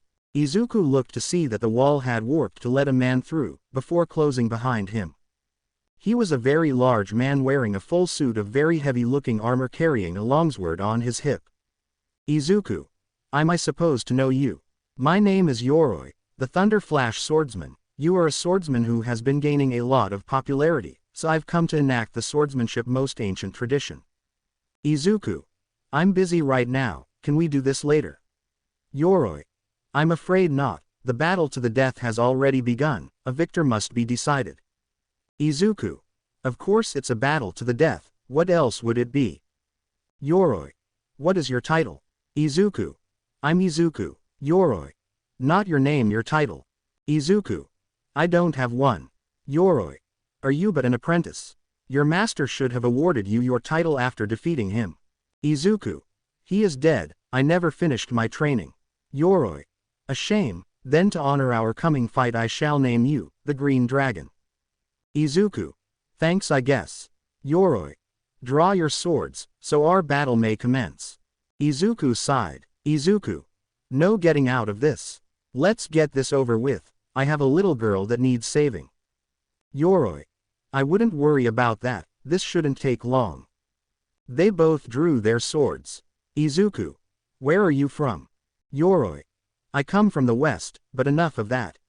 He pulled a smooth stone out of his pocket and threw it in the air. They both got into a fighting position. Lightning crackled from Yoroi's armor and was getting progressively bigger. Izuku's swords lit up as did his eyes and hands. The stone hit the ground. And Yoroi was in front of Izuku with lightning lining his body. Izuku's eyes went wide as he was pushed back with Yoroi's free hand. He was sent flying back through the wall and through the wall after that and a few more after that. The armor covering his back was gone, ripped to shreds by the walls, exposing his back. Yoroi.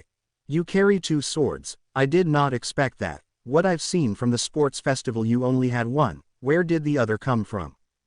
Izuku coughed as he got to his feet. Izuku. It was my master's. Yoroi. I see, that's why the color is different, a new name must be used then.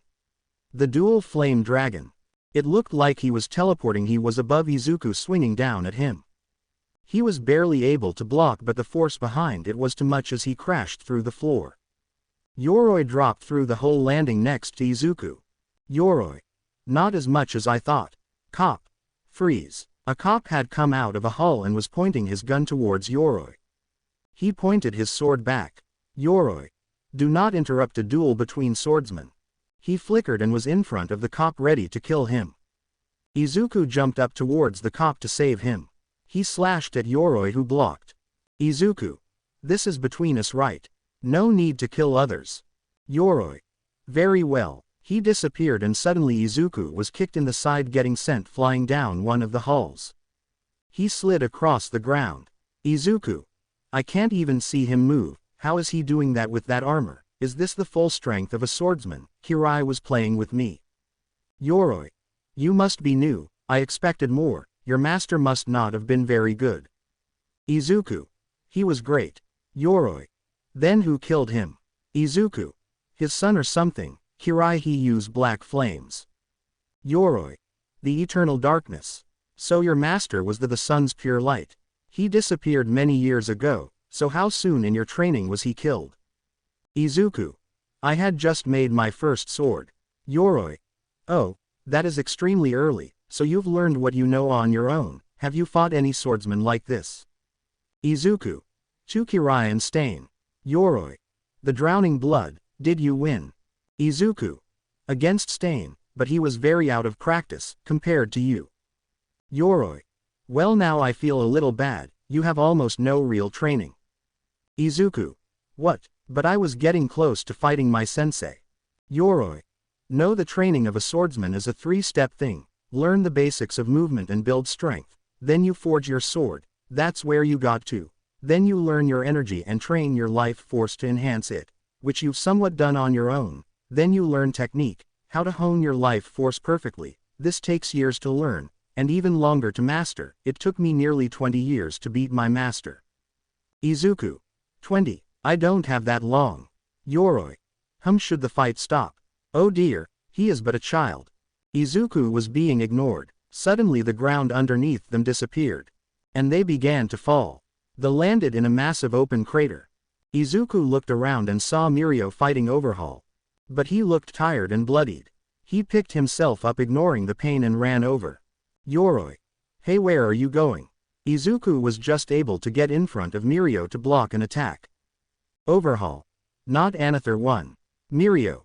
Go help Eri, I'll distract him. Izuku. I'll help you both, go get her, and get help, head her out of here. Mirio. You're hurt too, you're back. Izuku. You got more life to live, no go. He ran forward towards Overhaul. The floor turned into spikes and lunged towards Izuku. Suddenly they were destroyed by Yoroi. Izuku. What are you doing? Yoroi. I've made a decision. He wasn't able to say much more as more spikes came at them. They sliced through them and dodged others. Yoroi. You are a hero, right? Izuku. Trying to be. Yoroi. That means no killing. Izuku. No, no killing. Yoroi. I shall honor this request, for my nay. He was cut off by a boulder flying past his face. Overhaul was getting impatient. Mirio was holding Eri near the edge of the crater, hoping more heroes would come to fight, to help. Izuku was slowly closing the distance between himself and Overhaul. Overhaul. You traitor, we had a deal. Yoroi. Which only lasted until I found the green swordsman. He was suddenly beside Overhaul. Yoroi. I thank you for your help, he said, slicing off one of his arms. But he was interrupted as a dragon and a large man fell through the creator. Izuku. Ryuko. Yoroi landed beside Izuku. Izuku took a breather while he could whipping his mouth of blood. But it didn't take long for something to happen as Ryuko was thrown at them. Izuku ran forward, missing the dragon. A large monster roared at him. Izuku. What the hell is that? Yoroi. I believe that is our adversary. The ground turned into spikes once more. Izuku was about to block when he was grabbed and lifted away. Isumi. Hey, what's the situation? Izuku. Overhaul turned himself into a monster. They land. Izuku. He put his arm back on. Yoroi. You noticed that too? Isumi. Ah, who are you? Yoroi. I'm Yoroi, the Thunder Flash Swordsman. Isumi slowly looked to Izuku, who just shrugged. Yoroi. It appears that the monster is charging at us. Izuku. We chop off his arms, he loses his power. Isumi. I'll distract him. Izuku. I'll get the left arm. Yoroi. Try to keep up. And he was gone. Izuku fired up and charged forward with Isumi. Isumi ran under Overhaul and punched him onto his hind legs. Yoroi cut off his designated arm. Izuku was behind but still managed to cut off the arm. But Overhaul's body moved and shifted, and suddenly the arms grew back, grabbed Izuku and Yoroi. Using his weight, he slammed both into the ground. Isumi managed to get out of the way. A large crash could be heard as a car landed on top of Overhaul. And Sir Night-Eye entered the battlefield. Aizawa had also gotten here. Night-Eye. Listen up, his body is still in the middle. Aizawa. I can stop him from healing, but we need to separate him from that other body. Yoroi. I shall cut until there is nothing but man left. Izuku. I'll back you up. Aizawa. I don't know who you are, but help is welcomed. Night-Eye. We should win this. Yagi, stand this thing up again. She nods and runs forward. Izuku and Yoroi run forward too. Isumi pushed the thing up once more. Yoroi started cutting off large chunks. Izuku cut off the arms so it couldn't fight back. Night-Eye. They are quite powerful, huh? Aizawa. Yeah. Overhaul was exposed. Isumi came from above, punching over as hard as she could, creating another small crater. Izuku and Yoroi dropped down, pinning his arms down with their swords. Victory. Izuku was sitting in his dorm room, relaxing and somewhat meditating. His swords laid beside him. His eyes were closed. He was focused on his breathing. Focused on the problem within. That was until someone broke in through the window. He immediately stood, pulling his green sword. But he paused when he saw a man in a large suit of armor struggling to fit into the window frame. Yoroi. Ah, hello, young swordsman. I'm glad I got the right window. Mind helping me out? Izuku. Not gonna kill me, are you? 'Cause I'm not in the mood right now. Yoroi. No, not today. I have other news. Now help me in. Izuku hesitantly sheathed his sword and pulled Yoroi into the room. Izuku. So what are you doing here? Yoroi. Well, you left so fast last I saw you. I never got to fully explain my decision, as I was also interrupted. Izuku. Okay, so what's up? Yoroi. Yoroi, the Thunder Flash Swordsman, shall train you and complete your training. Izuku. No, Yoroi. Good, we shall commence train. What? Izuku. Look, your time is better spent on someone else. Yoroi. But I see great potential in you. Why wouldn't you wish to finish your training? Izuku. 'Cause I'm dead in a year regardless. Go train someone worth it. Yoroi. I'm a tad bit confused. Why wouldn't you live over a year? Izuku. I got cancer. In a year I'll stop breathing. Probably less time than that. Yoroi. I only hear excuses. You can always get stronger. Don't you have something to fight for? Izuku. Yeah, I guess, friends and family, but what's gonna happen within the next year that I could stop? Yoroi. You never know, that's my point, the world could end tomorrow. Izuku. People have been thinking the world was gonna end since we gained sentience thousands of years ago, yet we're still here. Yoroi. More excuses. Just because the world has been okay doesn't mean it always will be, and it doesn't mean you should stop trying. Izuku. I guess, but I still doubt I can do much in the time I have left. you could train someone else fully. I don't have 20 years. Yoroi. But you do have one, which means you can still be stronger. Izuku. Right, but I'm already training to be a hero, so you'll have to discuss it with my teacher and probably the principal, another thing I want to achieve. Yoroi. Very well, I'll be back. He ran and jumped out the window, taking part of the wall with him. Izuku. You could have used a door. He watches as small parts of the wall fall to the floor. Izuku. I'm gonna need a new room. Suddenly the alarm went off. Izuku. And it looks like he got caught. He quickly grabbed his swords and jumped through the hole in the wall. He saw a small burn trail in the grass and followed it. It led to the main UA building. Izuku. Geez, how the hell did he get this far so fast?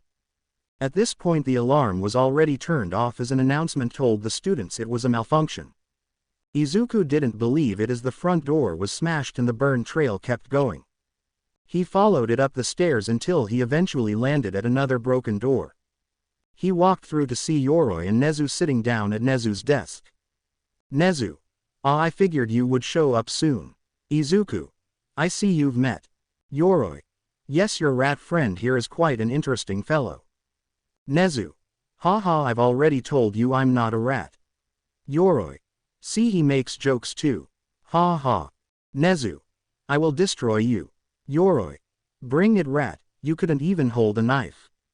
Aizawa. What the hell is going on here? Aizawa had just walked in to see Nezu and Yoroi practically growling at each other. Nezu. Yes, ahem, let's move on. Aizawa, sit, this involves you. Aizawa. I assumed, considering you called me here. He sat down next to Yoroi and across from Nezu. Izuku leaned against the wall because he wanted to hear what was gonna happen. Nezu. Aizawa, Yoroi, her. Yoroi. Yoroi, the Thunder Flash Swordsman. Nezu. Right, he wants to teach Izuku and further his training as a swordsman. Aizawa. Okay, how does this involve me? Nezu. I thought this could be a good opportunity to train all of our students. Aizawa. You want everyone yo use swords. Nezu. Not quite, I think the students could get some experience from this swordsman here, as well as Izuku getting farther in his swordsmanship. Aizawa. Okay, so what's this training gonna be? Yoroi. Battle training, of course. Aizawa. You know they're just kids, right? Yoroi. What is better than hand-on experience? Aizawa.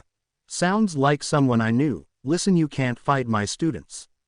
Yoroi. I see, then they shall join in mine and my pupils' training. Aizawa. I don't think all of them want to wield a sword. Yoroi. But right now we won't be training with a sword. Izuku. Wait, then what will we be training with? Yoroi.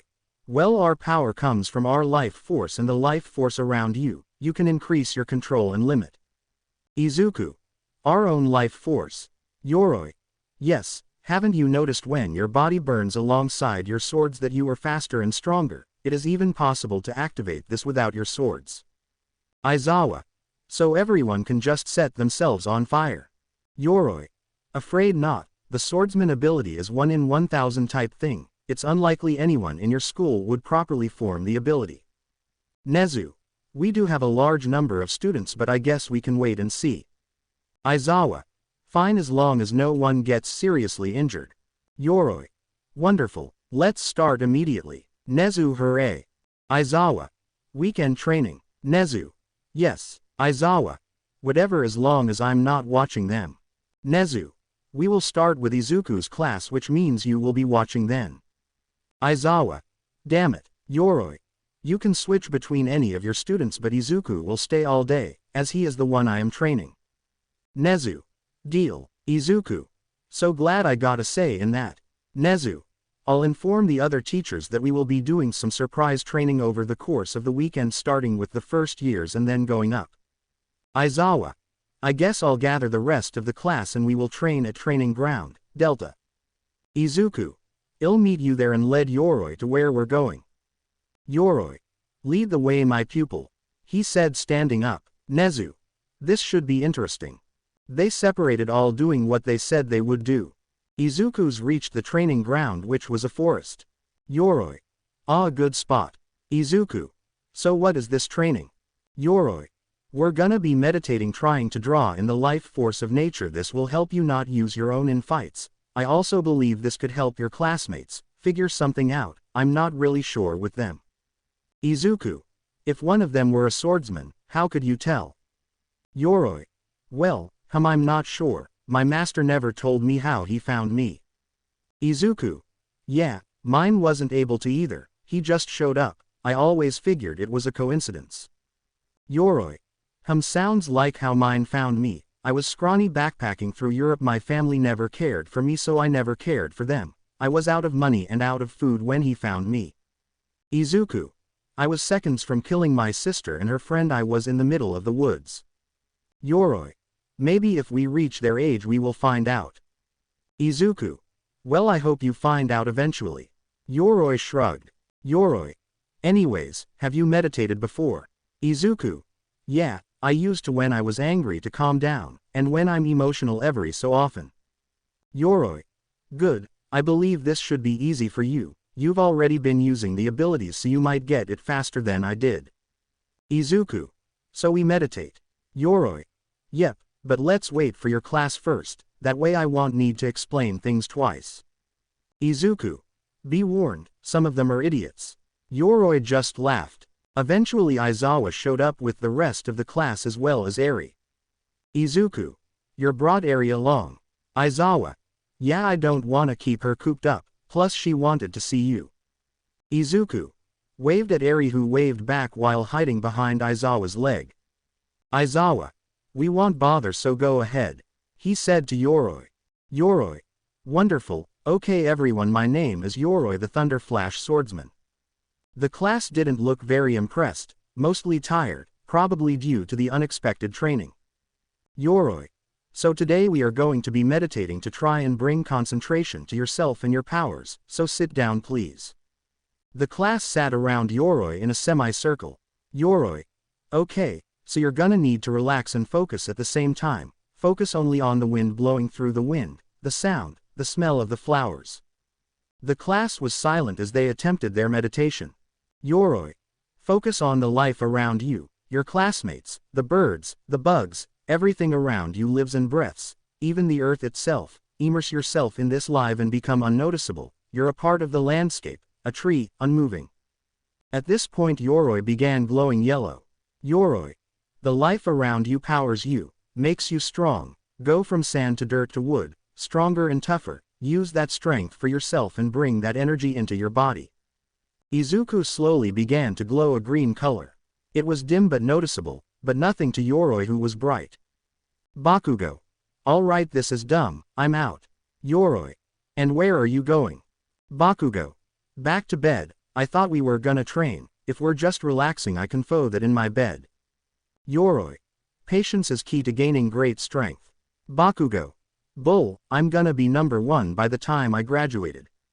Yoroi. Care to prove it? Bakugo.